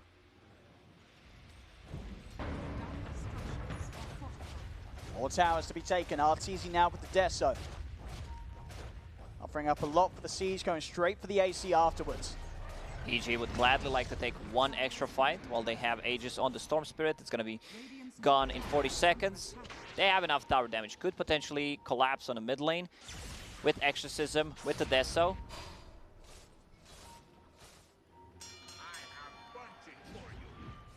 EG still holding on to the lead here. 4K ahead. DD Rune is Arbit going to go for this. Kaka, he's prepared, but so is Arbit. Arbit tries to get with the silence, but Kaka's quicker with the Hex. They get the Hex, the follow-up stun. DD's popped by Emo, but they don't want to fully commit onto Arbit once he still has the Aegis for 20 seconds. They back away. The rest of EG starting to sweep over. Crit with RTZ set up inside him. Crit's going to look for the blink. Silence online, gets out. Fly. I like the way EG's itemizing. They're just going for the BKBs. Like, they're going to have 4 BKBs. They don't care about Mars Arena. They do not care about Lion. They will be always able to, like, pop those BKBs, potentially focus the Supernova. Supernova is only level 1. That's a huge difference between level 1 and level 2. Yeah, we've seen sort of in the last few fights, EG have been able to take down Oli so he doesn't get any of the XP from the trade kills that IG gets. He's in. He gets the jump straight away on JT. JT's out of the fight. There's no Mars, and Arbet's already hunting for more. See if he can get a catch onto Kaka. As Kaka, he'll see him, but Kaka's able to get the turn with the Hex. Turn around with the stun on the finger. They're going to look to try and burst through Arbet. Remnant gets him.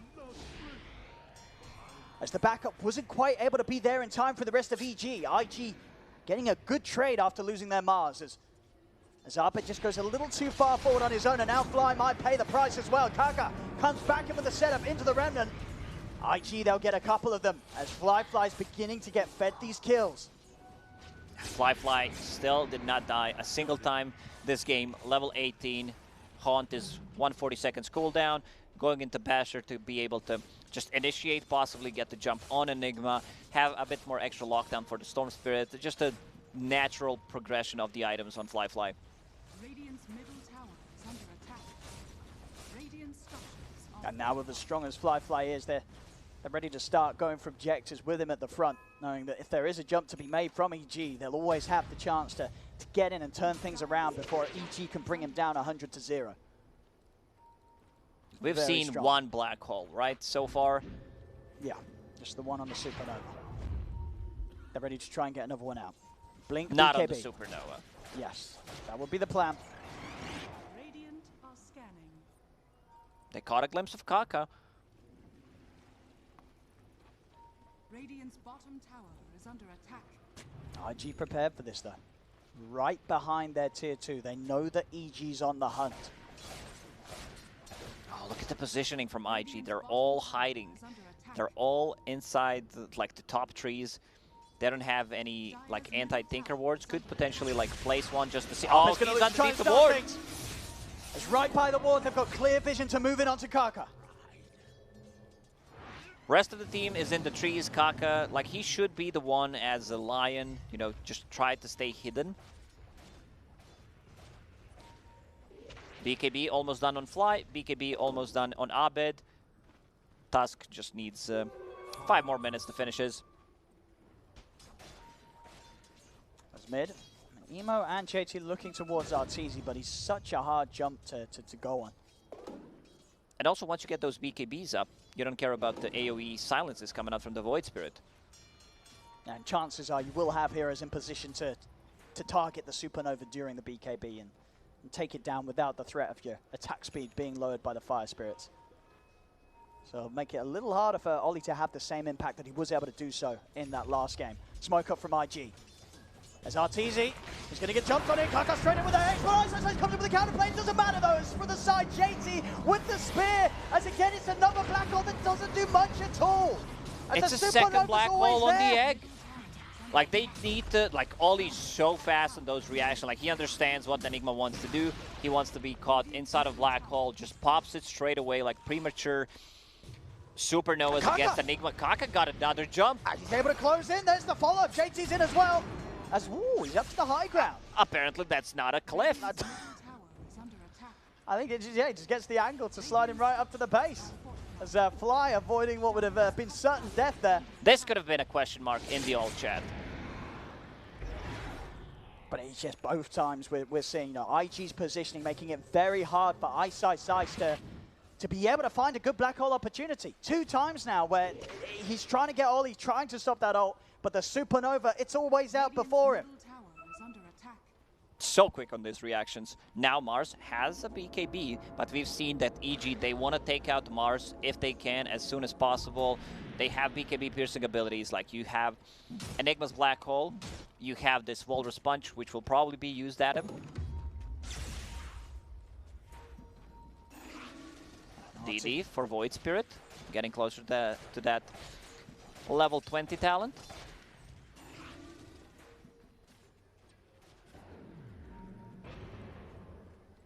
IG, they'll be ready to go again here. As EG are trying to push up into them. RTZ heading up to the high ground. We'll get the rage off in time. Turns towards Emo, but Emo's out of the Astral Step. Arbe continuing to try a bit. Kaka gets him with the Vortex. Strikes by Kaka. Kaka's got. The rage now comes to an end though for RTZ. The arena's out. Spear will push over towards the side. Crit, but RTZ's fallen. The bash out onto Arbed. Arbed's going to get out with the remainder of his BKB as Crit tries to buy himself some time with the snowball. Fly's moved over towards Flyers. Fly and JT chase him down. Finish him off with the God's Rebuke. As EG, they're and he finds a region rune. He just finds a perfect region rune after that. Roshan respawn. They see it with the courier. They're going to keep chasing Ice. Basher is available. Manta style can't dodge that. He needs Blink ready again. Yeah. A bit of a time wasted there. They still have a 30-second window until Arteezy and Crit are up. Let's see if they decide to go inside the pit. You can see Fly not caring too much about the Dead Prophet, instantly goes on her. That's just like so much damage mitigated. I mean, this was again such an aggressive move from EG. I mean, they obviously feel that they do need to pressure against this Spectre lineup.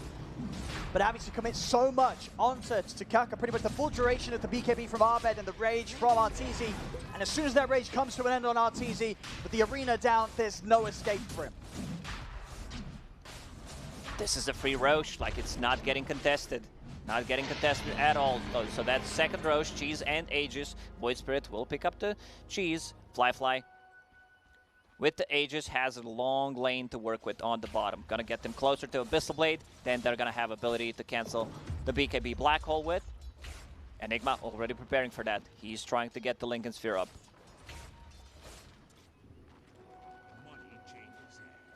Still ever so close in the numbers, but when it's this close and there's a Spectre on one side, you've definitely got to fear it, especially when it's still a Spectre that is yet to die. Fly having the perfect game on a hero which, you know, was far away from one of the most popular carries that we've seen here at the tournament. Only a few games have we seen it shown. And here so far in the 5th game of the Grand Finals, Fly pretty much bringing out the best performance of it out of all. Yeah, and remember, he was playing against Enigma. Enigma had 30 denies in the laning stage while he was sitting at like 14 CS. Level 20, extra HP. They just can't focus the Spectre. They just can't. They need to deal with the rest. Phoenix Egg, they also need a Black Hole. They need a Black Hole this time around to actually connect. Yeah, Ice has got to land it. They can't win these fights without that sort of impact required from their offlaner. As of Rise, the turnaround's just going to be too easy for Fly, especially, as you said, with that Abyssal. And life has just become so much harder for the cause of EG. Arteezy really struggling to just get that AC done. Make sure that he has that finish for the next fight. Void Spirit also going for more of a right-click oriented build. He wants to be able to scale, just finish the Deso, has the Aghanim Scepter. He's extremely far on Void Spirit. Also, I would not mind seeing another Abyssal Blade, especially if Enigma manages to get a Lincoln Sphere, just to have an extra tool to deal with that BKB black hole. Ollie once again buying a gem. He just loves an early gem, you know. He gets the gold back by killing the Observer Wards.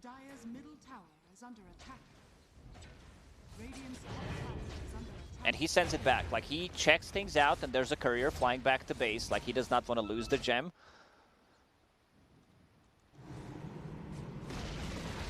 IG, they're going to start pushing at the high ground here for sure. But the Aegis still up for 2.5 minutes. Cheese as well. They know how hard it's going to be for EG to try and put a stop to this siege. As IG poking back, just trying to get the reaction to come out from EG. IG decide to play it safe. Get the ward down on the high ground and look to move over to the other lane. Still 2 more tier 2s to take away, so the easy objectives looking to be the more appealing here for IG right now. The thing that people forget, because you don't see too much of a Spectre, is that she can be on the other side of the map and still join a team fight. Like, cancel those Blink Daggers. They have 2 Blink Daggers. Cancel one on Enigma. Probably get a jump on her. Like, cancel the Blink Dagger on the Tusk so he can get himself in a position to save people with the Snowball. Abed, he's going again for that Aghanim Scepter. He loves to get it as a 3rd/4th item. So he can go in, set things up, use this kind of a budget black hole to set things up for a big black hole.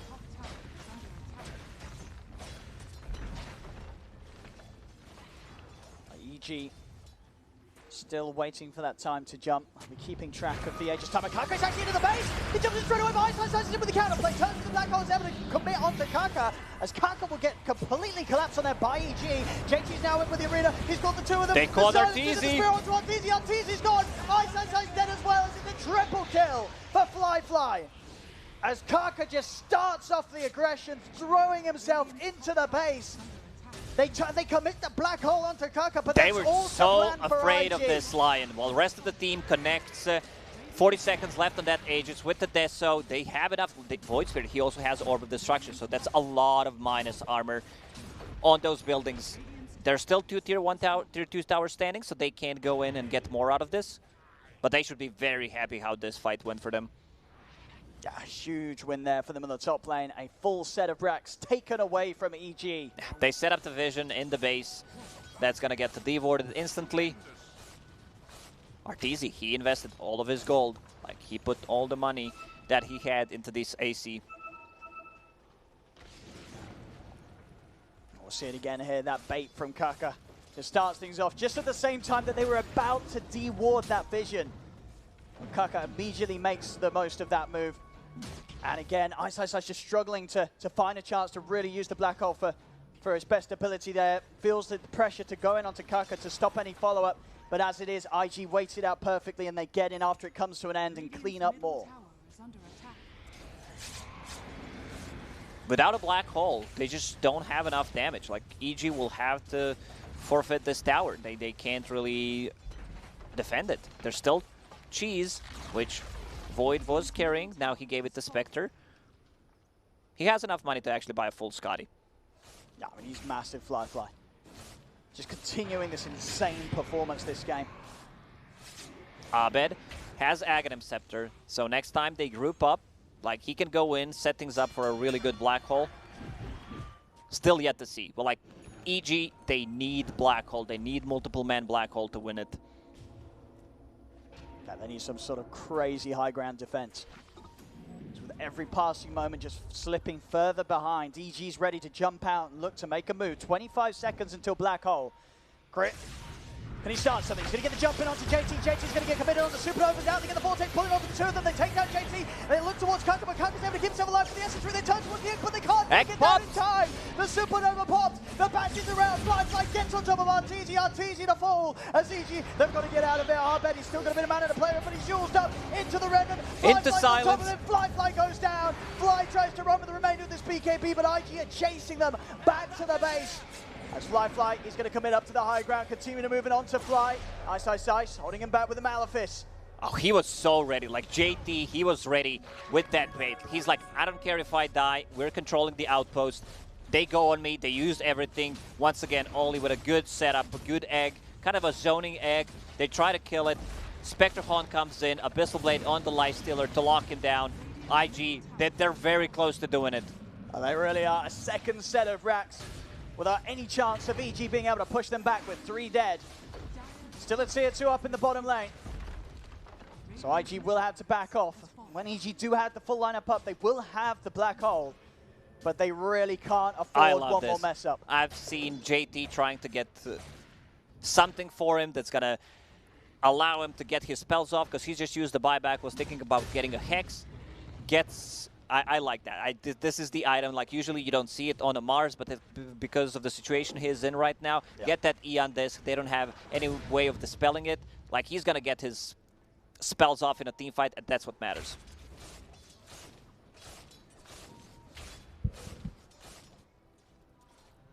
EG running out of options here in this game. It's every single move so far that they've tried to make to rectify the rough mid-game has only pushed them further behind. As you can see on the net worth, to start things off, EG did have a good hold coming out of the lane stage. They did a very good lead. These team fights and counter plays from IG have just stopped EG in their tracks every single time. EG also does not have vision. This gem really paying off. Another Eon disc picked up by Lion.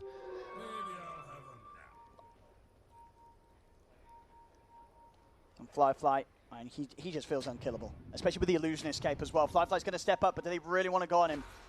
Well, they don't. Crit continue to hide in the trees. Of course. He's going to try and get over towards the backline. He has to jump over towards Oli. Can he take him down? He can. Oli taken down 100-0, but buyback immediately from the Phoenix is Arteezy. He's trying to run, but Fly tries to get the best side. He's going to be able to drop the black hole onto the Spectre, but then the not dying. JT's able to get the spear onto Arteezy, pinning him over to the arena as Arteezy goes down. Fly moves over to white side, over to Fly. 3 dead on EG. Crit snowballing down to the low ground, but Fly is still good to go as IG. They'll take them all down. A team wipe. They will run down mid. Like, that was not even close to killing Spectre. She still had cheese, and she just hit level 25. 5% extra dispersion. This is it. They're going to go in and try to end the game. They're going to look to close it. They're going to look to grab that title here as EG. They've got 3 buybacks, but both Arbet and Arteezy no way to return to the action. Look for the chat. I want to see what they're doing. As the fortification buys them a little bit of time. But as it comes to an end, IG continue to push on. As the buyback comes out from Crit, buyback comes out from Ice. IG actually going to give it some respect here. They're not going to try and force the closure of this game whilst Arbet and Arteezy are still down. They'll let this one continue for a little longer. Spectre hands over the cheese to Mars. Like, he just wants to have another way of getting his spells off. Eon Disc is on cooldown. This is third Roche. This is Refresher, Cheese, and Aegis. Spectre's gonna get that Aegis. They can't contest this without a black hole. They just don't have enough. Smart move from IG. You know, they went in, forced 2 buybacks. They're like, we have enough damage. There's not gonna be Storm Spirit. He can't steal our Cheese nor Aegis. And now, Void Spirit, yeah, this is what I talked about. He's going for the Abyssal Blade. Have another way of locking down that Enigma, BKB Black Hole, and locking down the Lifestealer. Just each and every time we saw in that last fight, Ice, he was able to catch the Spectre in the Black Hole, but with the way that IG's been just perfectly split, he can never really have the chance of getting more than one hero, and at this stage, locking down Fly in the Black Hole is just not nearly enough. And it's a time lot to of kill confusion, you know, Spectre going in with the Haunt Illusions, with the Manta style, like, you need to be careful about the bash, Illusion Escape as well on Spectre. Like, he just can't farm. Ice cannot farm. He does not have enough gold to buy Abyssal Blade. Sorry, not Abyssal Blade, but the Linkage that can potentially counter an Abyssal Blade. As IG take the final tier 2.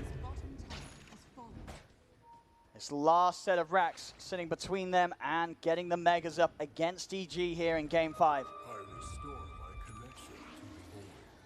got it. 10 seconds till Black Hole. Emo, Refresher Shard, so double Abyssal Blade, like Resonant Pulses, 4 Astral Chap charges. He's in straight away with the fingers immediately bursting down. RTZ going to get taken down. Jump over with the Abyssal Blade over towards Ice, and RTZ, they're out of the game. IG, they'll turn towards more. GG is called as IG are your champions of the Singapore Major. As they come in and they achieve the reverse sweep against EG in the best of 5. I can't believe they've actually done it. They've done it. They went 2-0 in the best of 5 and managed to make a comeback. Here comes the hug. I mean, it was just brilliant stuff. After 2 incredibly tough games against EG to open the series, they bring it back, the swing round in Game 3 and then Game 4 and then into this Game 5 where it felt like they had complete control of EG right up until the end. Yeah, first 2 games, they were like, we don't have the answer. Then another 2 games, 3 games, we're going to let the Storm Spirit go through, and they had the answer. Like, I like how they kept their composure. They were ready for this. And here we have it as they take to the stage. Well deserved, they make the lower bracket run. Ladies and gentlemen, Invictus Gaming are your One Esports Singapore Major Champions!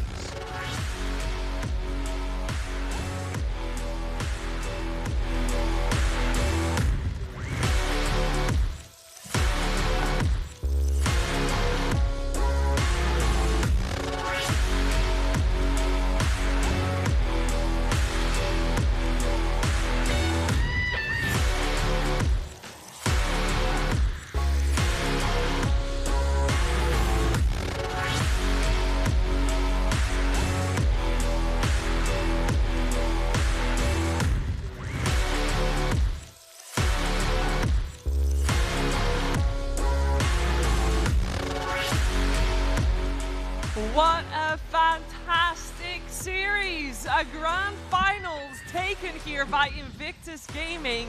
Team coming in from the Chinese region, hottest team of the Chinese region. And they look a little shaky in some of their opening series, but in this, and they looked shaky in some of their opening games in this grand finals as well. But when it counts, they turn it around. IG, our champions, I'm so happy for this team. I cannot even imagine. This team was not making it to TI9. They did not qualify, and it was a big blow for them.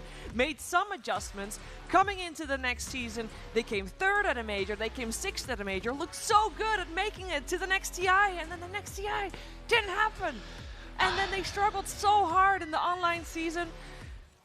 Coming in hot, though, at the DPC League. And Lizard, I know that you're proud of them. I'm so proud. Watching these guys for almost 3 months, coming from the DPC League, but didn't look so hot at the beginning of the major. Dropped 2 games to EG in that upper bracket, had to fight through the lower bracket, back to the throne. Back to 0-2 versus EG into the reverse sweep. This was a phenomenal major to watch, not only because of the main storyline, the side stories were also just as phenomenal.